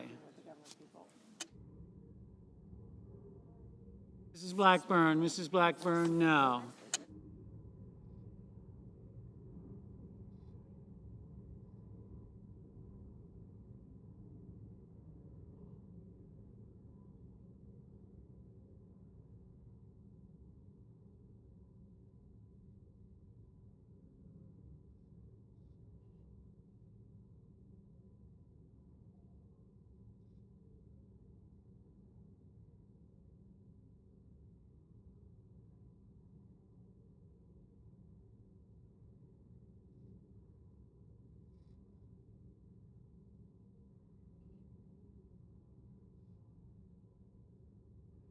Mr.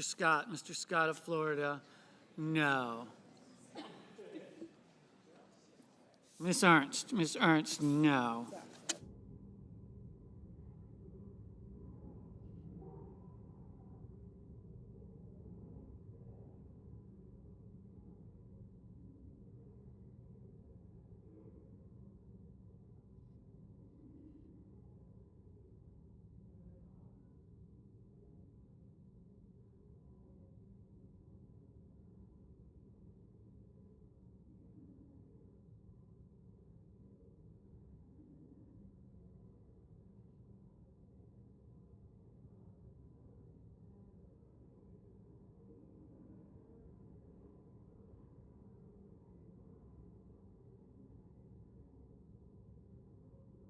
Mr. Warnock, aye. Mr. Schmidt, no. Mr. Sanders, aye. Ms. Butler, aye.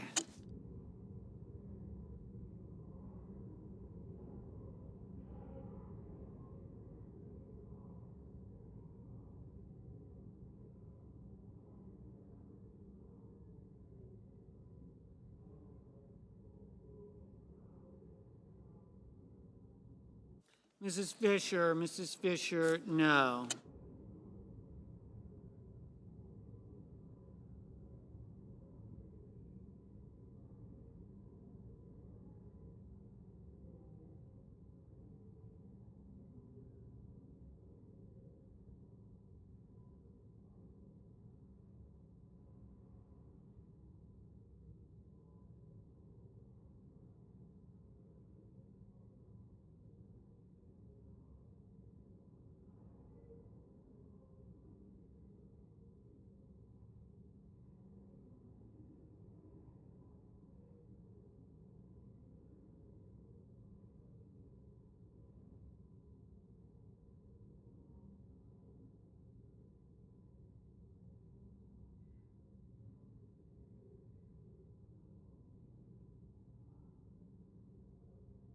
Mr.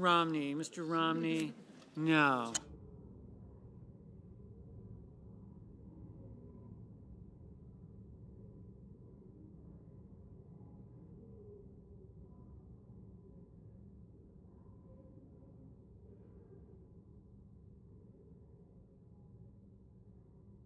Mr. Peters, aye.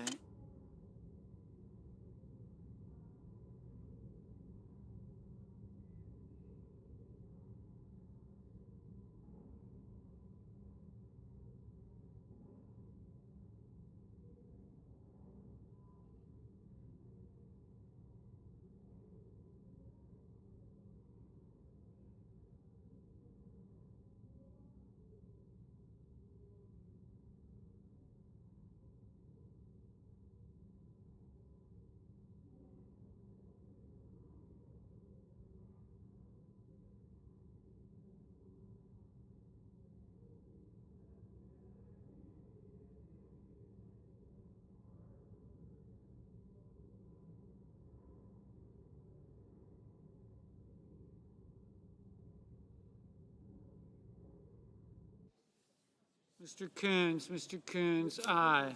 Mr. Welch, aye. Mr. Risch, no. Ms. Hassan, aye.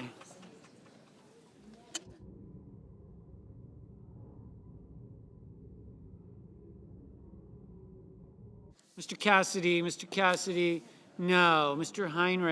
Heinrich, aye. Mr. Bennett, aye.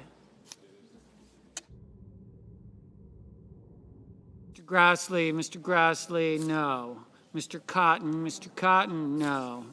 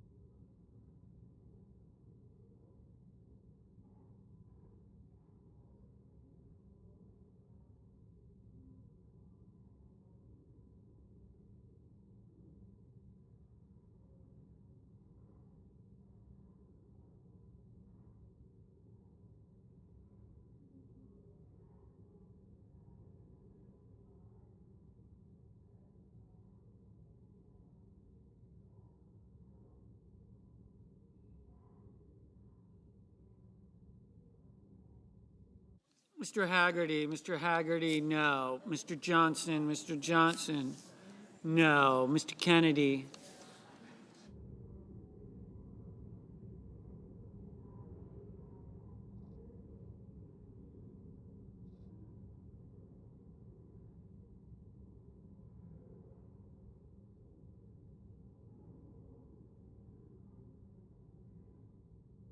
Mr. Kennedy, no. Ms. Klobuchar, aye. Ms. Cortez Masto, aye. Mr. Van Hollen, aye. Ms. Smith, aye. Mr. Schatz, aye.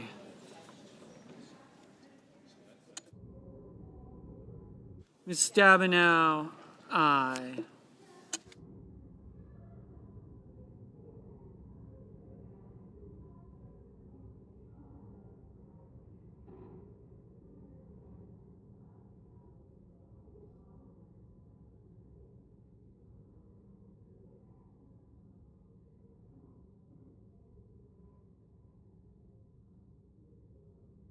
Mr. Cardin, aye.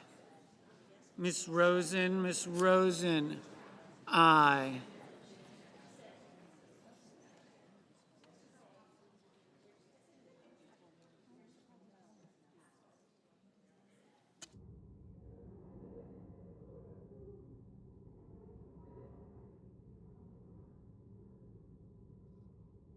Mr. Bozeman, no. Mr. Padilla, aye. Mr. Helmy, aye.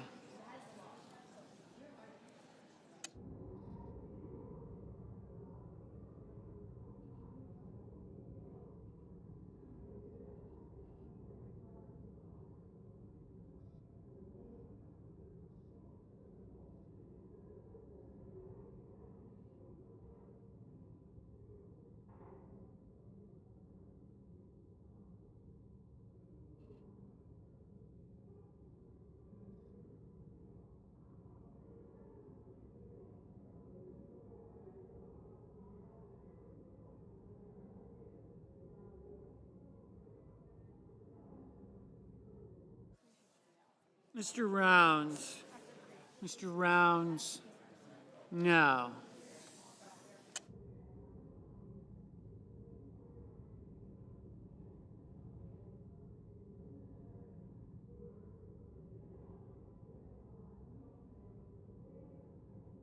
Mr. Langford, no.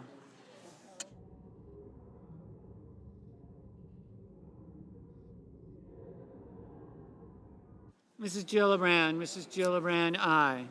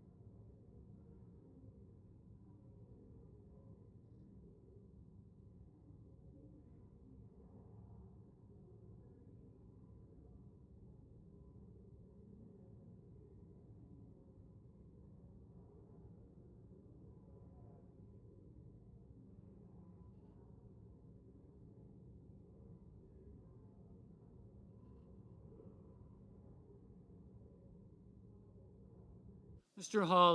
Hawley, no.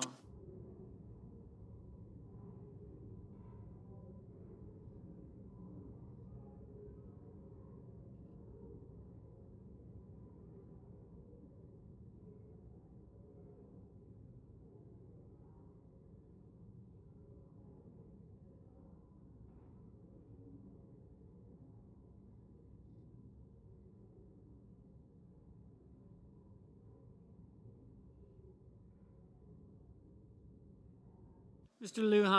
Lujan, aye.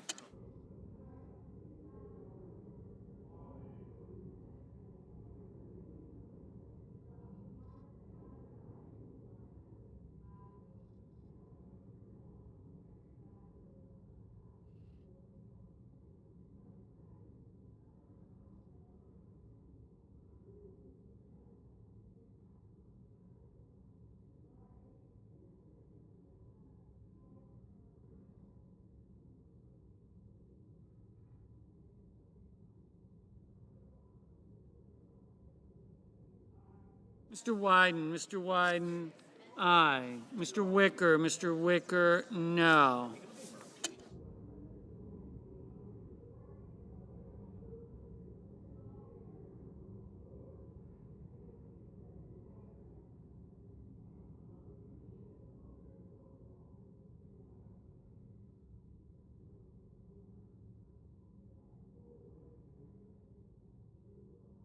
Ms. Collins, aye.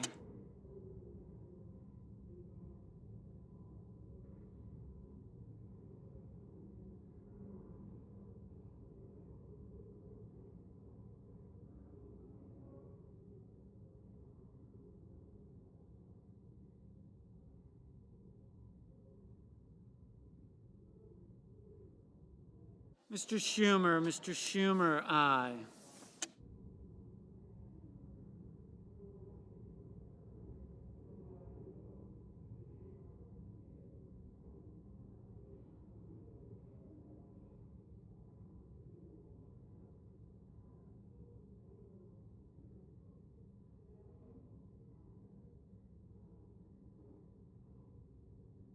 Mr. Blumenthal, aye.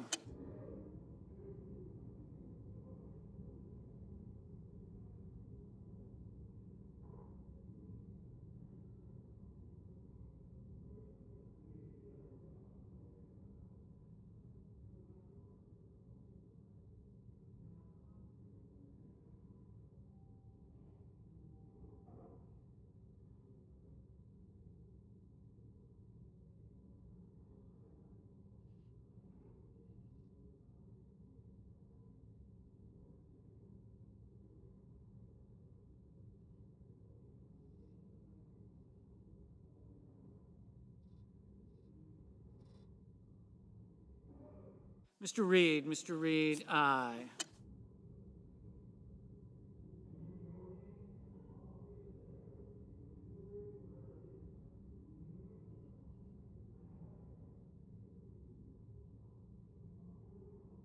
Ms. Murkowski, aye.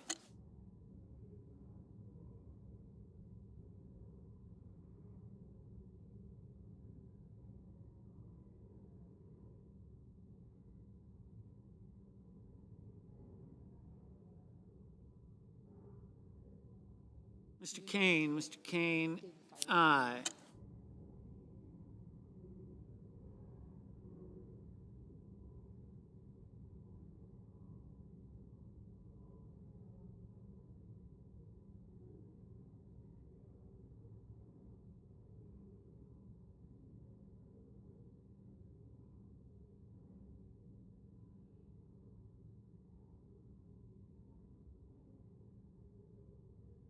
Mr. Merkley, aye.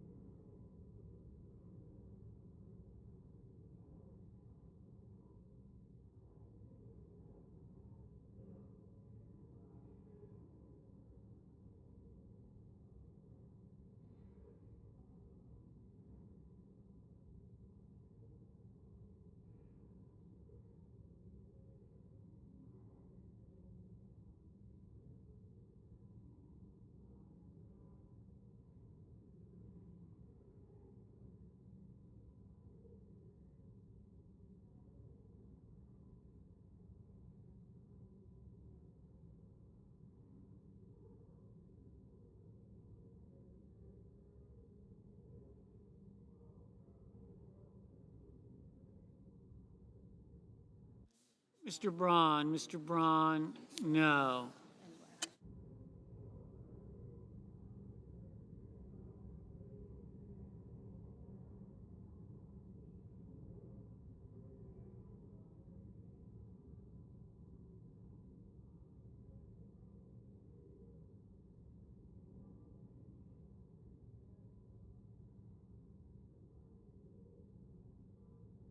Mrs. Shaheen, aye. Mr. Booker, aye.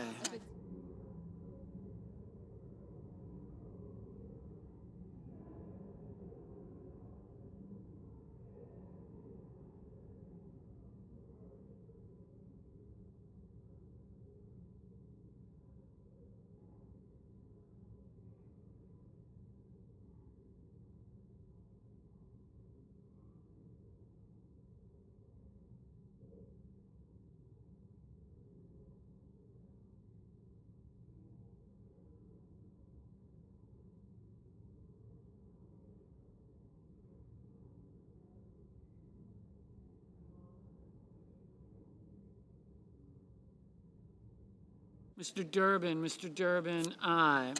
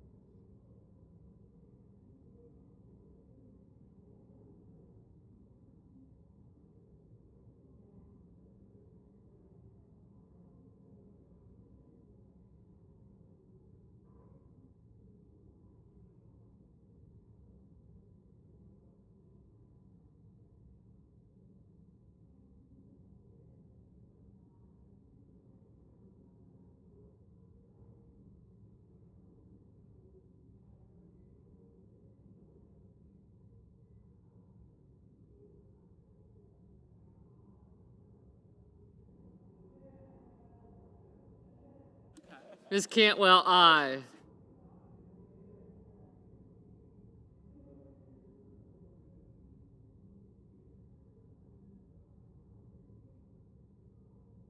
Mr. Budd, no.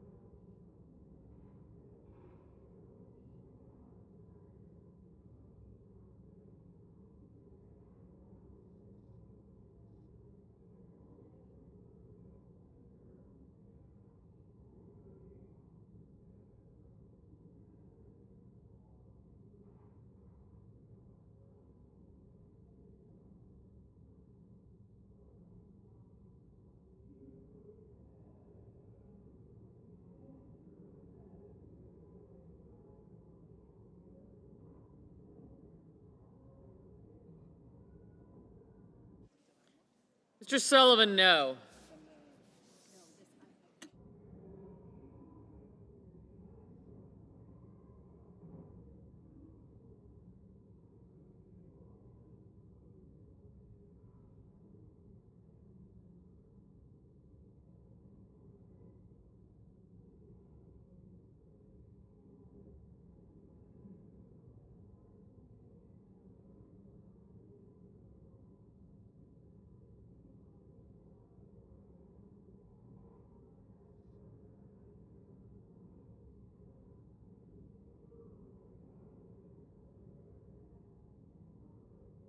Mr. Warner, aye.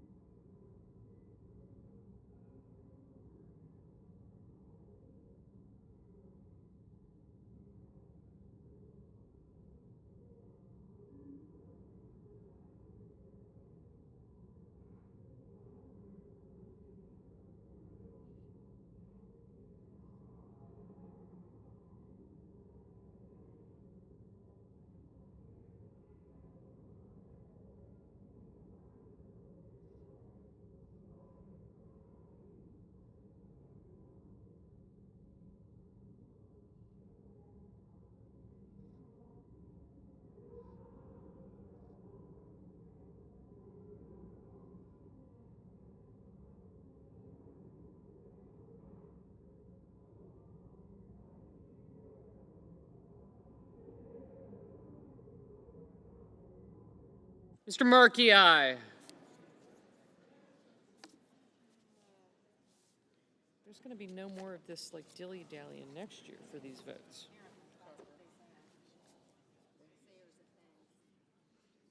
Yeah, the sayers of things. I like those people. Mr. Carper, aye.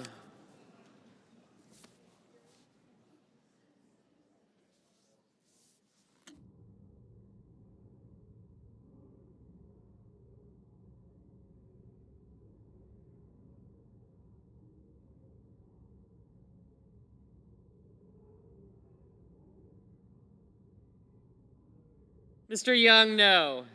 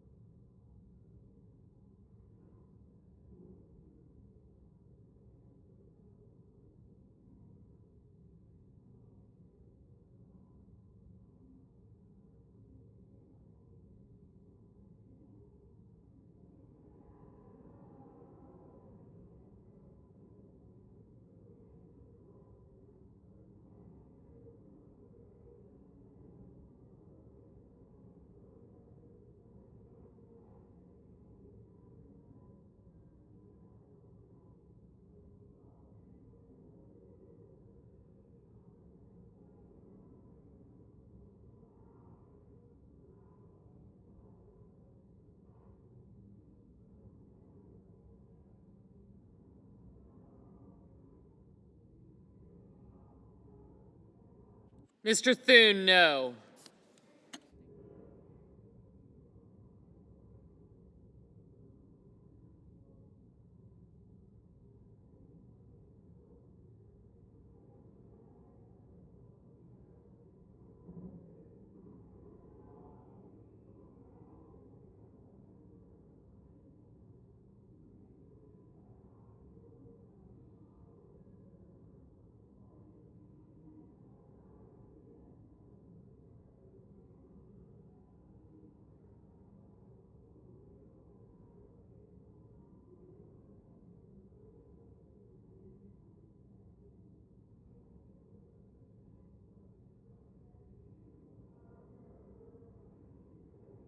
Mr. Hoven, no.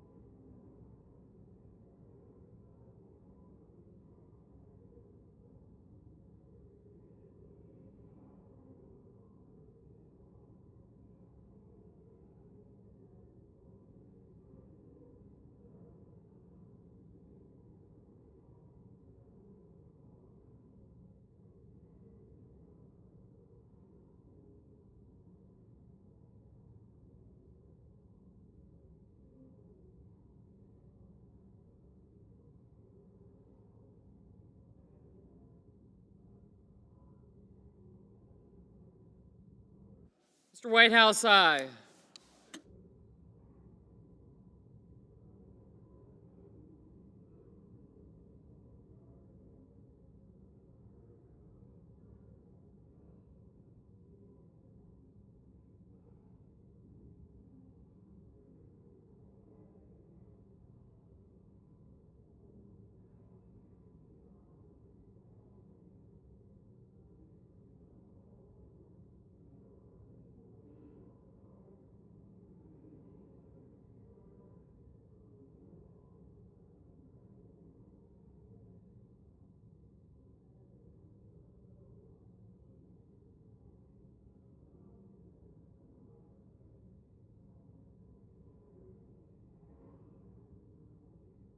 Mr. McConnell, no.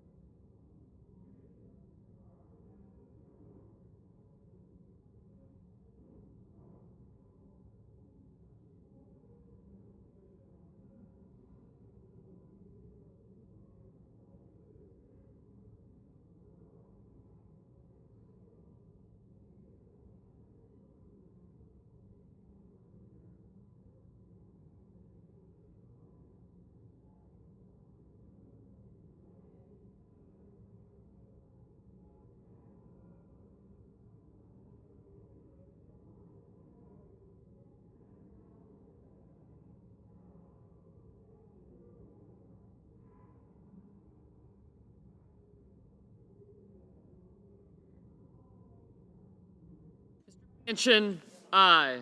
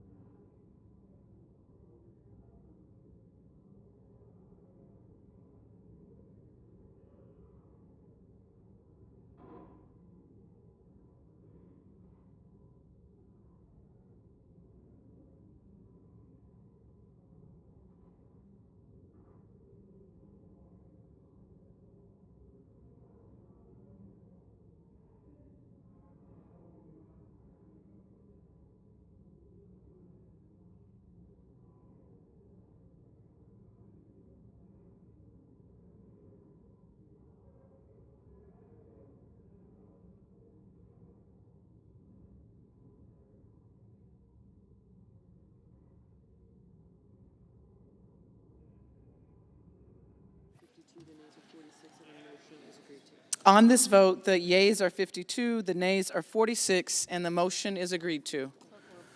The clerk will report the nomination. The judiciary, Elizabeth C. Coombe of New York, to be United States District Judge for the Northern District of New York. Madam President, Majority Leader.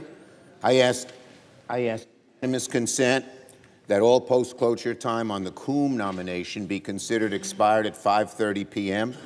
Further, that notwithstanding Rule 22, if cloture is invoked on the Davenport nomination, the confirmation vote occur at a time to be determined by the Majority Leader in consultation with the Republican Leader on Thursday, December 5. Further, that during Thursday's session of the Senate, at a time to be determined by the Majority Leader in consultation with the Republican Leader, the Senate vote on the Johnson and Neary cloture motions in order in which cloture was filed. Further, that if cloture is invoked on any of the above nominations, all post-cloture time be considered expired. The Senate vote on confirmation of the nominations at a time to be determined by the Majority Leader in consultation with the Republican Leader no earlier than Monday, December 9th. Further, that mandatory quorum calls for the above cloture motions be waived. Is there objection? Without objection, so ordered. So, Madam President, one of our dearest and greatest senators is giving her farewell speech. I look forward to hearing it. Debbie, we love you. You've been a great senator. We'll miss you. Madam President. Senator from Michigan. First of all, I have to say, wouldn't you know I get laryngitis, right? And for somebody who's in elected office, we know that that's not a good thing. So please bear with me. And I want to thank Chuck so much for his comments this morning and for being a dear friend. Today is bittersweet for me, standing here on the floor of the United States Senate, making my last speech, my last major speech. So many of my staff from Michigan have traveled to be here, as well as staff members who have worked for me in DC over the years. I am truly overwhelmed that over 100 Michigan and DC staff are here in the gallery and on the floor. And family and friends who are not able to fly in today are watching on C-SPAN. As we come back for Thanksgiving, I am filled with so much gratitude and respect as I think back over my years of public service. And I'm thinking about the incredible number of people who have supported me and contributed in so many ways to my success. From my family, my staff, my colleagues, and of course, the people of Michigan who've put their trust in me for over 50 years. I started when I was 5. From Ingham County Commissioner to state legislator to U.S. Senator. Michigan, you will always be in my heart. Today is about recognizing all of you. As some of you know, I lost my mom just a week ago. I suspect she's tuning in from heaven's version of C-SPAN right now, watching me, listening, just as she has always been watching and supporting me my whole life. Mom not only lived a long life, 98 years of age, but a rich and meaningful one. Her hard work, her kindness, her strength, and her loyalty were a true gift to me, to my brothers, my children, my whole family. There are always unsung heroes of every story, and I want to start with mine, and that is my family. My son, Todd, my daughter, Michelle, my daughter-in-law, Sarah, my son-in-law, Scott, and my 5 incredibly talented and amazing grandchildren. They are the most talented grandchildren we've ever seen. Ari, Willow, Avery, Everett, and Violet. My mom and my kids have all appeared in many campaign ads over the years. Even my brothers, Len and Lee, starred in an acclaimed closing ad that caused me to beat an incumbent Republican to first be elected to the United States House. When my kids were young, they too broke down barriers. Todd was born when I was a county commissioner.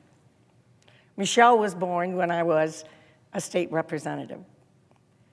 It was a first in Michigan for a legislator to be pregnant and have a baby while in office. I remember a very pregnant me opening baby shower gifts in one of our state house committee rooms. Most of my male colleagues didn't know what to buy for a baby shower, so I got a lot of stuffed animals. My family members have marched in countless parades, attended thousands of events with me, and planned birthday parties and holidays around the legislative calendar. They've sacrificed their time and, in many cases, their personal privacy, and through thick and thin have always been there for me, and I am incredibly grateful.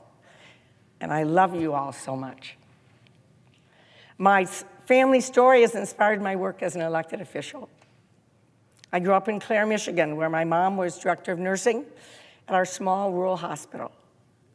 This sparked my lifelong interest in healthcare.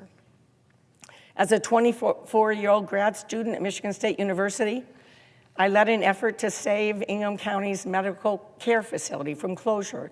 It was the only nursing home that served low-income seniors at the time. I had never been involved in politics before, but I knew it was wrong to close that facility.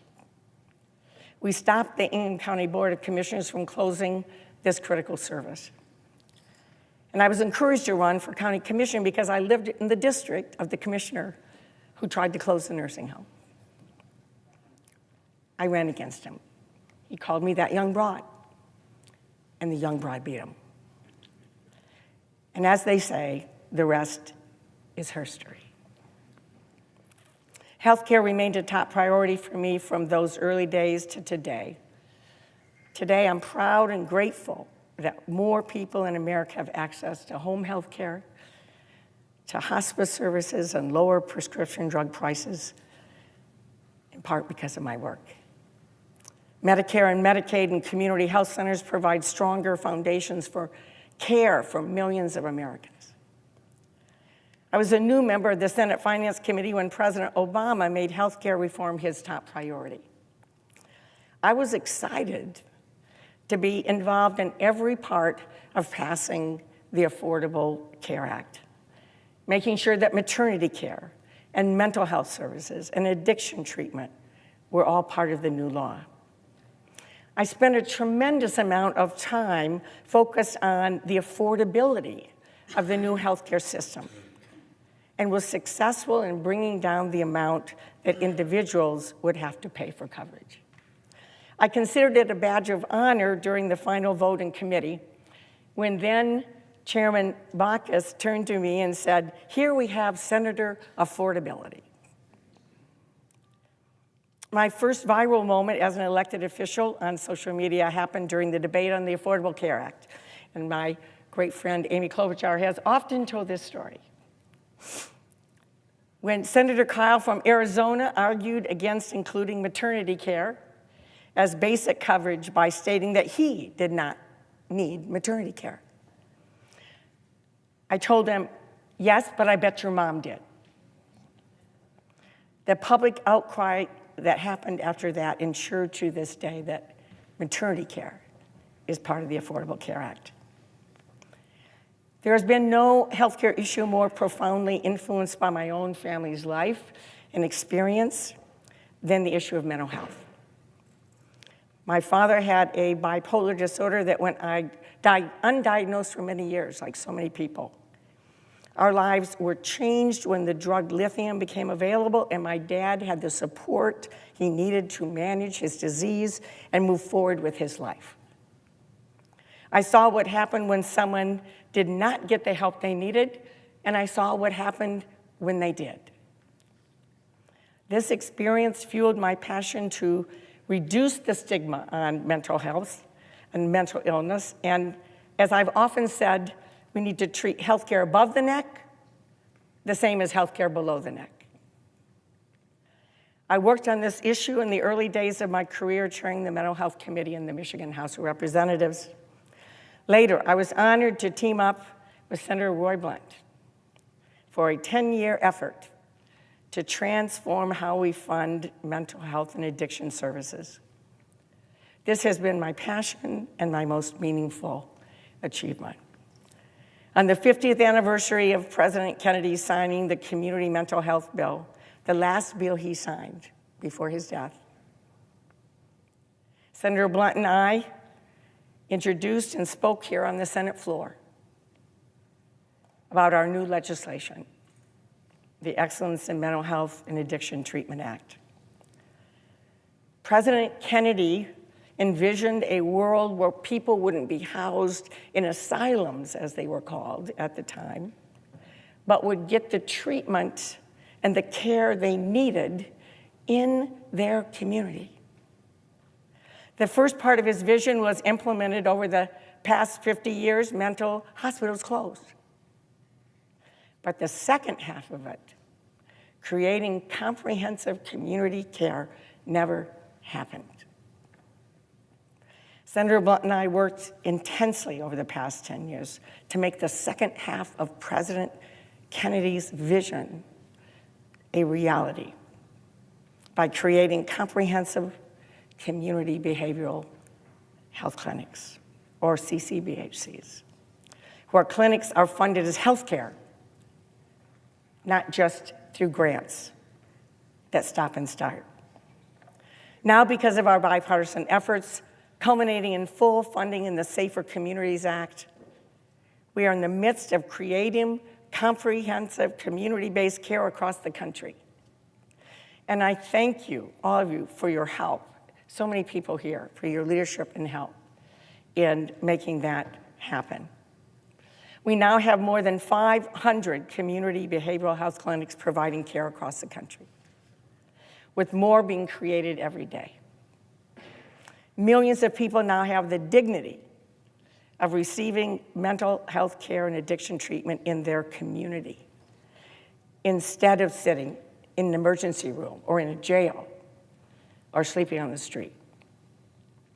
The goal, of course, is to have every community in every state provide these critical healthcare services. I intend to continue to do everything I can to support your efforts to make sure this transformation is completed. I am forever grateful to the people of Michigan for the trust they have shown in me over these years. I've lived in Michigan my whole life, and I've viewed the work in DC as a commute to work, long-distance commute to work. Not as long as the West Coast, but a commute to work. I see everything through the eyes of Michiganders in our beautiful state. Our Great Lakes and our water are part of our Michigan DNA.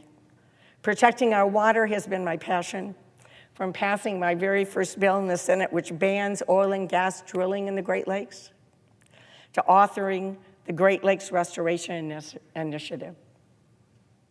This landmark initiative has helped transform the health of our lakes and watersheds, and will continue to do so in the future. Looking through the lens of Michigan again, I've understood that we don't have a strong economy unless somebody makes something and somebody grows something. For this reason, I've been a member of the Agriculture Committee at every level of government where I've served, both state and federal. And I've been deeply involved in efforts to protect and expand American manufacturing, including the new clean energy revolution occurring in our country. It has been my privilege to put my stamp on our nation's farm and food policy. I have frequently said that you can see Michigan on every page of the farm bills I've written. As the author of the specialty crop title in the Farm Bill, I'm grateful that the full diversity of farms, small and large, are now reflected in our funding, in our agricultural policy. I'm so pleased that families across our country have access to healthy, locally grown foods through farmers markets and urban agriculture, and our children can count on permanent funding for summer meals and other critical food assistance. I like to say that I suit up every day to fight for Michigan. And there's no truer statement than my work on behalf of Michigan workers and Michigan manufacturing.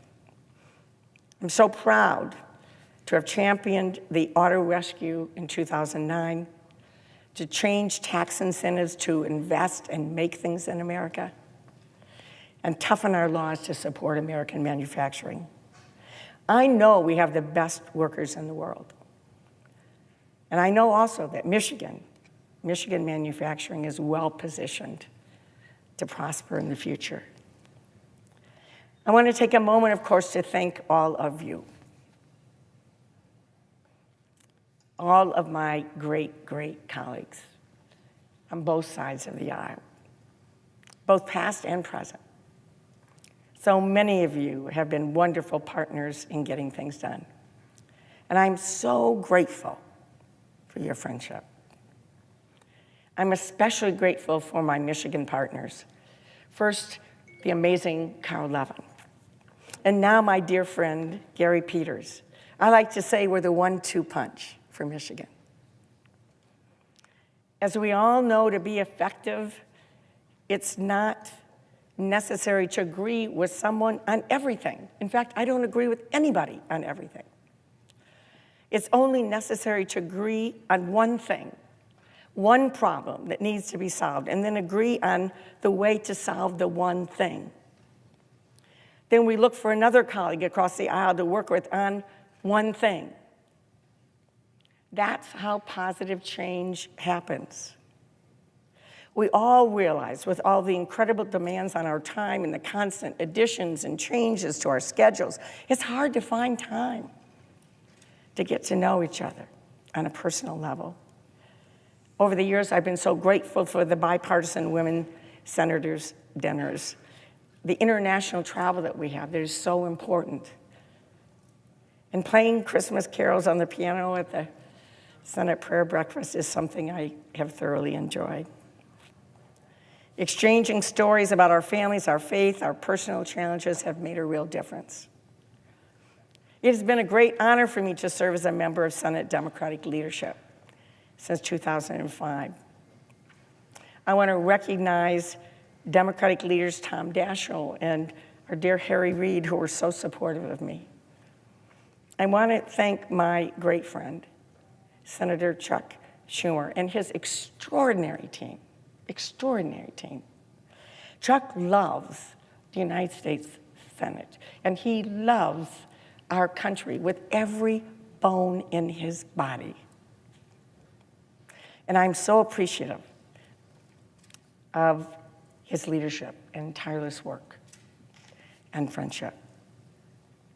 When I announced my retirement nearly 2 years ago, I said I was ready to pass the torch to a new generation of leaders. And I couldn't be prouder to pass the torch to Michigan's new Senator-elect Elissa Slotkin. I know she will have the heart and the talent for this job and will do great things for our state and our country. I've thought long and hard about how to express my gratitude to the smartest, hardworking staff that I could ever have imagined. Truly, my success comes from their amazing efforts. Over 500 bright, talented professional staff have worked for me over the past 50 years. That's unbelievable. Many of them for decades, and that doesn't include countless volunteers and interns. I want you to know, interns are everywhere, the staff are everywhere. I want you to know how moved I am that so many of you took time to be here today or tuning in on C-SPAN. You are much more than employees, you are family. I've watched many of you get married several times thanks to our office and watched our children grow up, your children grow up as well. You are truly my dear friends. You have raised the bar for the kind of service the people of Michigan should expect from their elected officials. You have been there for me personally through the best of times and through the rough patches as well. You have cared and persisted, and together we have achieved so much, whether it's policy changes or helping literally millions of Michiganders cut through the bureaucracy and solve a personal problem. I salute each and every one of you, and I thank you for your service to Michigan and our nation. I'm passing the torch to you because I know you will continue to care about people and public service and do great things. I could not have done this without you. As I close, I want to acknowledge the important moment that we are in as a country. We all know there's great division, promoted by so many who want to gain their own power at America's expense. Yet we have so much in common. We all love our children and want the same things for them to be successful. We all want safe communities and a chance to be rewarded for our hard work. We can heal the divide and work together if we just look for that one thing that we can agree on to make our lives better and get it done. And then we can look again for that one thing. If we don't let the haters divide us, we can rebuild trust with one another and be the America we want to be. This is my hope and my prayer for all of us. As I begin this next chapter in my life, my heart is truly filled with gratitude to my family, my colleagues, my staff, to the great people of Michigan. Thank you, one and all, from the bottom of my heart. It's been an honor to serve you. Thank you.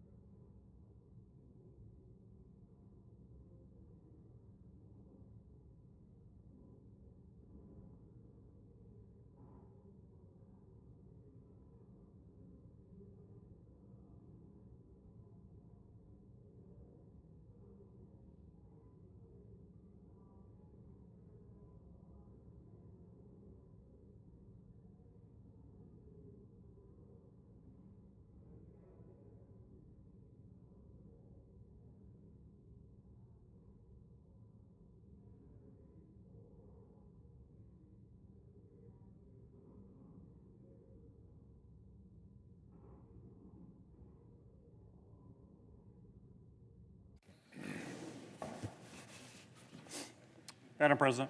Senator from Michigan.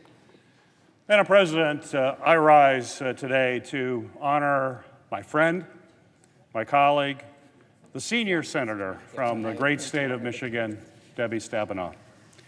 Throughout her entire career, Senator Stabenow has been an absolutely tireless advocate for our state and an unrelenting fighter for every single person living in Michigan. And as a result, she is an absolutely beloved public servant in my state. Debbie's career in public service has been defined by her trailblazing accomplishments. It was 50 years ago this November, as Debbie mentioned, she was merely 5, as she attended, but she was in graduate school at Michigan State University. I don't know how you did all of that, Debbie, but as she was a graduate student at Michigan State, she was first elected to serve on the Ingham County Commission. And she went on to become both the first and the youngest woman to chair that commission. Debbie's career then took her to the Michigan legislature, where she became the first woman to preside over the Michigan State House. And after successful stints in the Michigan State Senate and U.S. House, She was elected to serve in the United States Senate in 2000, and she made history once again as the first woman to represent Michigan in the Senate. And as soon as she arrived, Debbie hit the ground running. And I think it's safe to say she never stopped running. And she has always fought to make meaningful, positive change for our state as well as for our entire country. In the very first piece of legislation that she passed into law as a United States Senator, it banned oil and gas drilling in the Great Lakes. And her commitment to protecting and preserving the Great Lakes didn't stop there. In 2010, Senator Stabenow authored the Great Lakes Restoration Initiative. It is a landmark program that has literally transformed the health of the Great Lakes by helping to combat against invasive species, strengthen our wildlife habitats, and protect the entire Great Lakes watershed. And for nearly a decade now, she has served as the co-chair of the Great Lakes Task Force, delivering countless wins to ensure the lasting health of the Great Lakes for generations to come. And I've been honored to work with her in those efforts. Debbie, of course, has also proudly served as chair of Agriculture, Nutrition, and Forestry Committee, a position that she has used to literally reimagine agriculture's role in American society. And under her leadership on that committee, she has not only made important progress on some of the issues most important to farmers across Michigan and the country, she has also used her post to address some of the most pressing issues of our time, from childhood hunger to climate change. And throughout the years, Senator Stabenow has led our Michigan delegation through immense challenges. In the face of the Flint water crisis, Debbie worked tirelessly to advocate for the people of Flint. Her drive and her determination guided our delegation as we fought for Congress to pass the funding needed to kickstart the federal response to that tragic situation. Debbie was also the driving force behind the rescue of the U.S. automotive industry in 2008, helping our Michigan economy get on the road to long-term stability. Debbie knows that Michigan's workers are the best in the world, and her tireless efforts to create and protect thousands of good-paying jobs, union jobs for Michiganders, have bolstered the manufacturing renaissance that we're witnessing today all across our state. As an original author of the Affordable Care Act, Debbie helped make health care more affordable for Michigan families and helped pass major reforms to bring down the cost of prescription drugs for everyone. In particular, Debbie has long fought to ensure that our mental health receives the same focus and care that our physical health gets. Her efforts to expand access to mental health services not only ensure that people in Michigan and across the United States get the care they need, her leadership has literally changed and truly changed how our nation delivers mental health and addiction services. It is going to be a legacy that will live for generations to come. And on a personal level, Senator Stabenow has been an absolutely invaluable mentor to me. When I joined her in representing Michigan in the Senate, she set an example for me of what leadership really means. Early on, Debbie instilled in me the most important idea that should guide our efforts as elected officials, to always work in a bipartisan way to get things done for the people that we care about. Debbie is kind, but she is also demanding and persistent at times, especially when it comes to fighting for people in Michigan. She will not take no for an answer when it comes to building consensus on the things that matter most to the folks that she so proudly represents. And I think most of us in this chamber have experienced that firsthand. If Debbie is pushing for an issue, something she cares about, something she knows is going to help people, and if she gets you on the phone, you will not get off that phone without saying, absolutely, Debbie, I will support you in that effort because it is important. Anyone who has had the privilege of working with Senator Stabenow knows that her enthusiasm and her optimism are contagious. The energy that she brings to work every day can motivate you and keeping you working forward even when that going is very tough. But perhaps most importantly, Debbie Stabenow has served as a role model for countless young women. She has opened doors and inspired the next generation of public servants in Michigan and beyond, including the newly elected senator from Michigan, Elissa Slotkin, who's in the chamber with us here today. So as we bid farewell to her in the Senate, her legacy, I know, will live on for generations of elected officials as well as amazing staff that she has set an example for. A die-hard Michigander, a dedicated public servant, a caring mother, and an absolutely delightful colleague, Debbie Stabenow has been a fearless leader for Michigan in the Senate. And there is absolutely no doubt that our state, our nation, is stronger because of her committed service. Debbie, it's been an honor.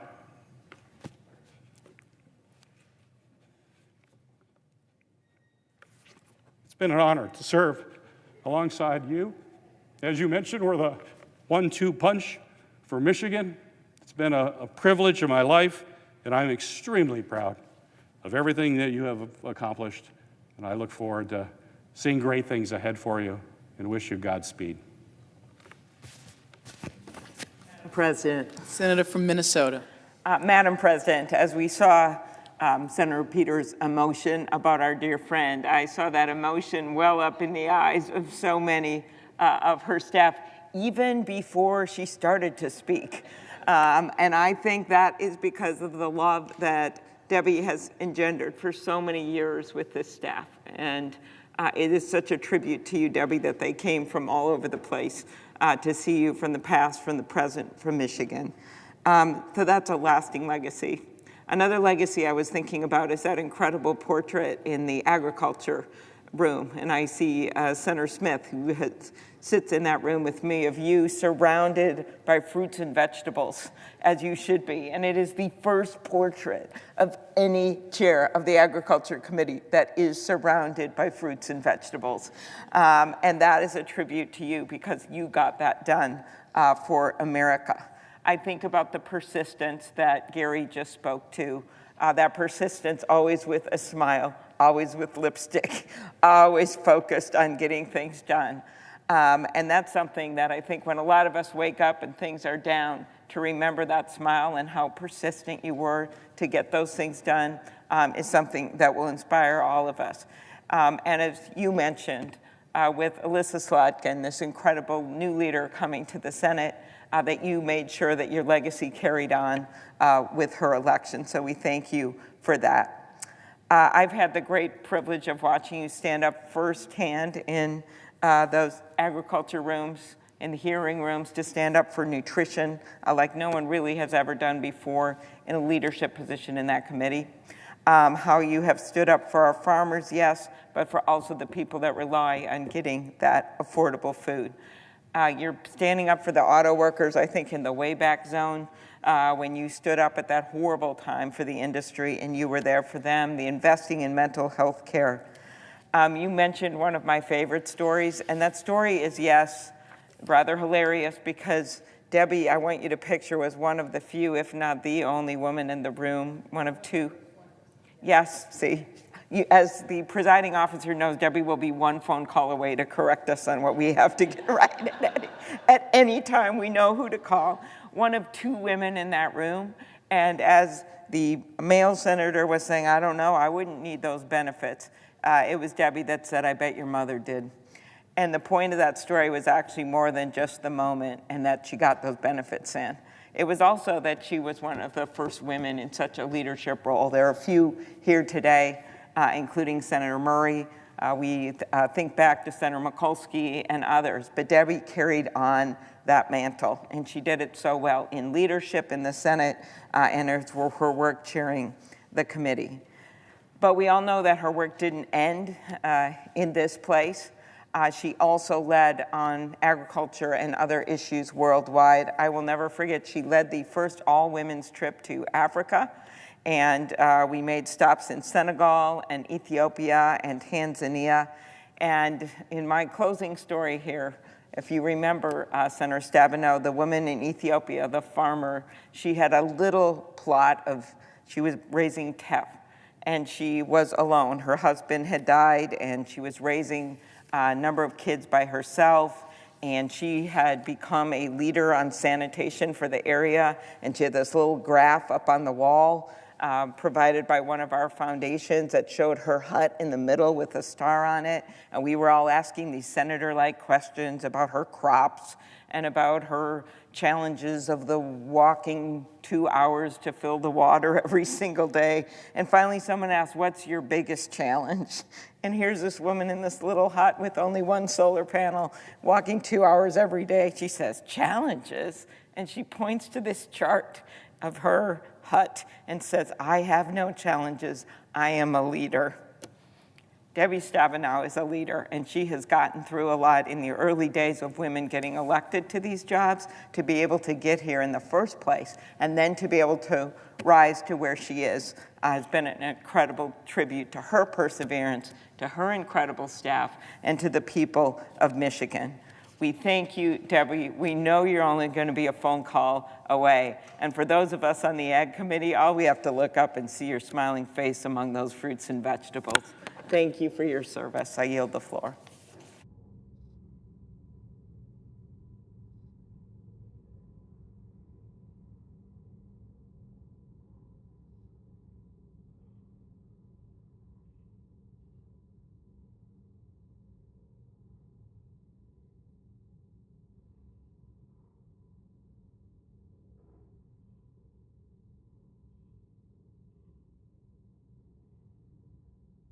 Okay, good. Madam President. Senator from Michigan. There's one more thing that I would like to do, and I want to thank so many people for the kind words and so many colleagues that came today. I'm so grateful for that. But I have one more really important thing that I need to do before I relinquish the microphone this afternoon. And that is to honor a true public servant, my longtime state director and dearest friend, Teresa Plahetka. I'm going to start with a bold statement. And by the way, Teresa's been with me for 42 years.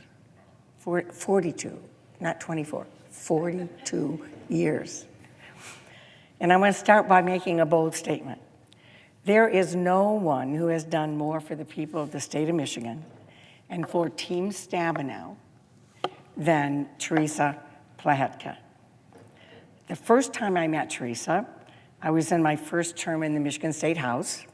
She was my first graduate student, intern.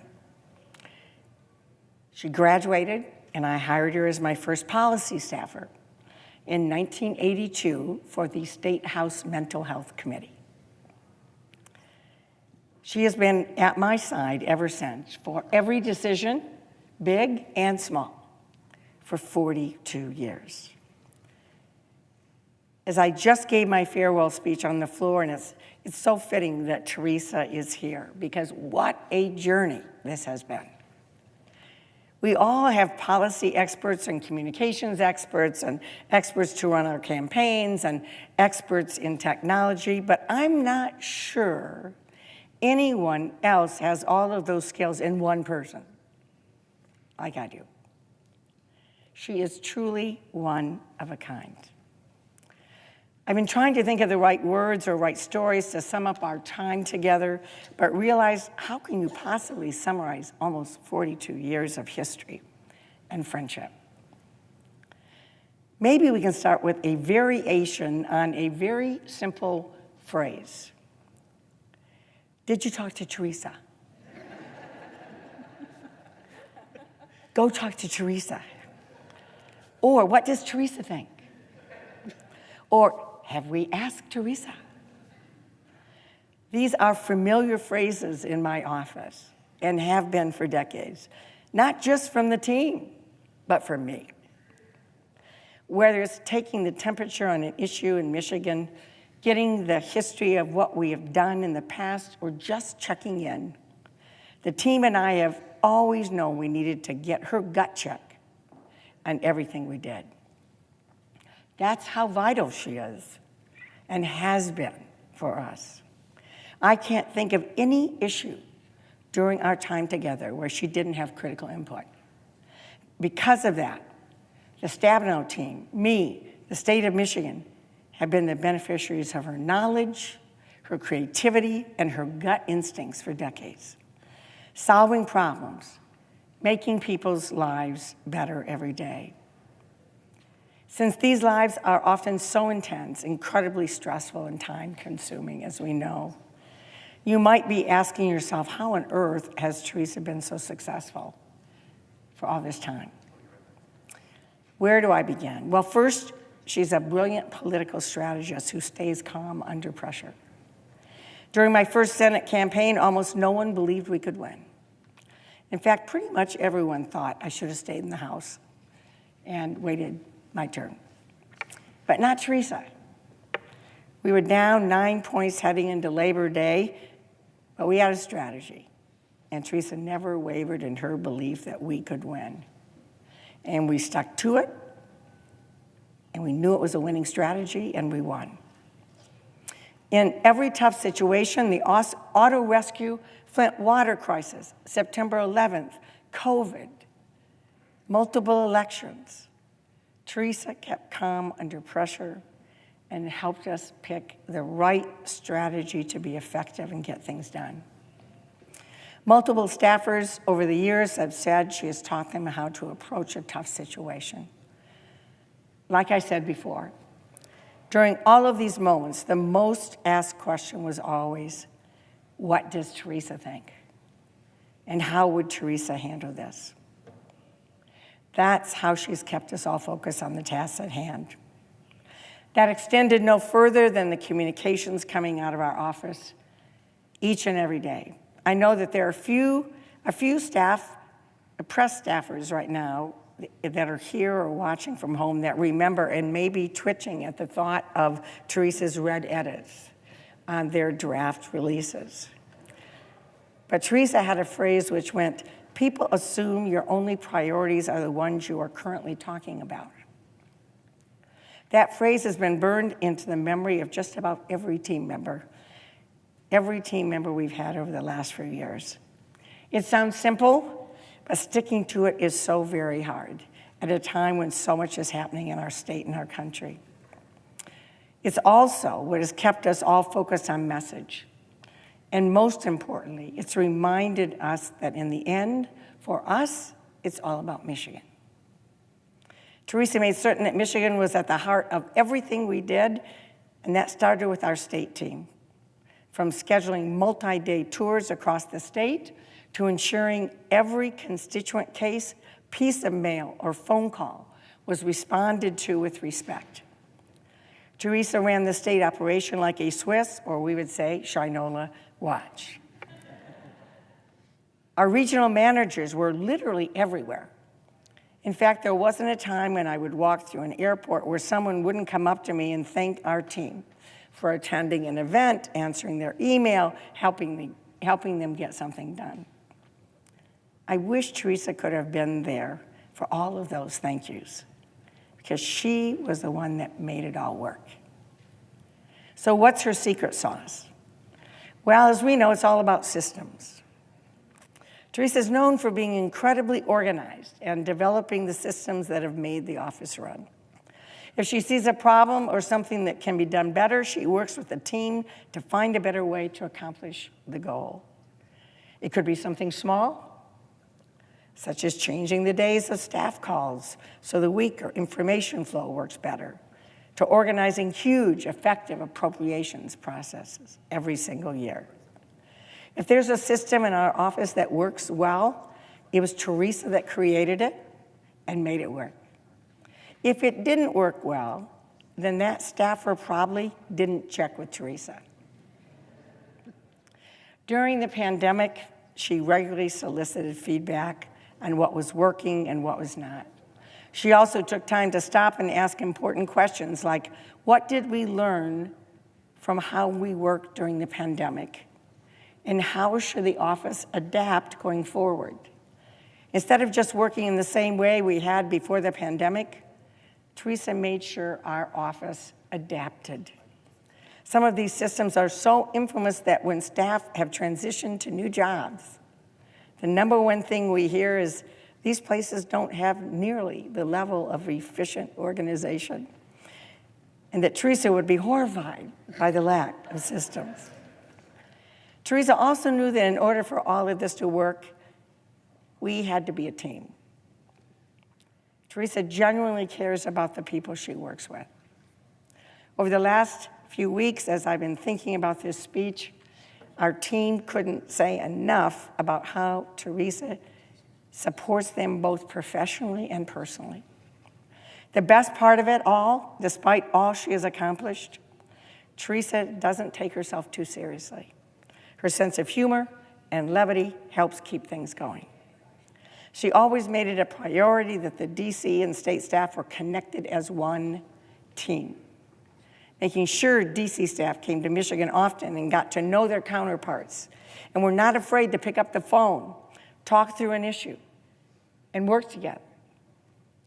One of her tools for keeping us all together was our infamous staff retreats in Michigan. Teresa spent hours making sure every detail was just right, that we had a goal and a purpose for getting together, as well as having some fun. Whether it was one of our staple boat cruises to ensure we've experienced our Great Lakes, to a few acting sessions where the very best Debbie Stabenow impression was made, while I was gone, by the way.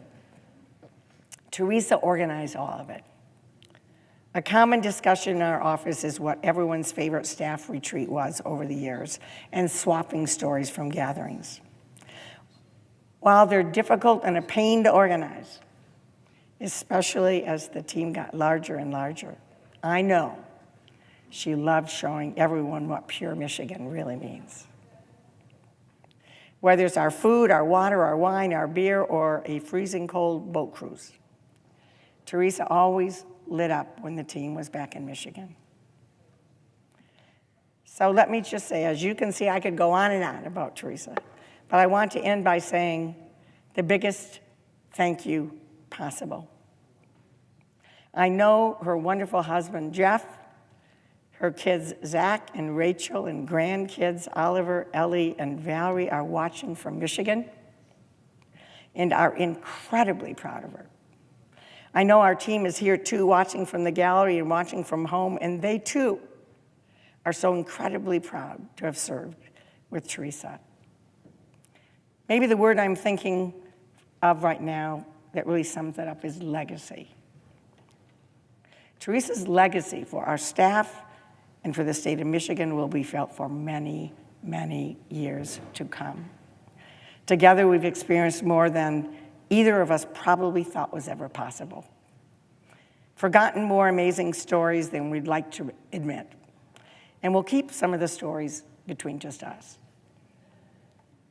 It's truly been a lifetime of memories and friendship. Teresa, I can't thank you enough for being by my side for this amazing journey and for being with me in these final days in the U.S. Senate. We said we would run through the tape together, and I'm really grateful we have. Thank you, Madam President.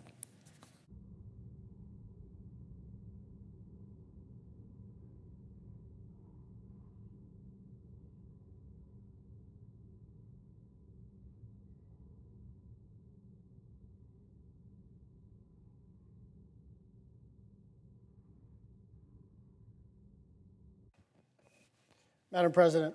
Senator from Hawaii. I ask unanimous consent that I be permitted to speak for up to 4 minutes and Senator Kennedy be permitted to speak for up to 30 minutes prior to the scheduled vote. Without objection. Thank you, Madam President. As President Biden considers candidates for clemency in the final weeks of his term, the Native American activist Leonard Peltier is among those who deserve grace and mercy. Peltier was arrested in 1975 for his alleged involvement in the murder of 2 FBI agents in a shootout on the Pine Ridge Reservation in South Dakota. But the process that led to his conviction had major issues and inaccuracies from the start. For example, one witness whose statements were used at trial said she was told to lie and say that she was in a relationship with Peltier and that she had witnessed him shoot the agents.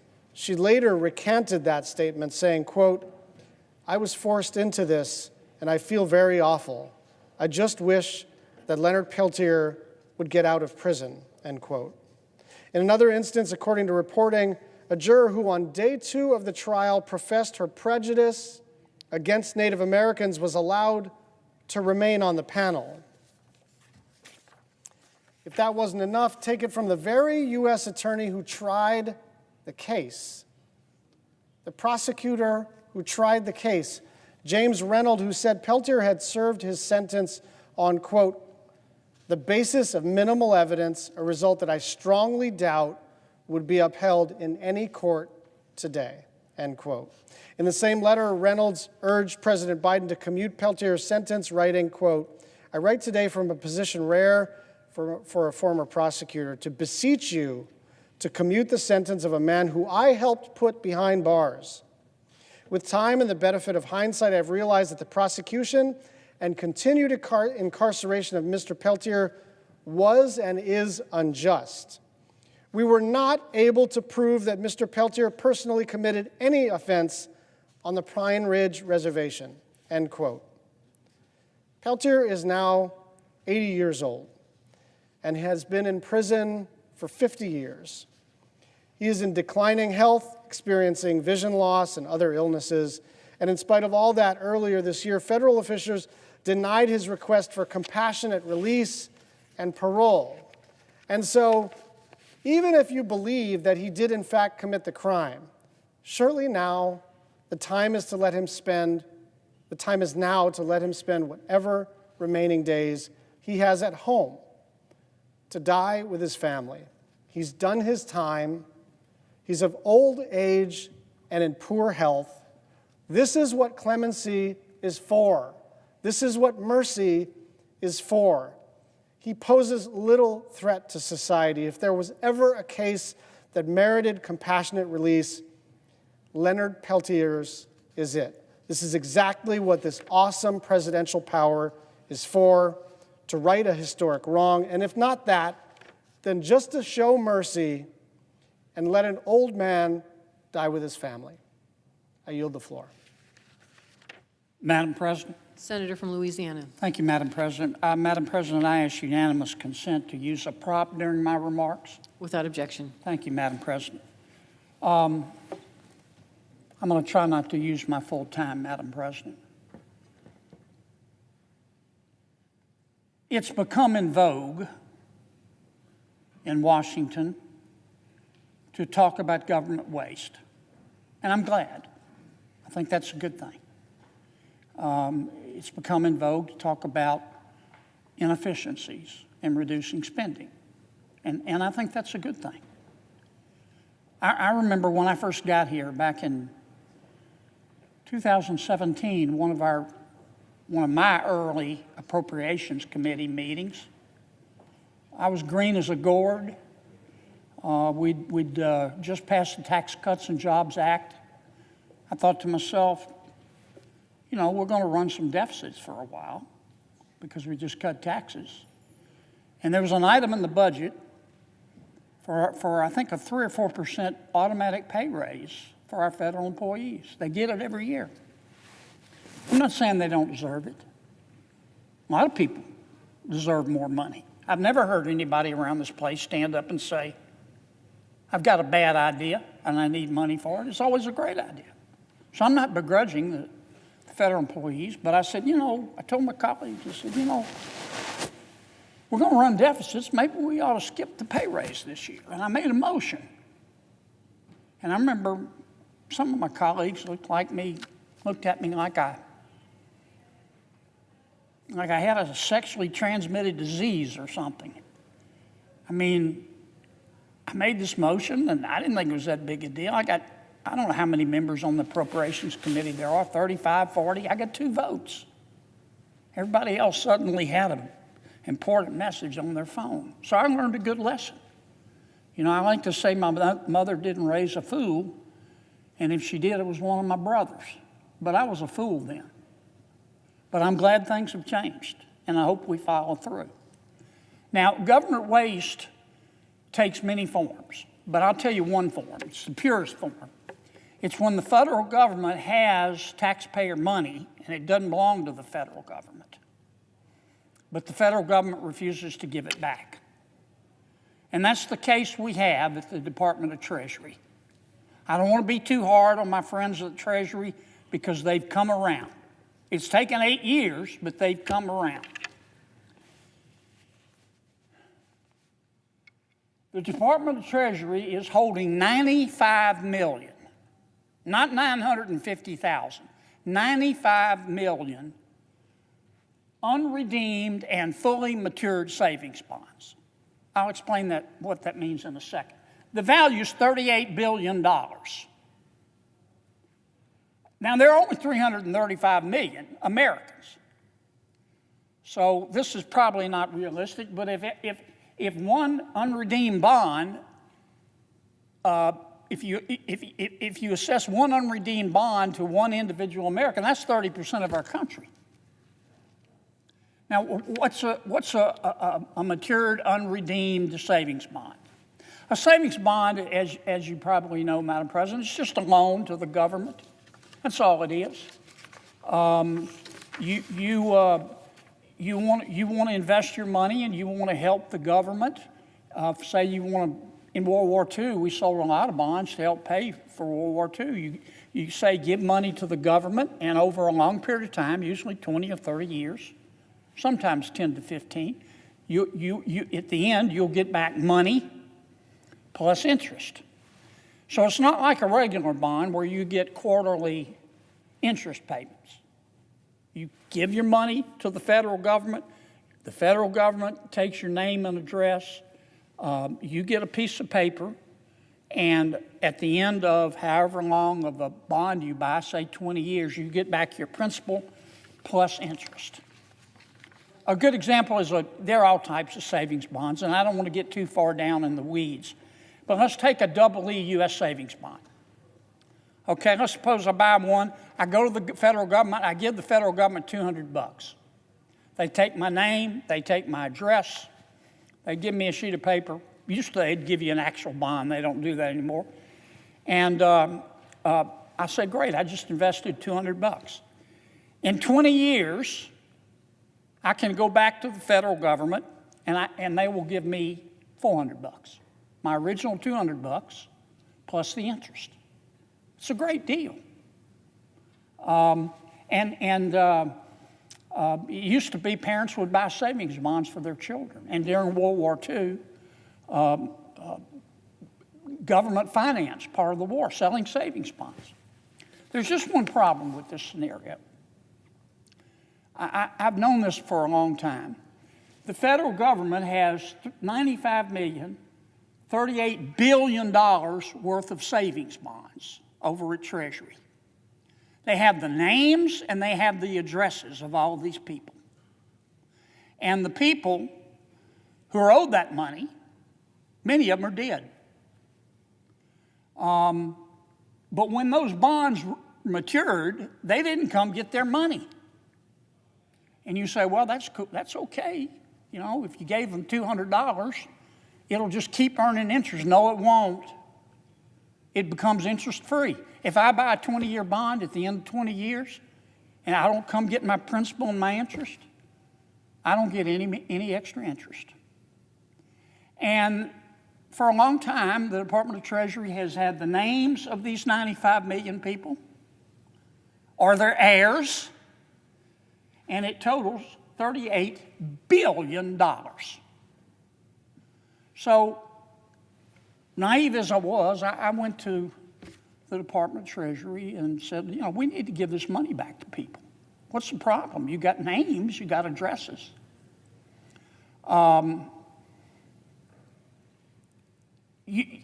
a while, you didn't have to be Einstein's cousin to figure out they weren't going to cooperate with me. Now, finally, I want to give him full credit. I got Secretary Mnuchin's attention. I mean, I understand Steve was busy, wasn't a priority. but he directed his people to cooperate with me, and some of them did and some of them didn't. And then President Trump got defeated, and Secretary Yellen came in, and Secretary Yellen she tried to help, but a lot of her people opposed my idea. So I finally just went and passed a bill. I passed the Unclaimed Savings Bond Act, and I want to thank President Biden for signing it, directing Treasury to give people's money back. I mean, how hard can this be? Well, after I passed the law, I went to see the folks over there, and they said, well, there's a problem we didn't tell you about.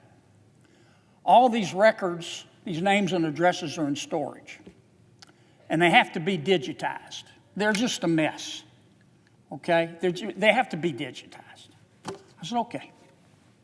I went and got the money put in the budget to digitize the records. And we've done that. About 97% of them have been digitized. And then Treasury said, you know, it's not really our job to go look for people. We can put up a toll-free number. I said, here's what we'll do. I want you to cooperate with the states. Every state has an unclaimed property program. What's unclaimed property? When a business or government, it's supposed to be the case, has your money and they can't find you, they can't keep it. If you go rent an apartment, for example, and put down a $1,000 deposit and you move, that apartment owner is not supposed to keep your $1,000. That apartment owner is supposed to turn it over to the state treasurer, and the state treasurer, all the state treasurers do a wonderful job. They put your name on a website, and people can go and look up and see if they have money. Every state has an unclaimed property program. I mean, it's old bank accounts, it's stocks, it's bonds, it's mutual funds, it's royalties, oil and gas royalty payments, it's health insurance proceeds, it's old tax refunds. And every treasurer, you can go to their website and put in your name or a friend's name and check and see if they have money. When I was state treasurer, I had the program, it's a long story, when I was state treasurer and even before then, when I was a state tax collector, we returned about $400 million to the people in Louisiana. Now, so there's an infrastructure set up. Treasury doesn't have to do a thing, not a damn thing. And again, I want to give Secretary Mnuchin and Secretary Yellen full credit because they've been great. But it's been hard to get some of their people up off their ice-cold, lazy butts. But we passed a law, we've got the records digitized, and my purpose of being here today is to try to tell folks after 8 years, we are going in this summer, in about 6 months, we're going to take all those digital records, names and addresses, and they're going to be sent to the state treasurer in every state. And the state treasurers are anxious to put the names and the addresses on their websites. They already publicize their programs. They're going to encourage their people to go to their state's website, and if they have an unredeemed, matured savings bond, or more likely their mom or dad did, or even their grandmother, and they can prove that they're the child or the grandchild, as the case may be, they can get the money. They can get the money. And I know some folks at Treasury are upset about me. They loved having $38 billion of taxpayer money sitting there on the books that they can use. But it's not right. You can call it waste if you want to. You can call it inefficiency if you want to. I don't care what you call it. It's not right. So this summer, I'll be back to tell you when we turn the program on, but we're going to send 95 million names out to every state treasurer in the union. They're going to start giving this money back. And I hope all people have to do is go to a website and check their name, and the treasurer will take it from there. And I want to thank Secretary Yellen, and I want to thank Secretary Mnuchin for working with me on this. I want to thank President Biden, and I want to thank President Trump. And I want to thank the people at Treasury who cooperated. And I'm sorry those who made it so difficult did, but we finally got it done. So thank you. I think I did that quicker than 30 minutes. And with that, I either yield to Senator Durbin. Well, he doesn't want to speak, so I suggest the absence of a quorum. Will the senator withhold his request?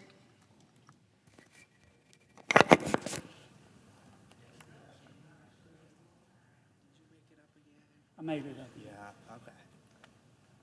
Under the previous order, the question is on the nomination. Is there a sufficient second? There appears to be. The clerk will call the roll. Ms. Baldwin, Mr. Barrasso, Mr. Bennett, Mrs. Blackburn, Mr. Blumenthal, Mr. Booker, Mr. Bozeman, Mr. Braun, Mrs. Britt, Mr. Brown. Aye.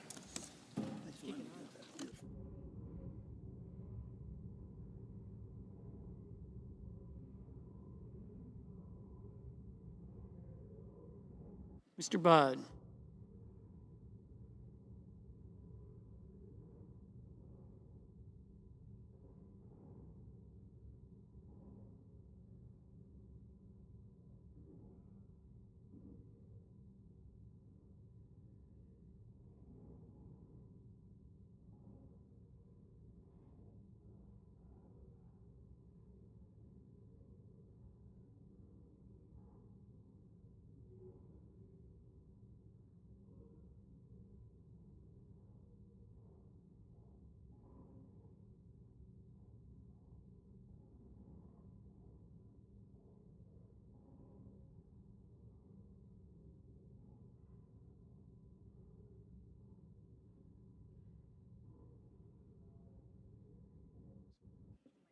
Ms. Butler, Ms. Cantwell, Mrs. Capito, Mr. Cardin, Mr. Carper, Mr. Casey, Mr. Cassidy,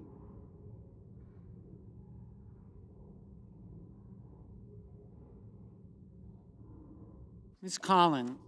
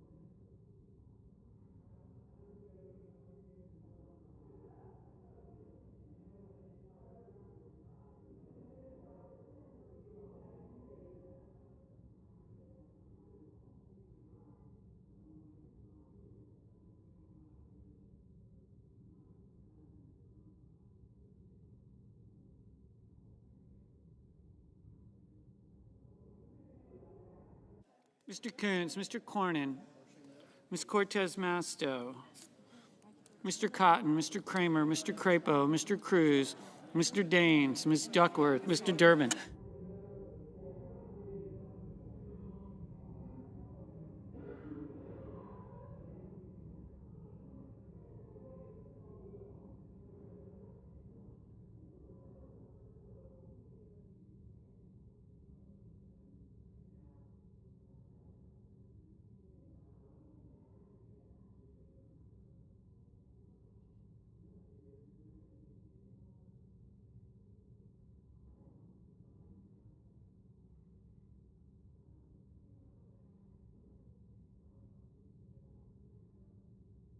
Ms. Ernst, Mr. Fetterman, Mrs. Fisher, Mrs. Gillibrand, Mr. Graham, Mr. Grassley, Mr. Haggerty, Ms. Hassan, Mr. Hawley, Mr. Heinrich, Mr. Helmy, Mr. Hickenlooper, Ms. Hirono, Mr. Hoven, Mrs. Hyde-Smith, Mr. Johnson, Mr. Kane, Mr. Kelly, Mr. Kennedy, Mr. King, Ms. Klobuchar, Mr. Langford, Mr. Lee.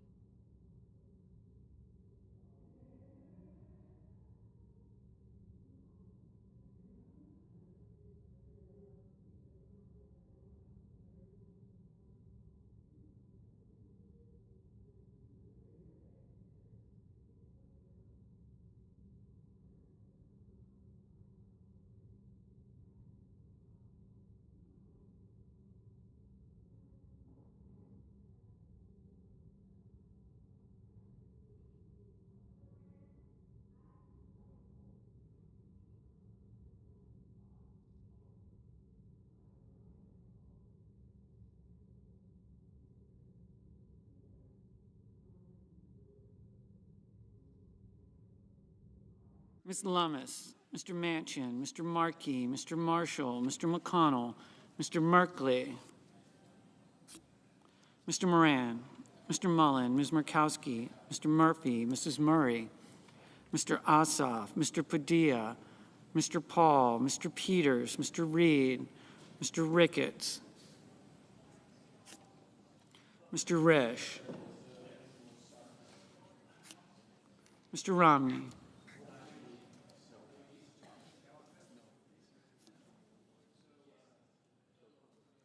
Ms. Rosen, Mr. Rounds, Mr. Rubio, Mr. Sanders, Mr. Schatz, Mr. Schmidt, Mr. Schumer, Mr. Scott of Florida, Mr. Scott of South Carolina, Mrs. Shaheen, Ms. Sinema, Ms. Smith, Ms. Stabenow, Mr. Sullivan, Mr. Tester, Mr. Thune, Mr. Tillis, Mr. Tuberville, Mr. Van Hollen, Mr. Vance, Mr. Warner, Mr. Warnock, Ms. Warren, Mr. Welch, Mr. Whitehouse, Mr. Wicker, Mr. Wyden, Mr. Young.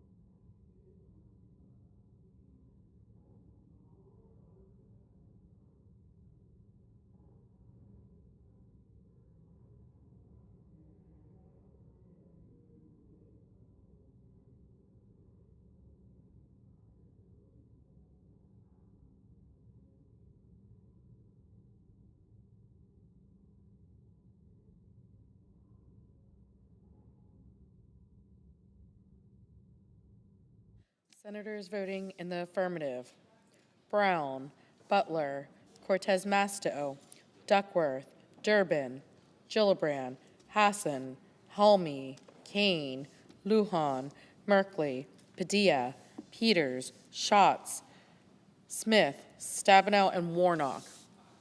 Mr. Ossoff, aye. Senators voting in the negative: Barrasso, Crapo, Ernst, Haggerty, Kennedy, Marshall, and Thune.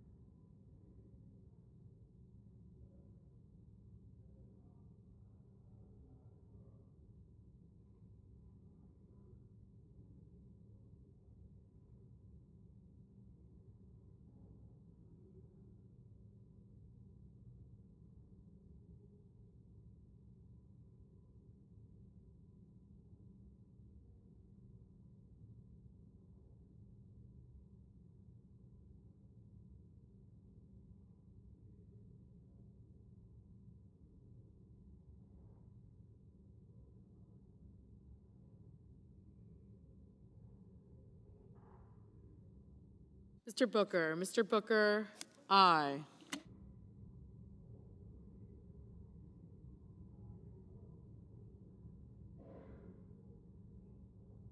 Mr. Rubio, no.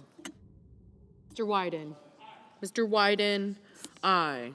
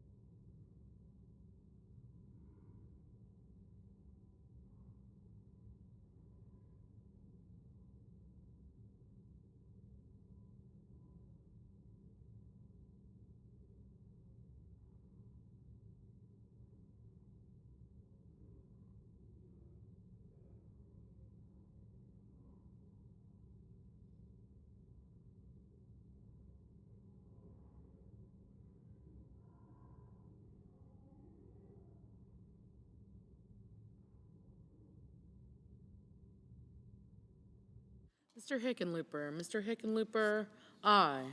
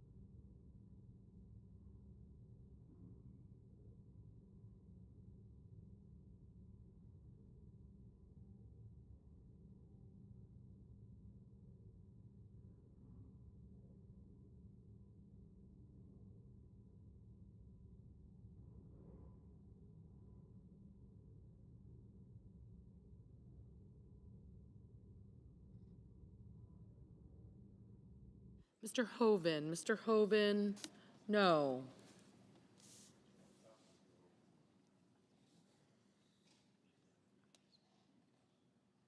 Mr. Sanders. Mr. Sanders, aye.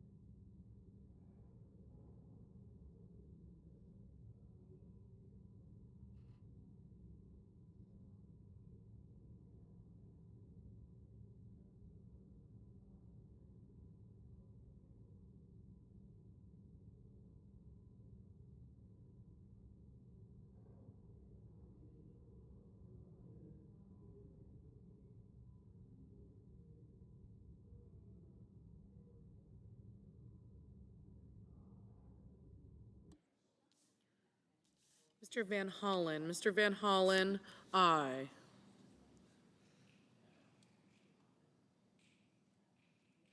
Ms. Collins. Ms. Collins, aye. Mr. Tillis. Mr. Tillis, no.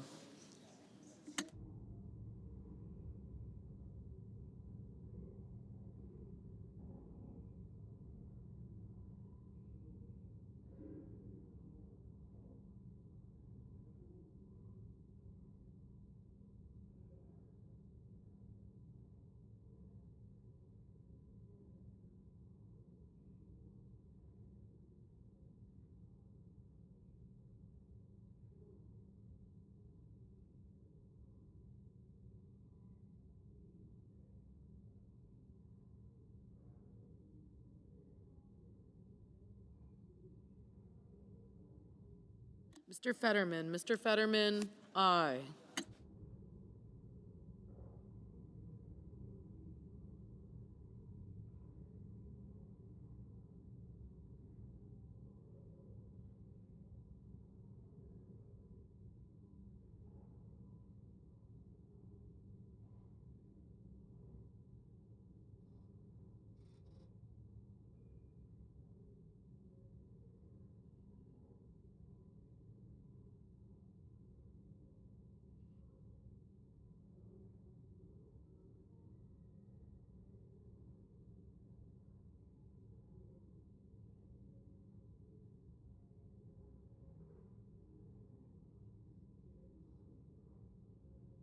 Mrs. Britt. Mrs. Britt, no.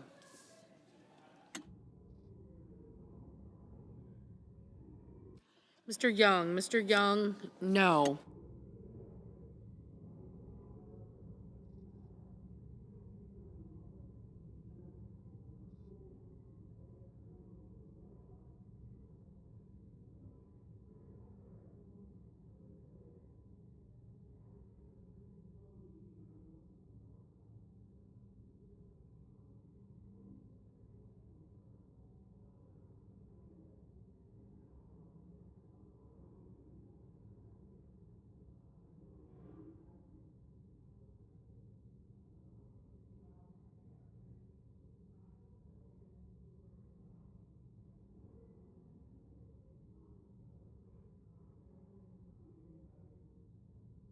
Mr. Grassley. Mr. Grassley, no.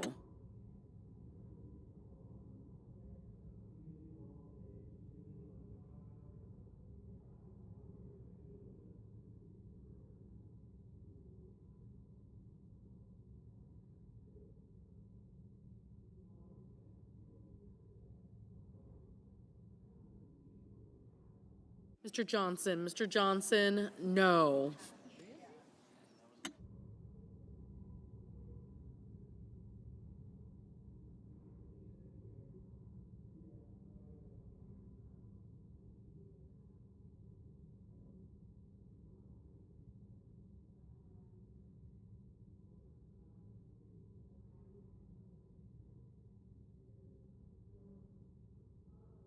Ms. Lummis. Ms. Lummis, no.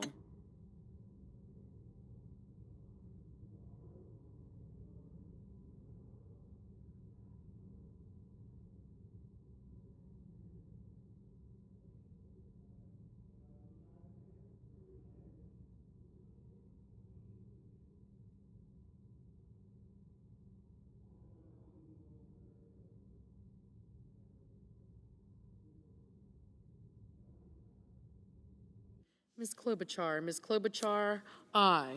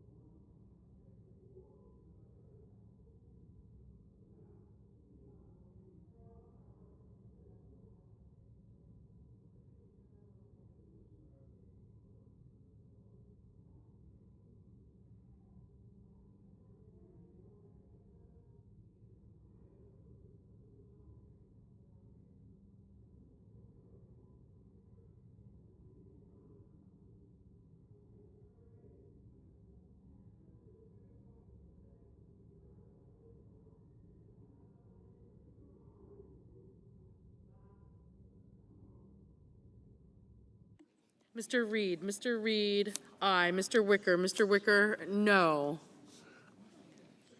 Mr. Whitehouse. Mr. Whitehouse, aye.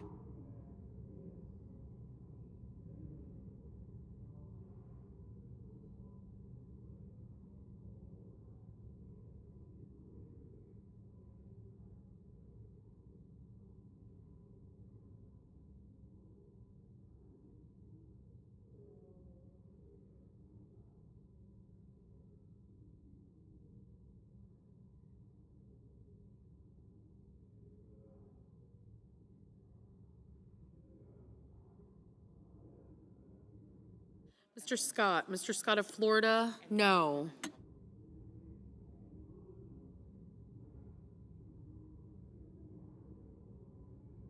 Mr. McConnell. Mr. McConnell, no.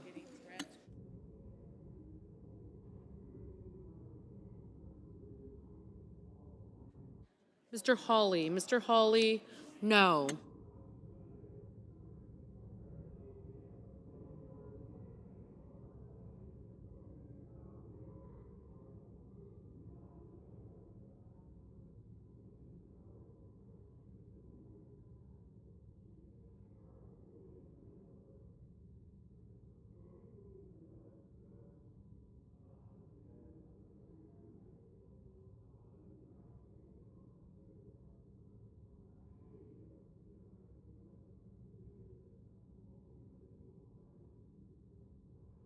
Mr. Manchin. Mr. Manchin, aye.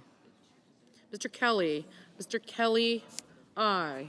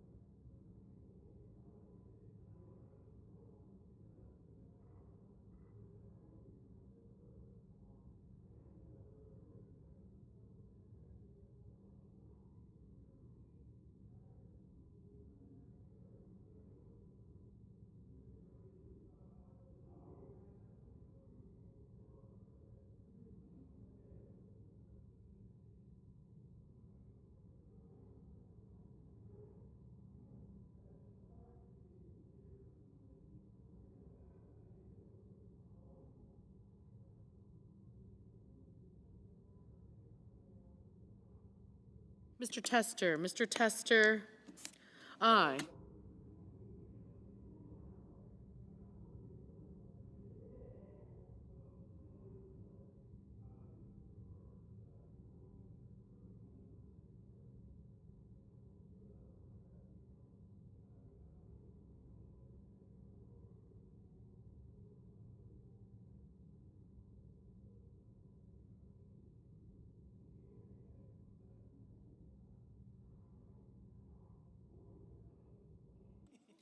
Ms. Cantwell. Ms. Cantwell, aye.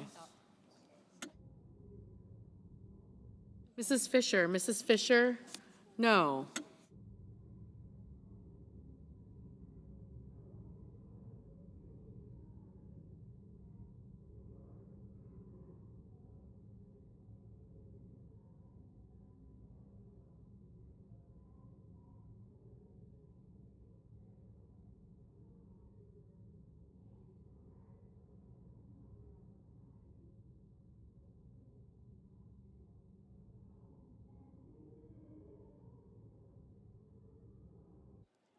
Mrs. Hyde-Smith. Mrs. Hyde-Smith, no.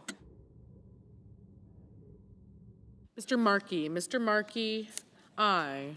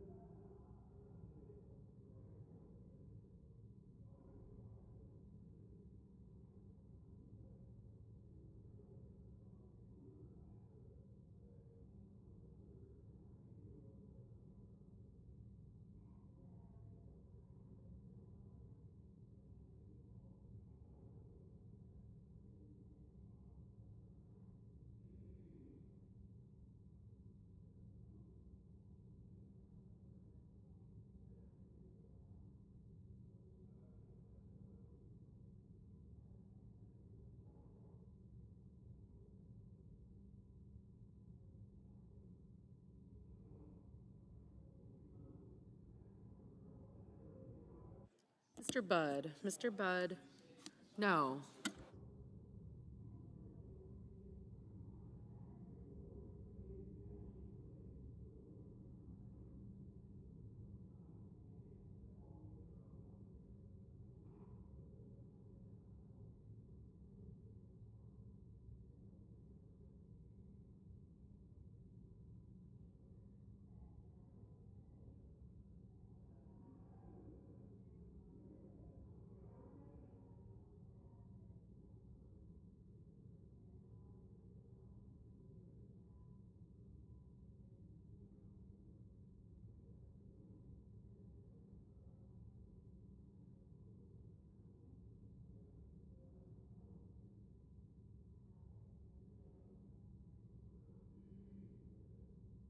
Mr. Schumer. Mr. Schumer, aye.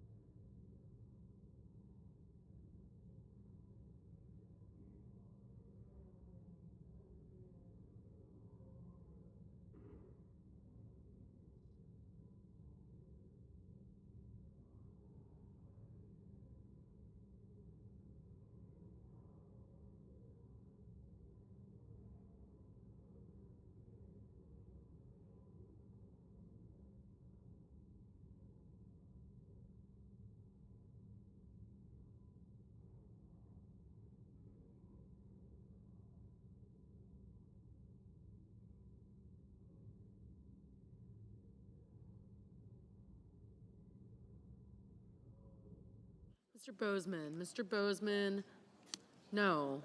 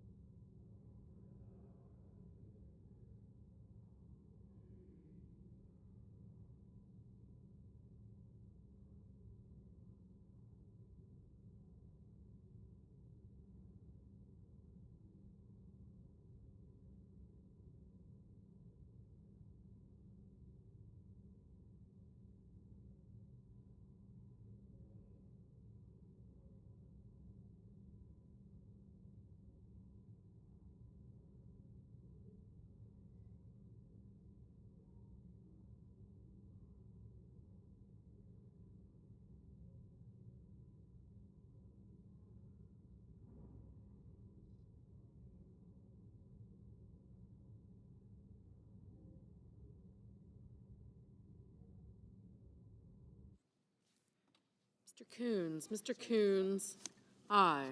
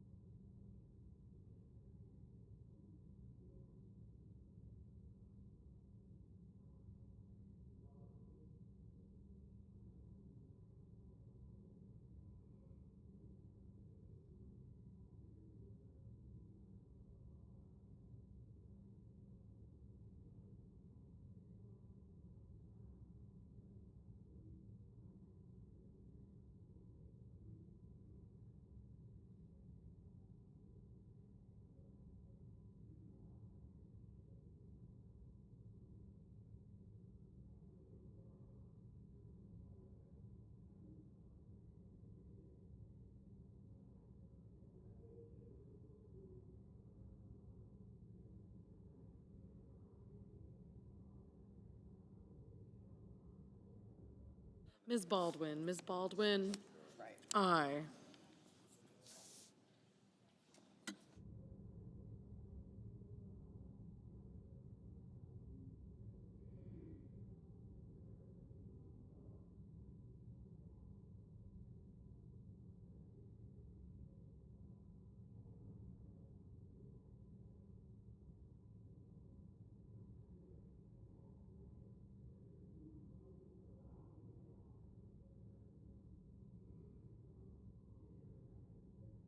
Mr. Welch. Mr. Welch. Aye. Mr. Warner. Mr. Warner. Aye. Mr. Graham. Mr. Graham. No.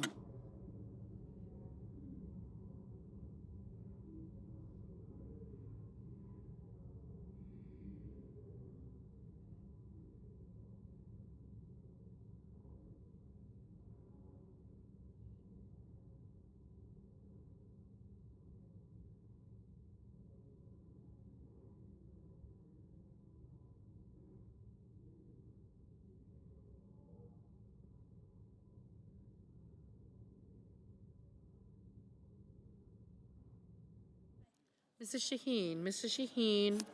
Aye.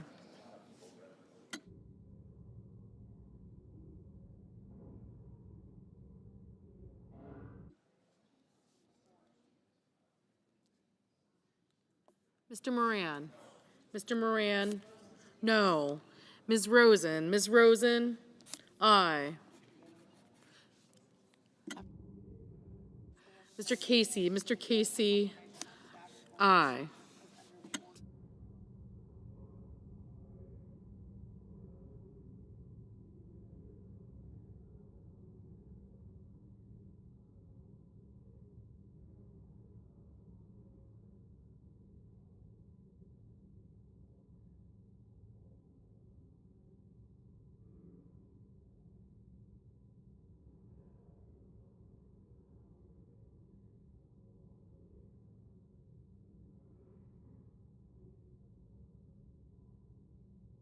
Mr. Cornyn. Mr. Cornyn. No. Mr. Risch. Mr. Risch. No.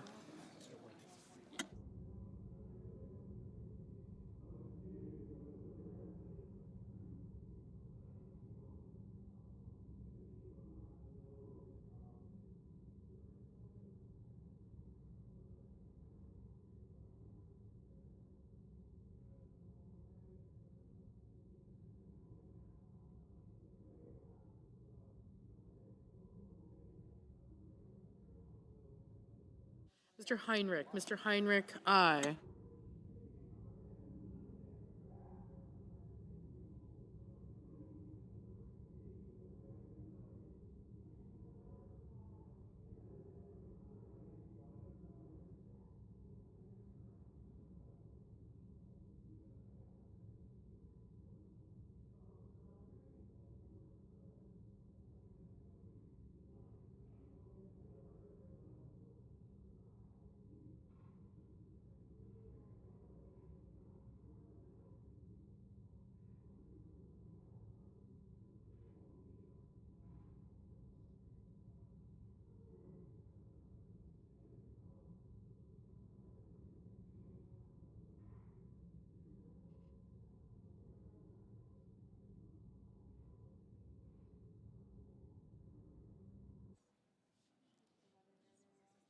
Mr. Paul. Mr. Paul.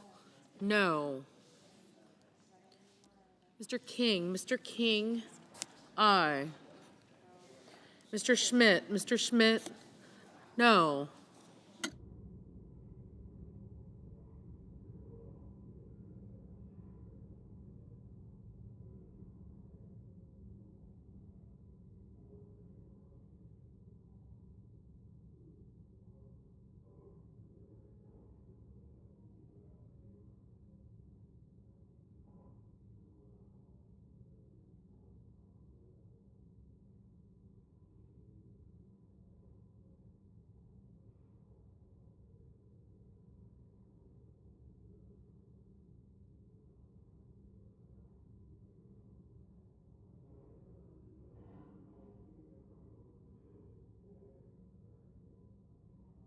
Mrs. Capito. Mrs. Capito, no.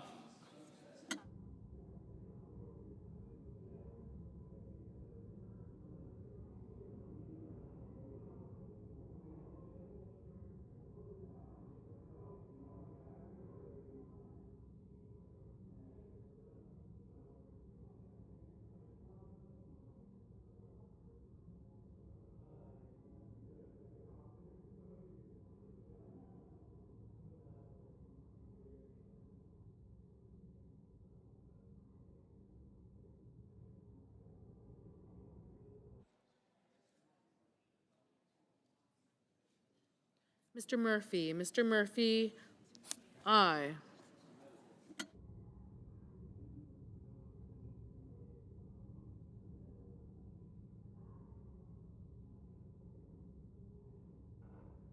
Mr. Cassidy. Mr. Cassidy, no.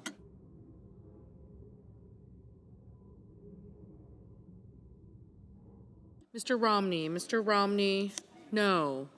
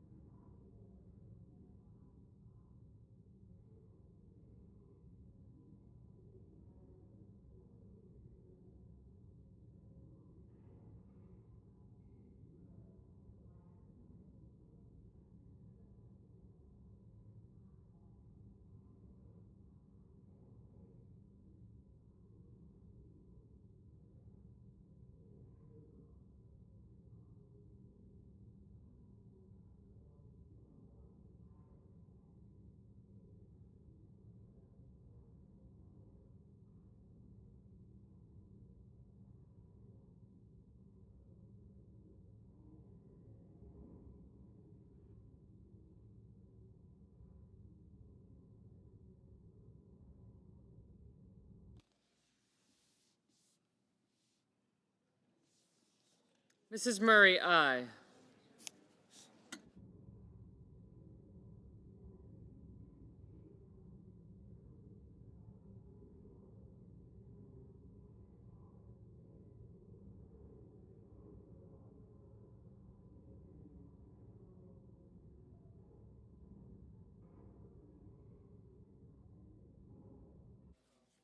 Mr. Rounds, no.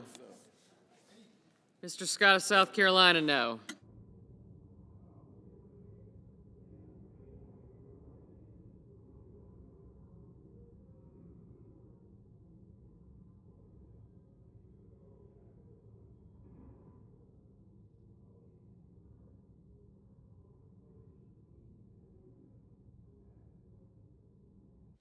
Mr. Langford, no.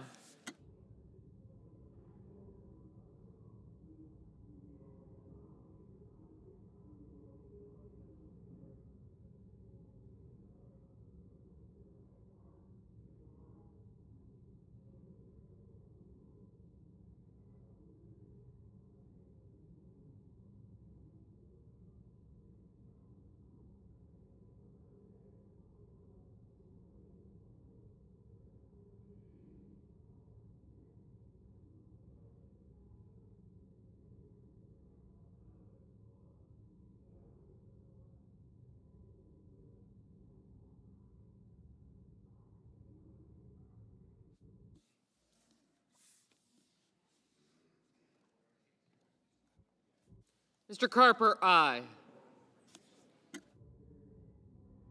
Mr. Cotton, no.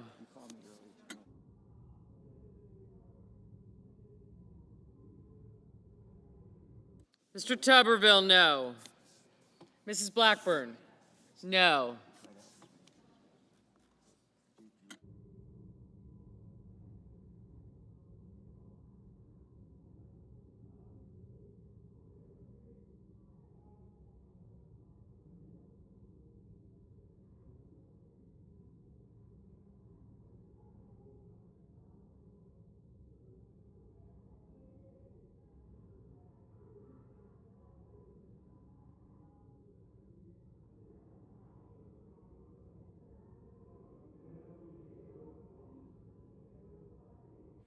Mr. Ricketts, no.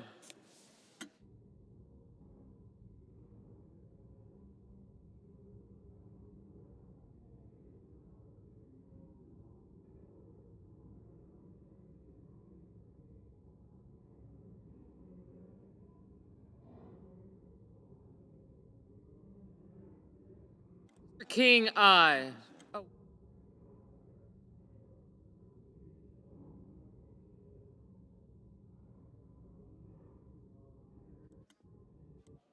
Ms. Hirono, aye.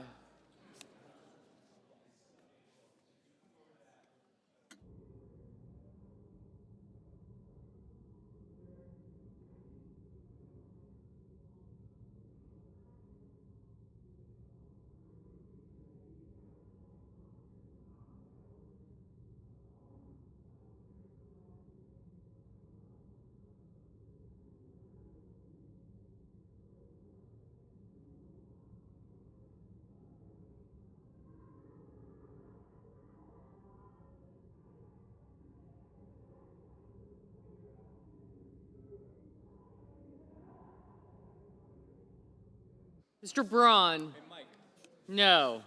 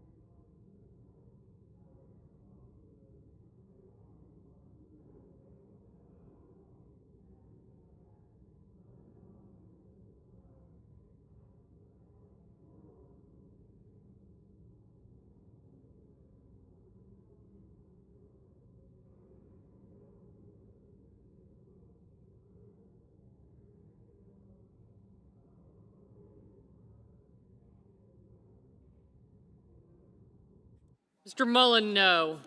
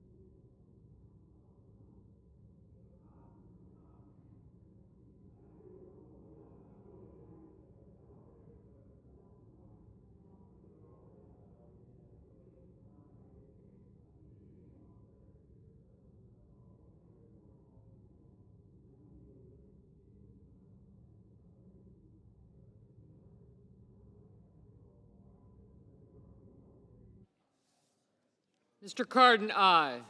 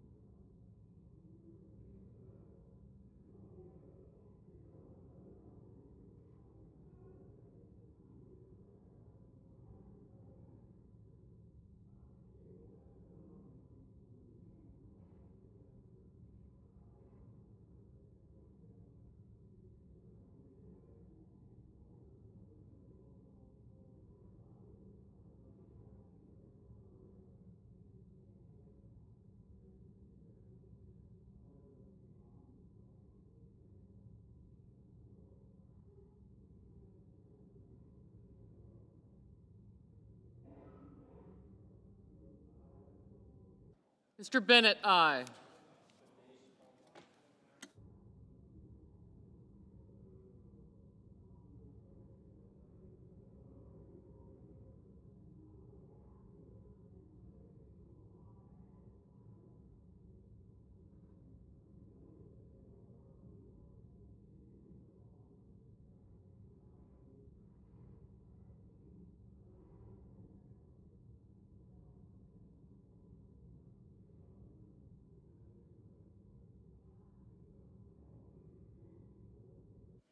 Mr. Lee, no.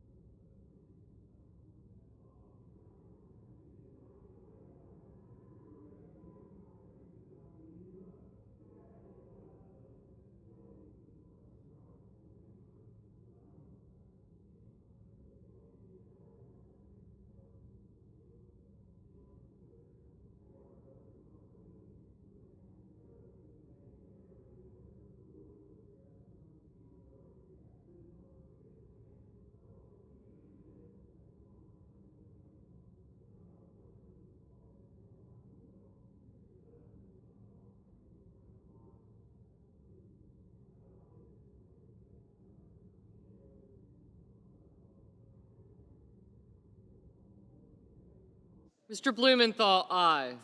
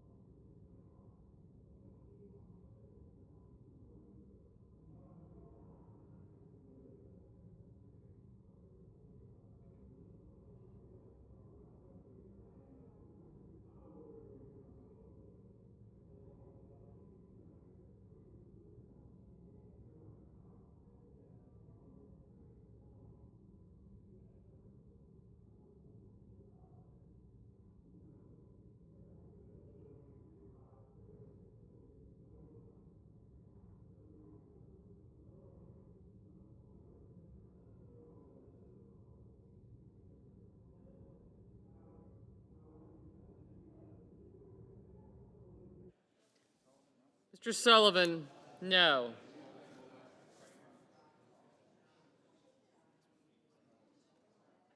No.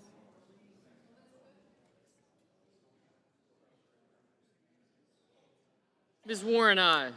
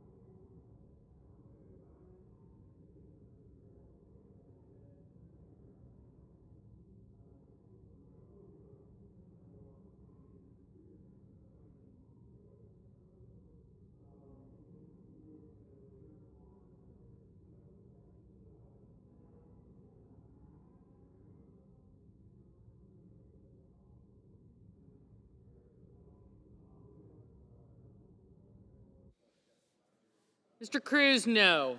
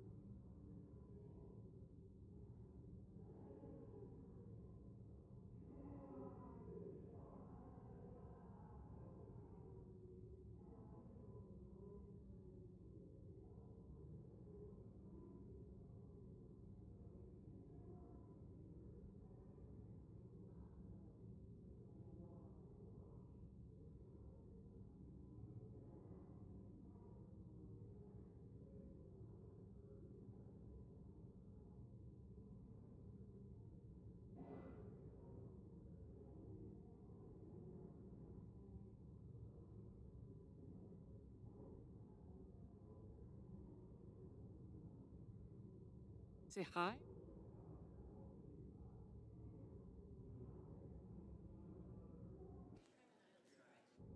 Ms. Murkowski, aye.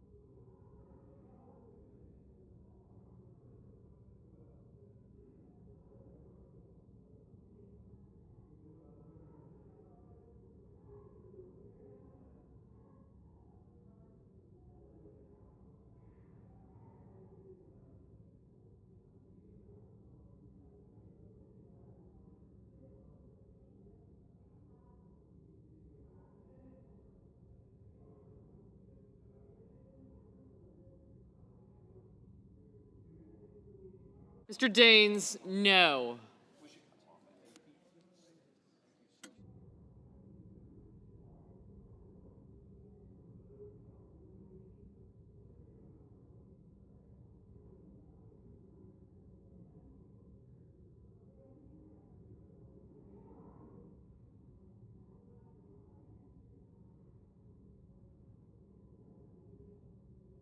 And the nomination is. On this vote, the yeas are 52, the nays are 45, and the nomination is confirmed. Under the previous order, the motion to reconsider is considered made and laid upon the table, and the President will be immediately notified of the Senate's action. The clerk will report the motion to invoke cloture.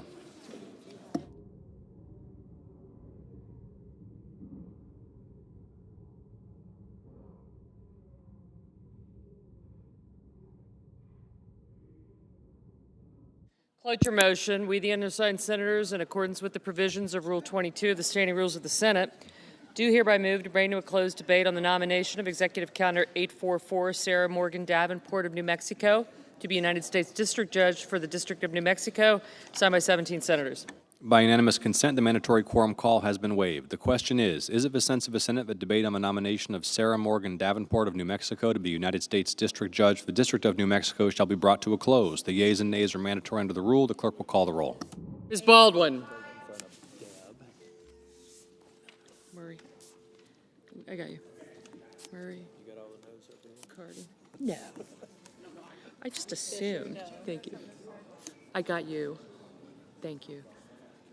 I got you. Thank you. I got you. Butler. Cortez Masto. Thank you. I did get you. Thank you. He was the last one.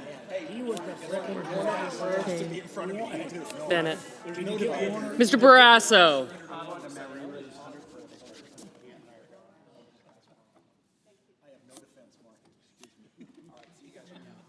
Did you get me? I did get you. Thank you. Thank you. Mr. Bennett, Mrs. Blackburn. I got you. Thank you. Got you. Mr. Blumenthal. Mr. Booker. Thank you. Mr. Bozeman. Mr. Braun. Mrs. Britt. Mr. Brown.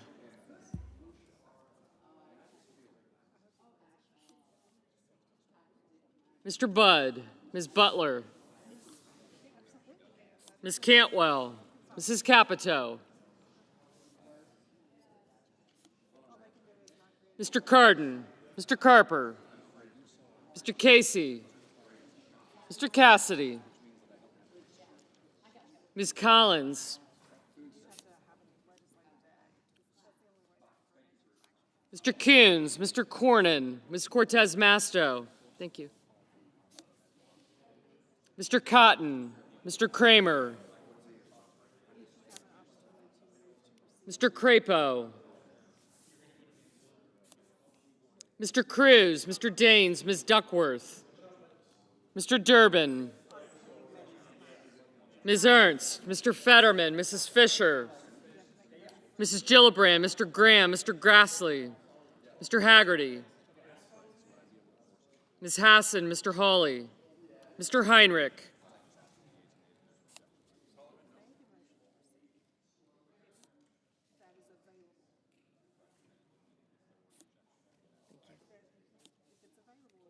Mr. Helmy, Mr. Hickenlooper, Ms. Hirono, Mr. Hoven, Mrs. Hyde-Smith, Mr. Johnson,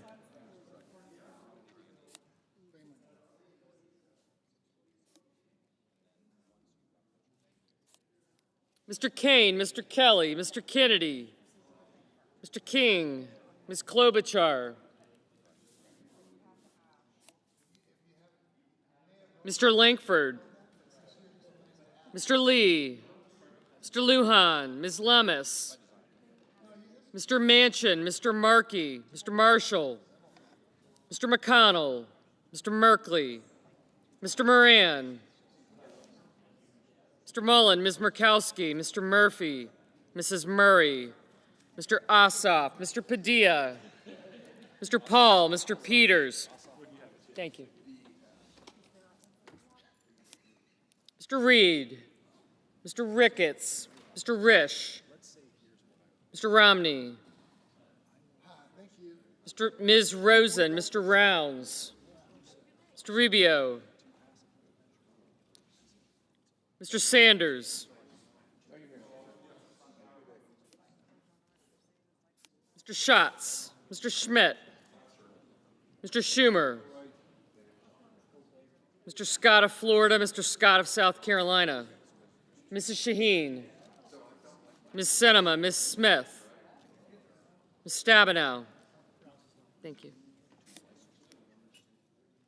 Mr. Sullivan, Mr. Tester, Mr. Thune, Mr. Tillis, Mr. Tuberville, Mr. Van Hollen, Mr. Vance, Mr. Warner, Mr. Warnock, Ms. Warren, Mr. Welch, Mr. Whitehouse. Thank you.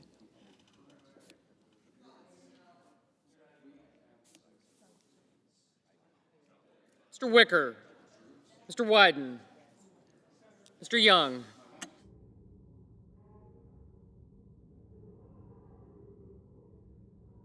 Senators voting in the affirmative: Baldwin, Bennett, Blumenthal, Booker, Butler, Cantwell, Cardin, Collins, Cortez Masto, Duckworth, Fetterman, Heinrich, Helmy, Hirono, Kane, Kelly, Merkley, Murkowski, Murphy, Murray, Ossoff, Reed, Rosen, Sanders, Tester, Warner, Warren, Welch, and Whitehouse.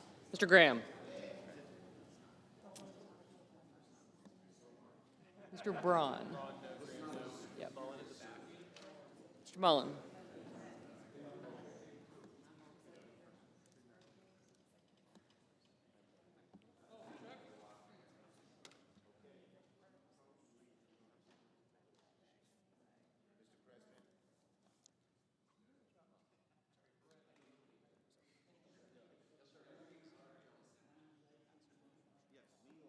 Mr. Lujan, aye. Mr. Warnock, aye. Mr. Moran.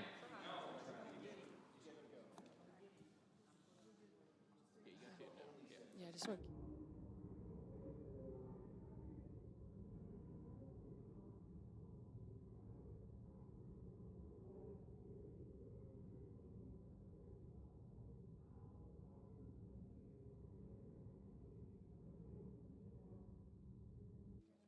Okay, I'm about to start.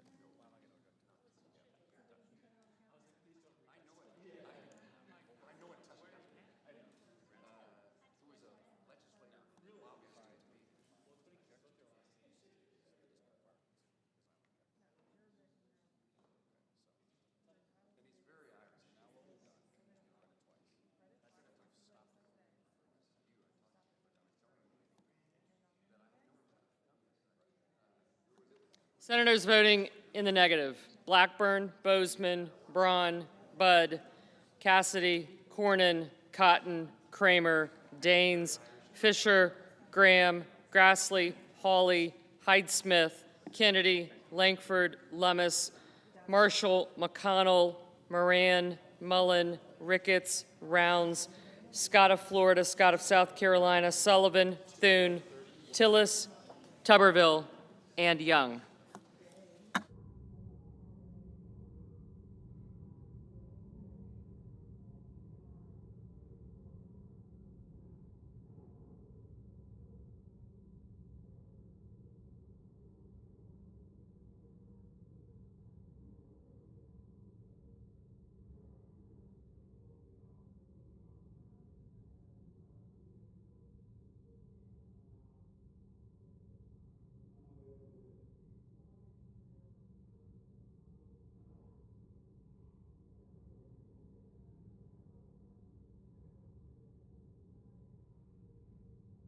Mr. Schmidt, no.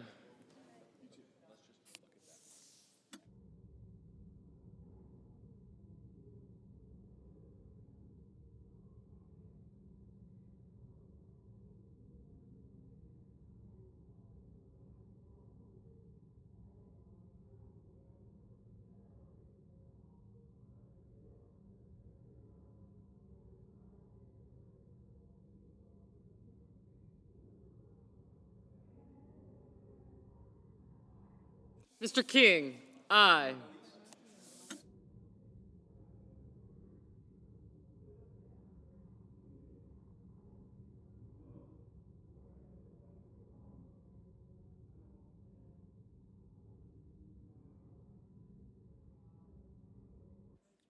Mr. Schatz, aye.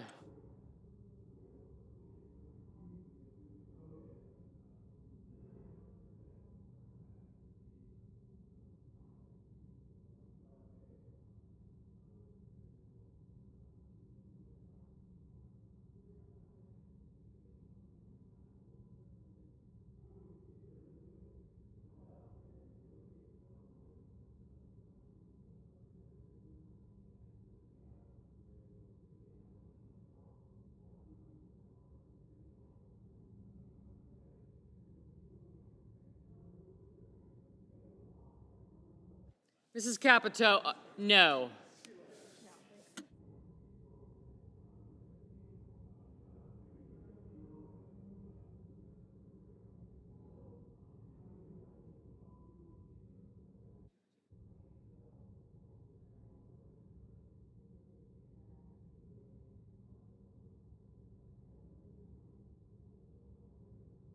Mr. Markey, aye.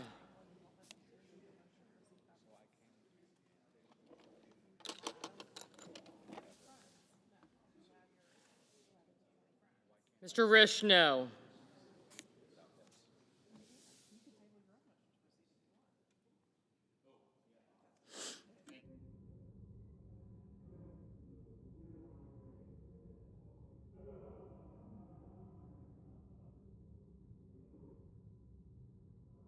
Mr. Durbin, aye.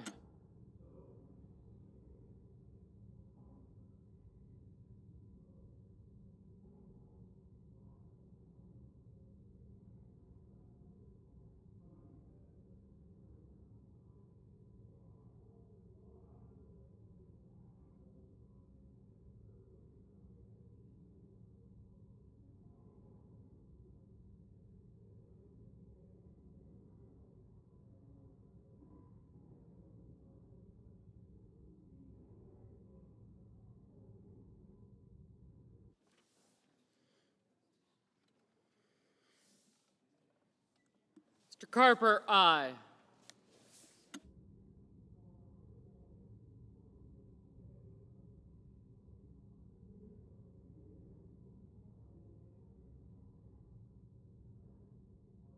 Ms. Hassan, aye.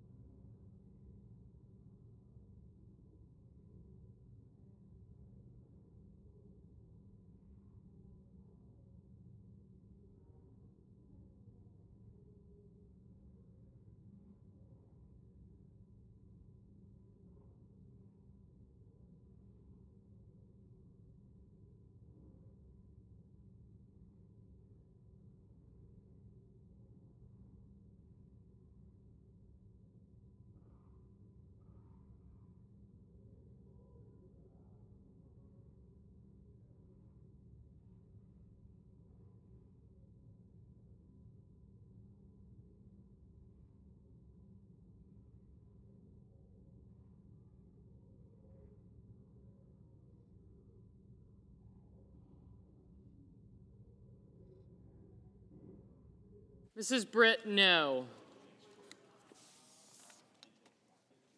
Ms. Klobuchar, aye.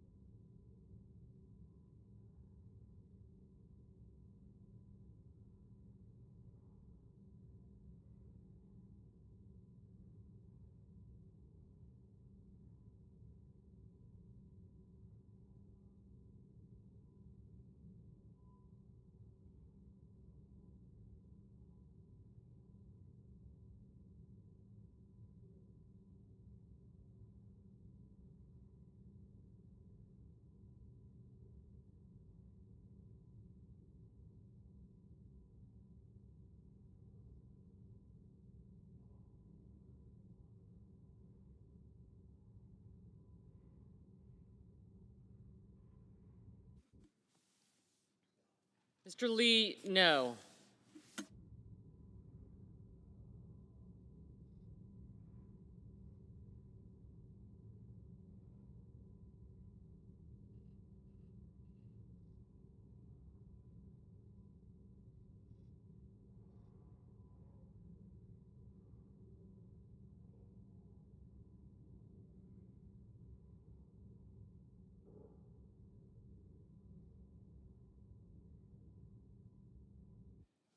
Mr. Casey, aye.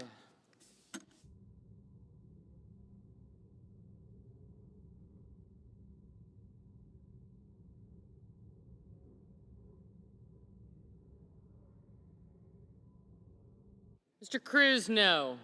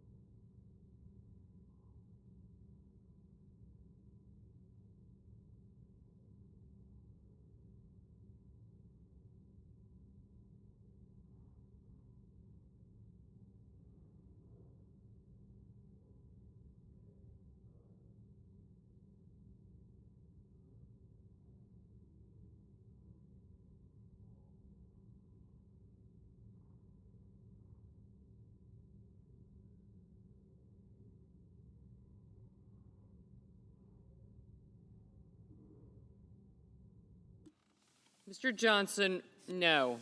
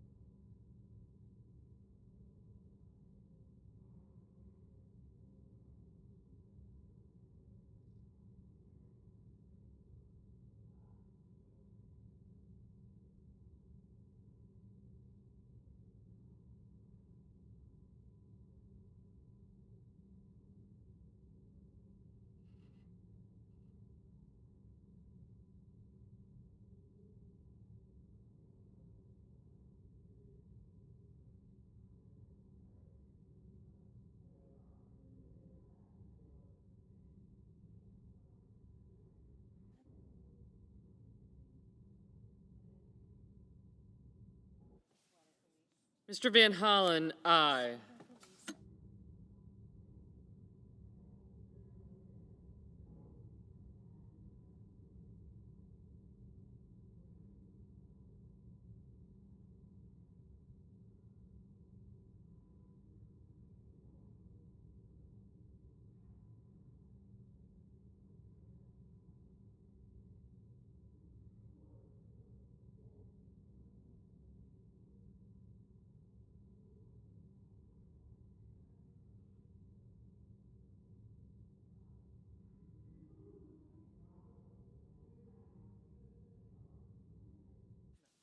Mr. Rubio, no.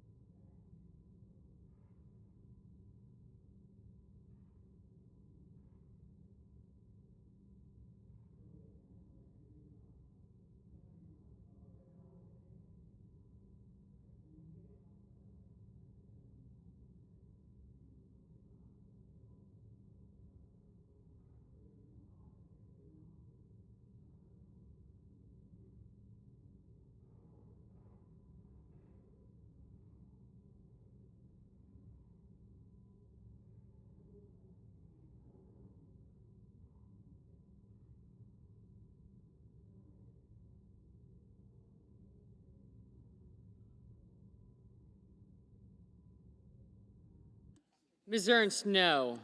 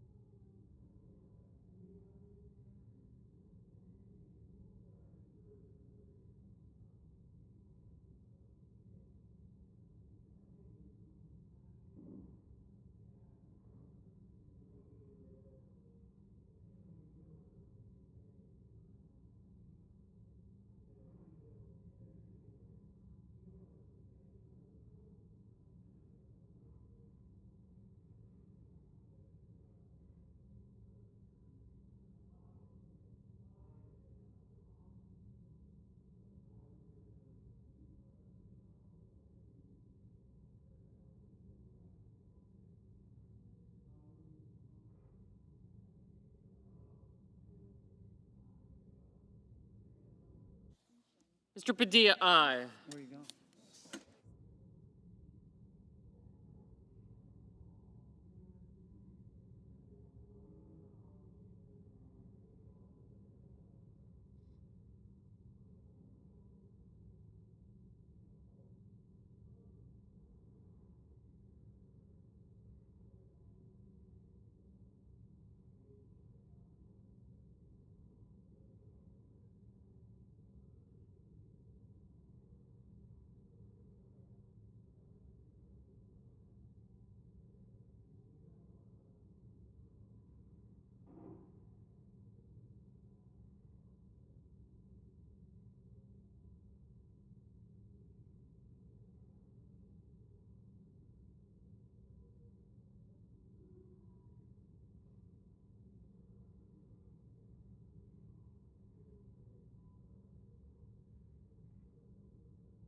Mr. Hoven, no.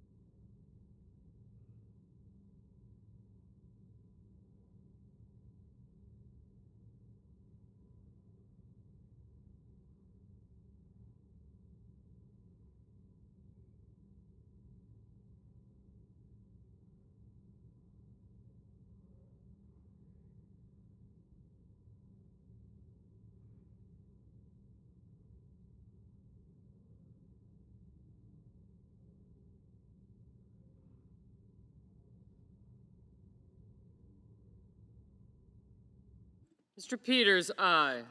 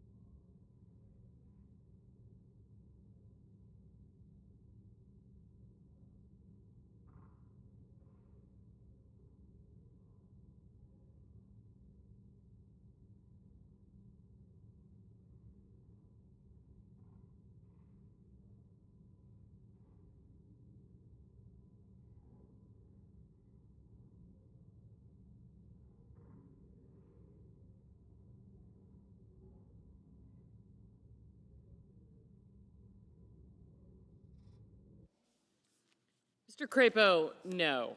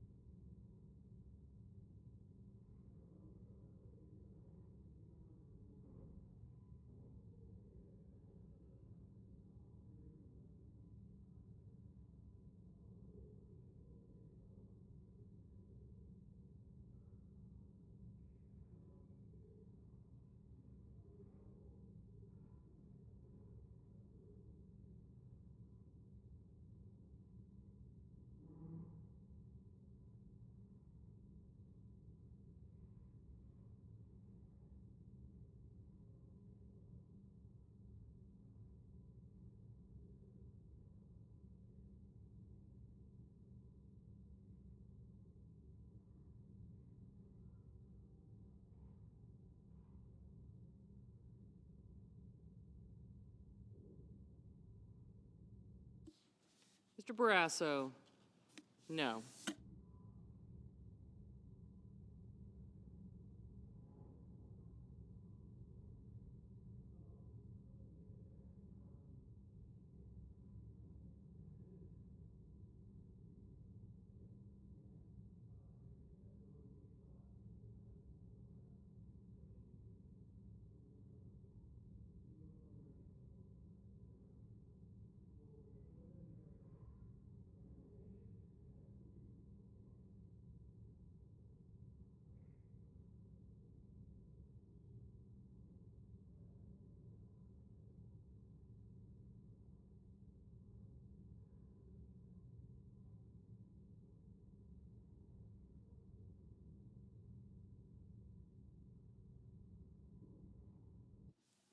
Ms. Smith, aye.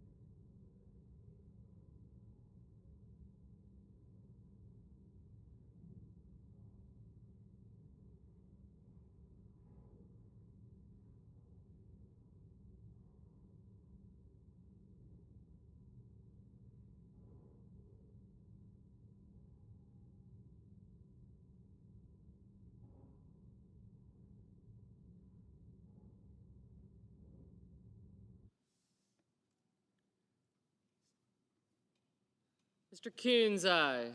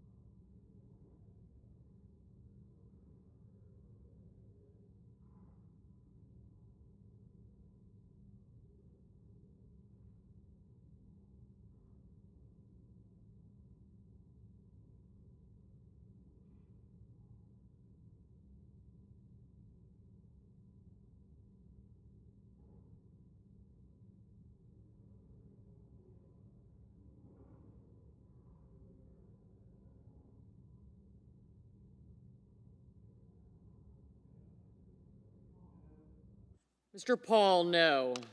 Thank you. Mr. Romney, no.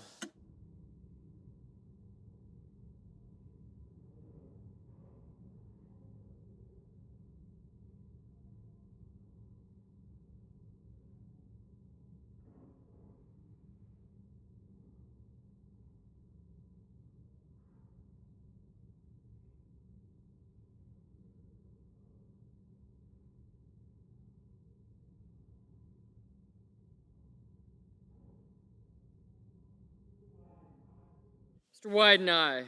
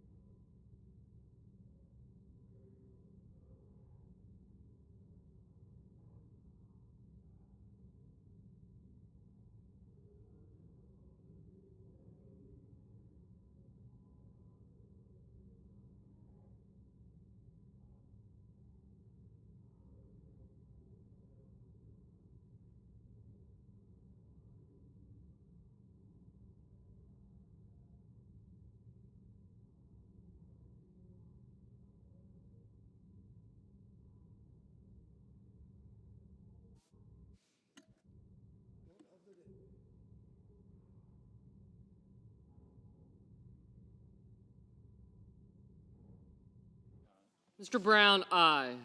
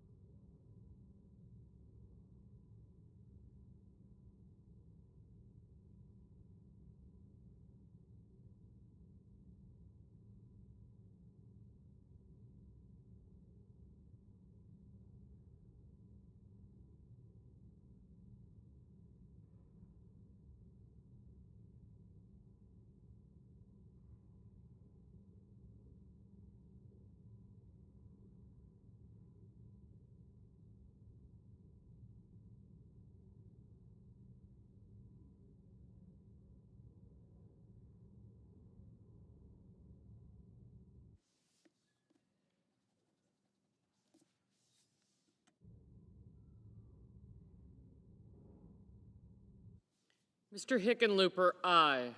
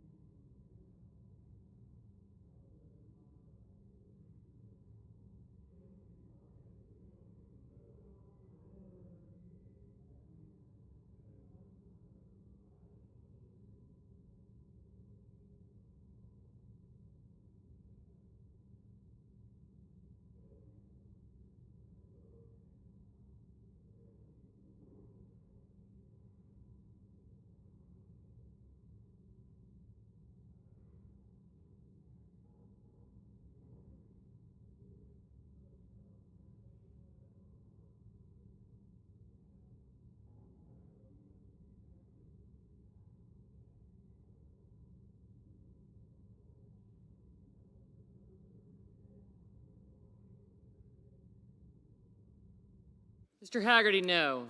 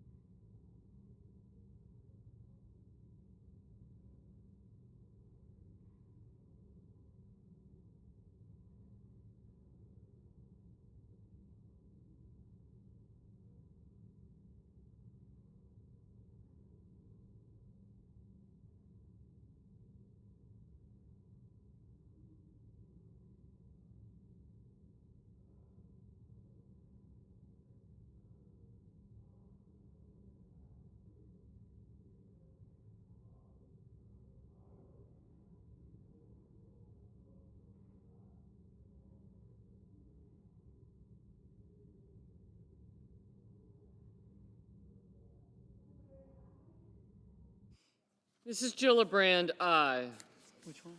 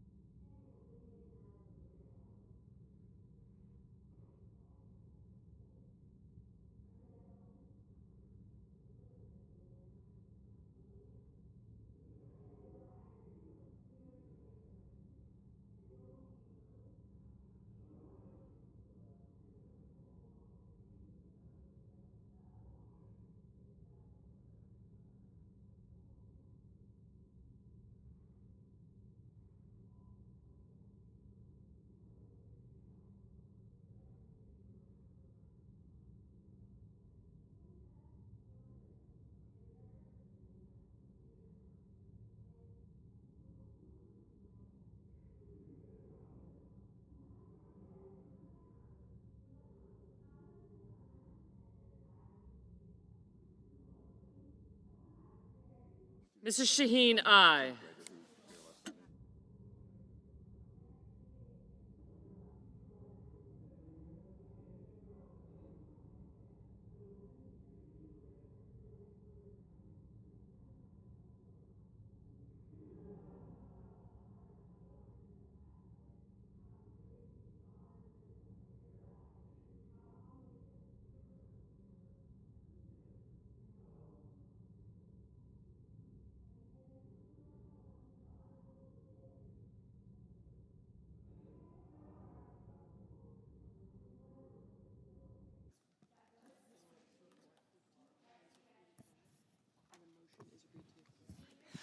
On this vote, the yeas are 50 and the nays are 45, and the motion is agreed to. The clerk will report the nomination. Nomination, the judiciary, Sarah Morgan Davenport of New Mexico, to be United States Circuit Judge for the District of New Mexico.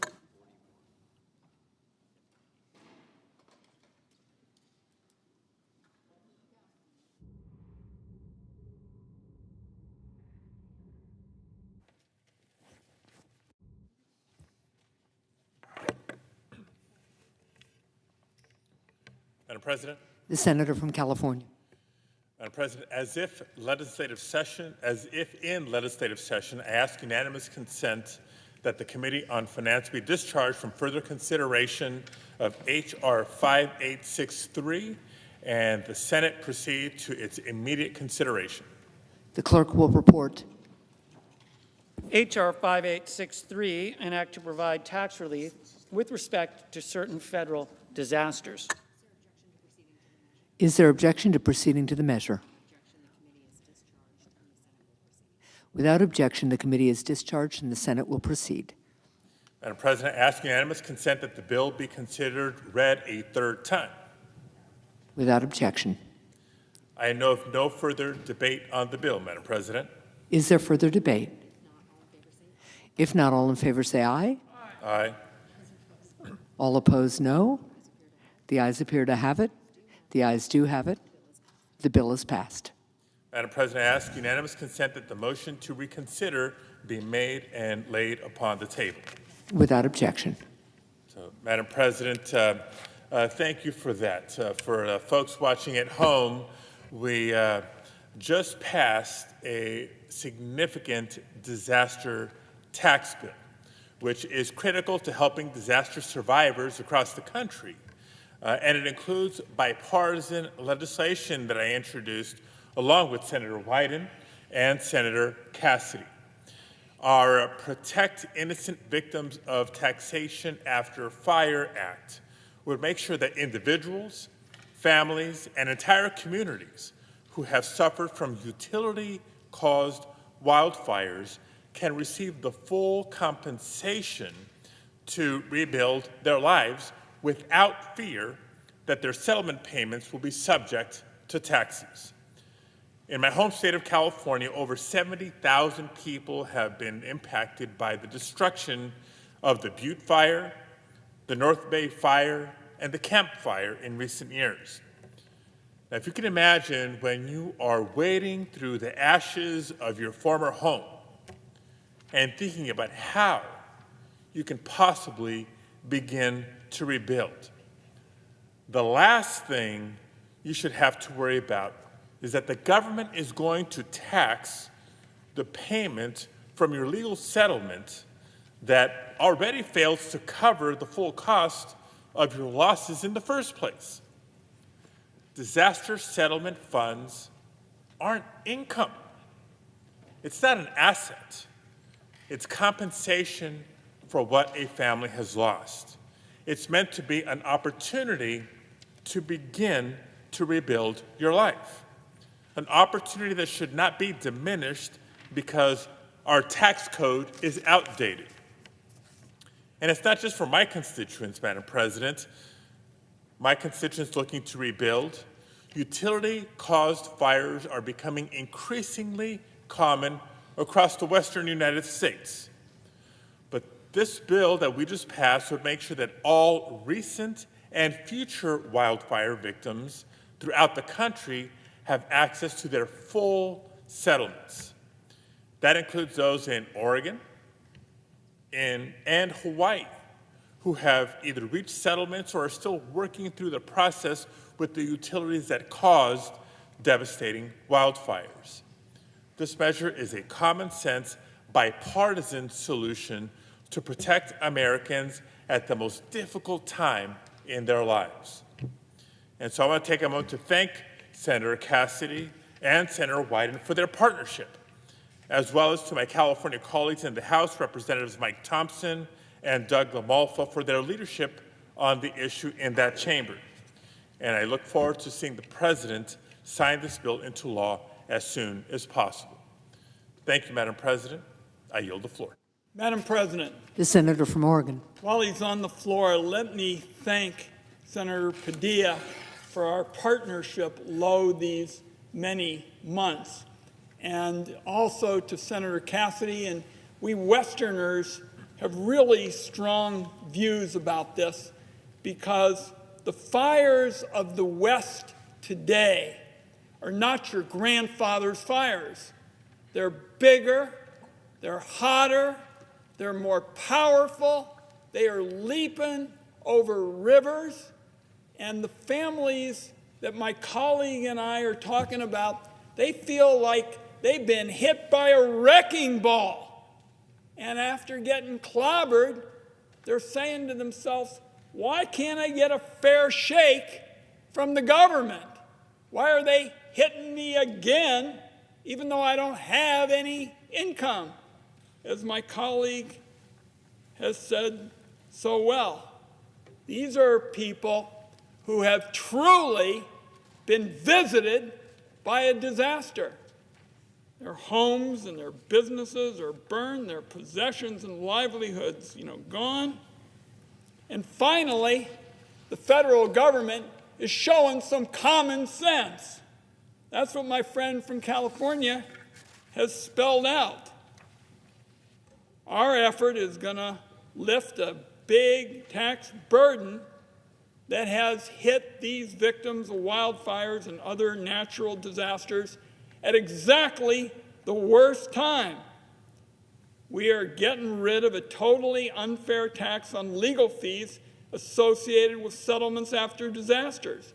And by the way, we've been working in a bipartisan fashion, and we've had to do that because we're fixing something that went haywire in the 2017 tax bill. Now, we have been pushing our colleagues in a bipartisan way for months to do a bill that addresses this and other issues. I see in the chair another very valuable member of the Finance Committee, our friend from New Hampshire, Senator Hassan, and she and I and others had a bill that got 357 votes in the House of Representatives that included this important legislation that Senator Padilla and Senator Cassidy and I have worked on.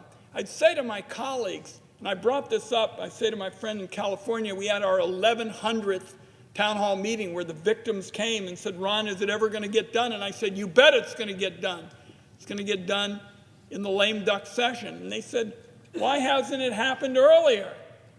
And the reality is, it should have happened earlier, because when you get 357 votes in the House of Representatives, which included our bill, you don't get 357 votes very often over there in the House of Representatives. It doesn't happen by osmosis.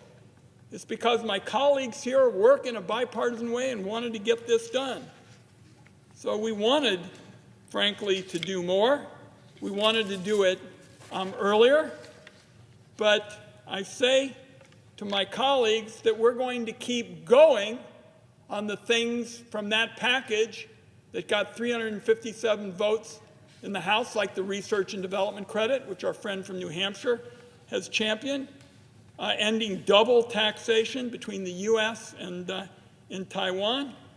But tonight is an evening when Senator Padilla and I have said, finally, after all this waiting, we're going to see these people who've been clobbered by these huge infernos, because that's the only way to describe our fires, I think, Senator Padilla. These are infernos.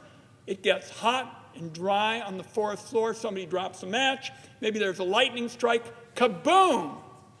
And those people are finally tonight, through the work that's been done by my friend from California, our friend from Louisiana, and a lot of senators, Senator Schatz, another example, we're going to be able to tell folks in the West, it's only 5 o'clock or so in California and Oregon, I'd say to my friend, but we're going to be able to say to Westerners who've been hit by these big fires, they're going to be able to go to bed tonight in the Western United States with a little relief that the federal government has finally come to its senses and made sure that they're not going to have this additional tax burden. So I want to thank my friend from California for his good work. He's been a terrific partner. I think it is very fitting that the senator from New Hampshire is in the chair, because she, more than anybody that I know of on our committee, was really putting in the sweat equity for a bipartisan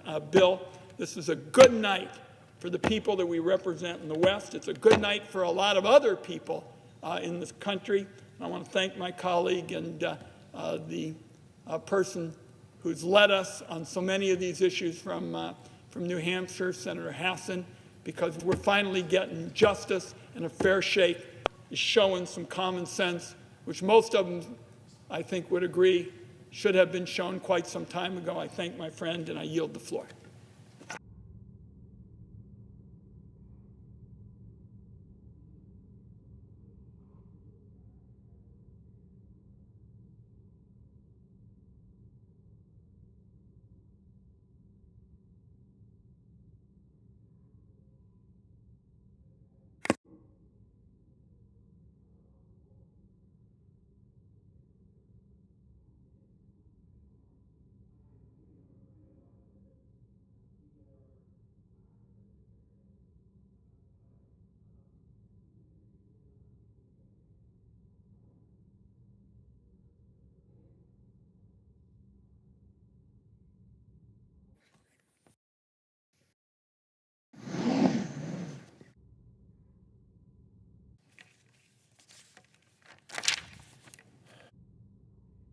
President.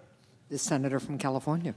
Madam President, I also rise today with the bittersweet task of saying farewell to my trusted partner for the state of California, Senator LaFonza Butler, as her tenure here in the Senate with us comes to an end in the coming days.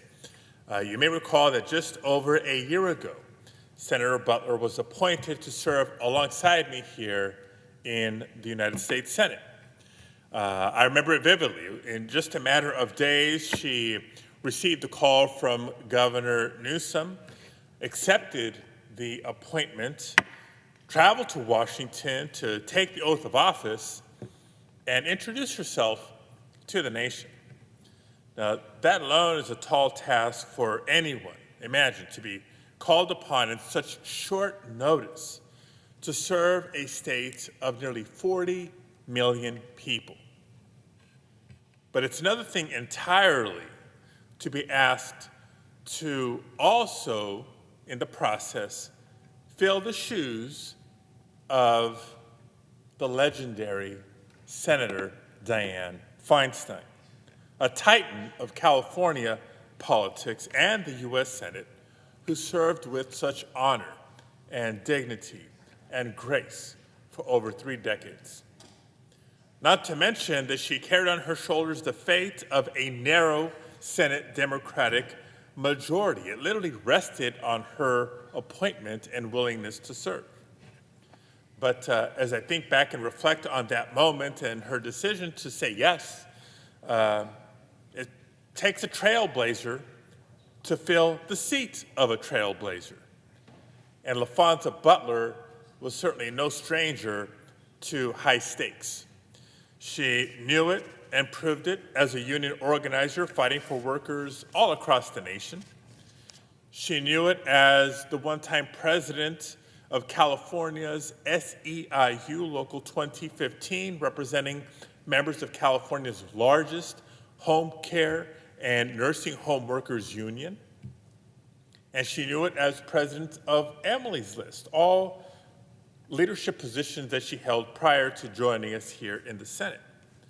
So once she did join us here in the Senate, it was no surprise to me that she hit the ground running. She immediately set up an office and built a team of more than capable and passionate public servants that would help her and my office, frankly, we're a tag team after all, serve the people of California.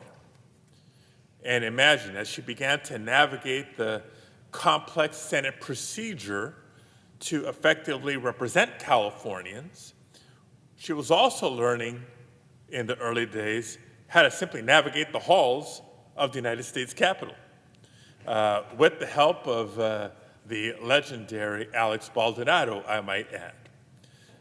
I was honored to serve alongside her here in the Senate, to offer her advice when I could, and even lend staff assistance.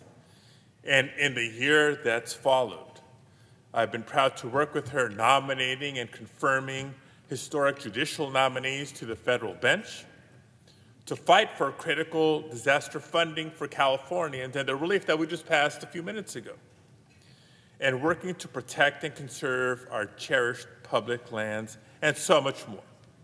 But through it all, Senator Butler worked to also lift up the voices of all Californians, including through her Youth Advisory Council, empowering young Californians to get involved in the civic process.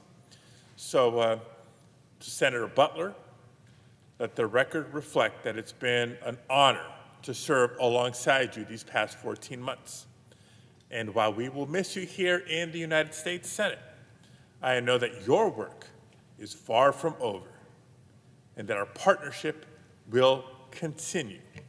And I have no doubt that I will see you in the trenches. Thank you, Madam President. I yield the floor. Madam President. Senator from Louisiana.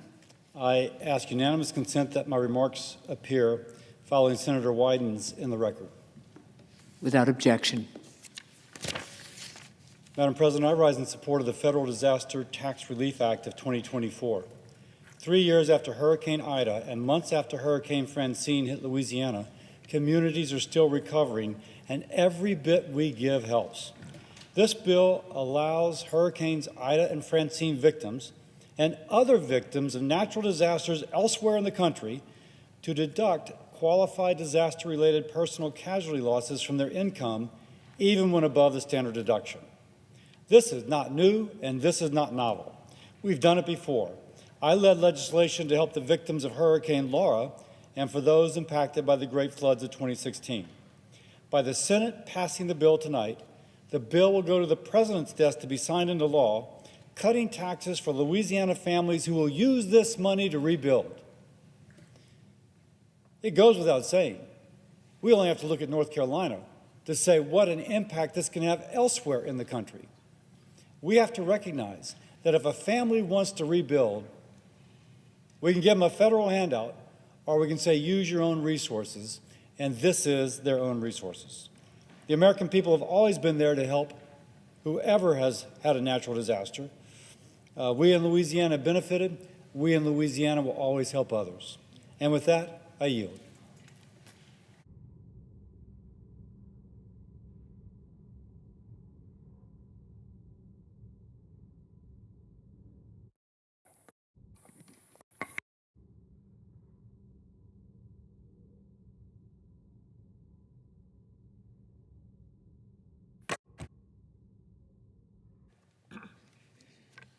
Madam President.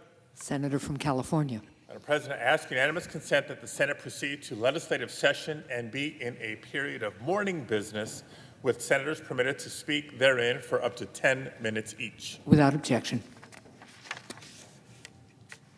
Madam President, I have one request for a committee to meet during today's session for the Senate. It has the approval of the majority and minority leaders. Duly noted. Madam President, I ask unanimous consent that the Senate proceed to the immediate consideration of calendar number 366 as 3738. The clerk will report. Calendar number 366 as 3738 a bill to reauthorize the Great Lakes Restoration Initiative and for other purposes. Is there objection to proceeding to the measure? Without objection, the Senate will proceed. Madam President, I ask unanimous consent that the Stabenow substitute amendment at the desk be considered and agreed to. The bill as amended be considered, read a third time. Without objection. I know of no further debate on the bill as amended. Is there further debate? If not, all in favor say aye. Aye. Those opposed say no. The ayes appear to have it. The ayes do have it. Madam The bill as President, I ask that the amended is motion passed. To reconsider be considered made and laid upon the table. Without objection. Madam President, I ask unanimous consent that the Committee on the Judiciary be discharged from further consideration of S 4477 and the Senate proceed to its immediate consideration. The clerk will report. S 4477, a bill to reauthorize the Second Chance Act of 2007. Is there objection to proceeding to the measure? Without objection, the Senate will proceed. Madam President, I ask unanimous consent that the bill be considered read a third time and passed, and that the motion to reconsider be considered made and laid upon the table. Without objection. Madam President, I ask unanimous consent that the Committee on Health, Education, Labor, and Pensions be discharged from and the Senate proceed to the immediate consideration of H.R. 3821. The clerk will report. H.R. 3821, an act to reauthorize the Firefighter Cancer Registry Act of 2018. Is there objection to proceeding to the measure?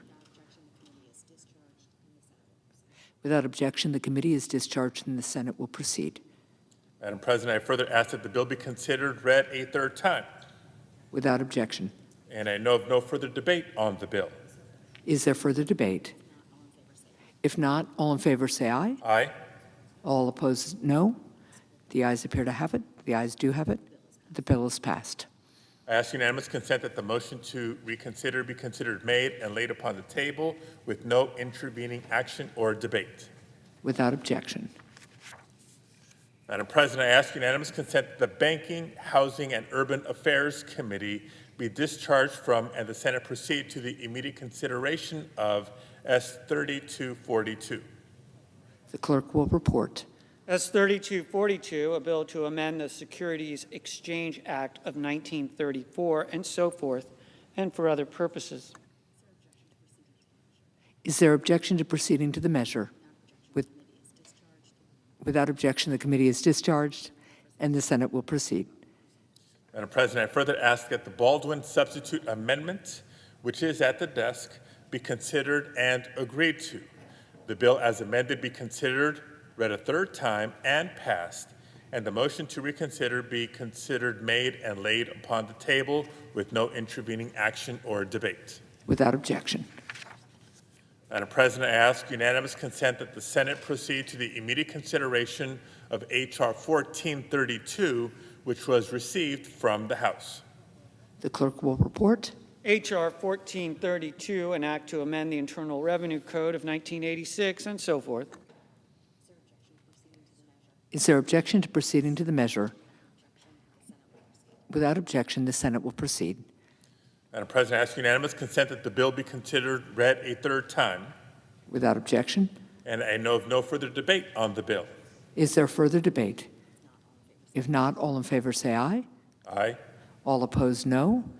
The ayes appear to have it. The ayes do have it. And the bill is passed. I ask unanimous consent that the motion to reconsider be considered made and laid upon the table. Without objection. Madam President, I ask unanimous consent the Committee on the Judiciary be discharged from further consideration and the Senate now proceed to the consideration of S. Resolution 910. The clerk will report.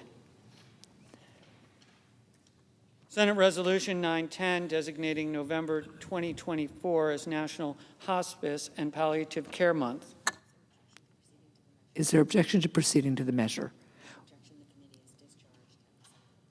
Without objection, the committee is discharged and the Senate will proceed.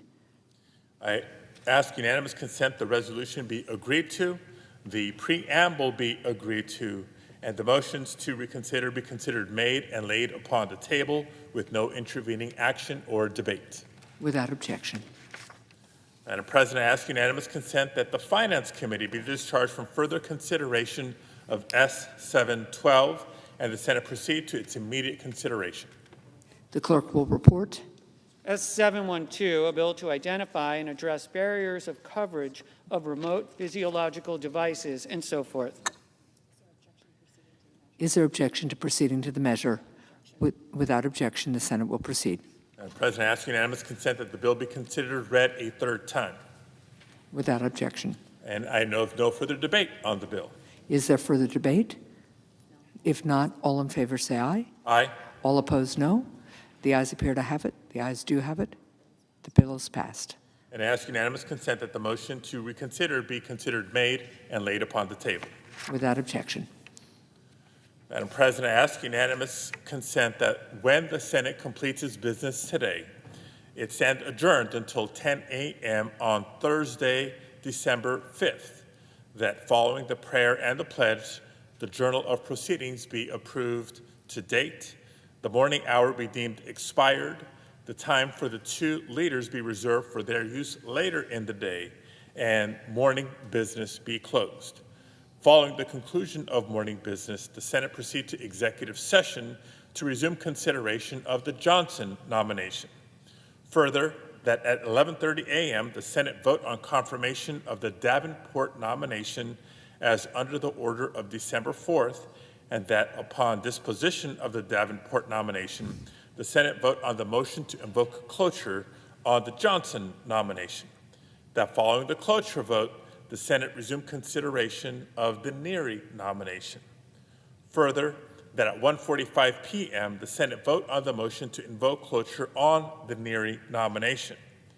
Finally, that if any nominations are confirmed during Thursday's session, the motions to reconsider be considered made and laid upon the table, and the President be immediately notified of the Senate's action.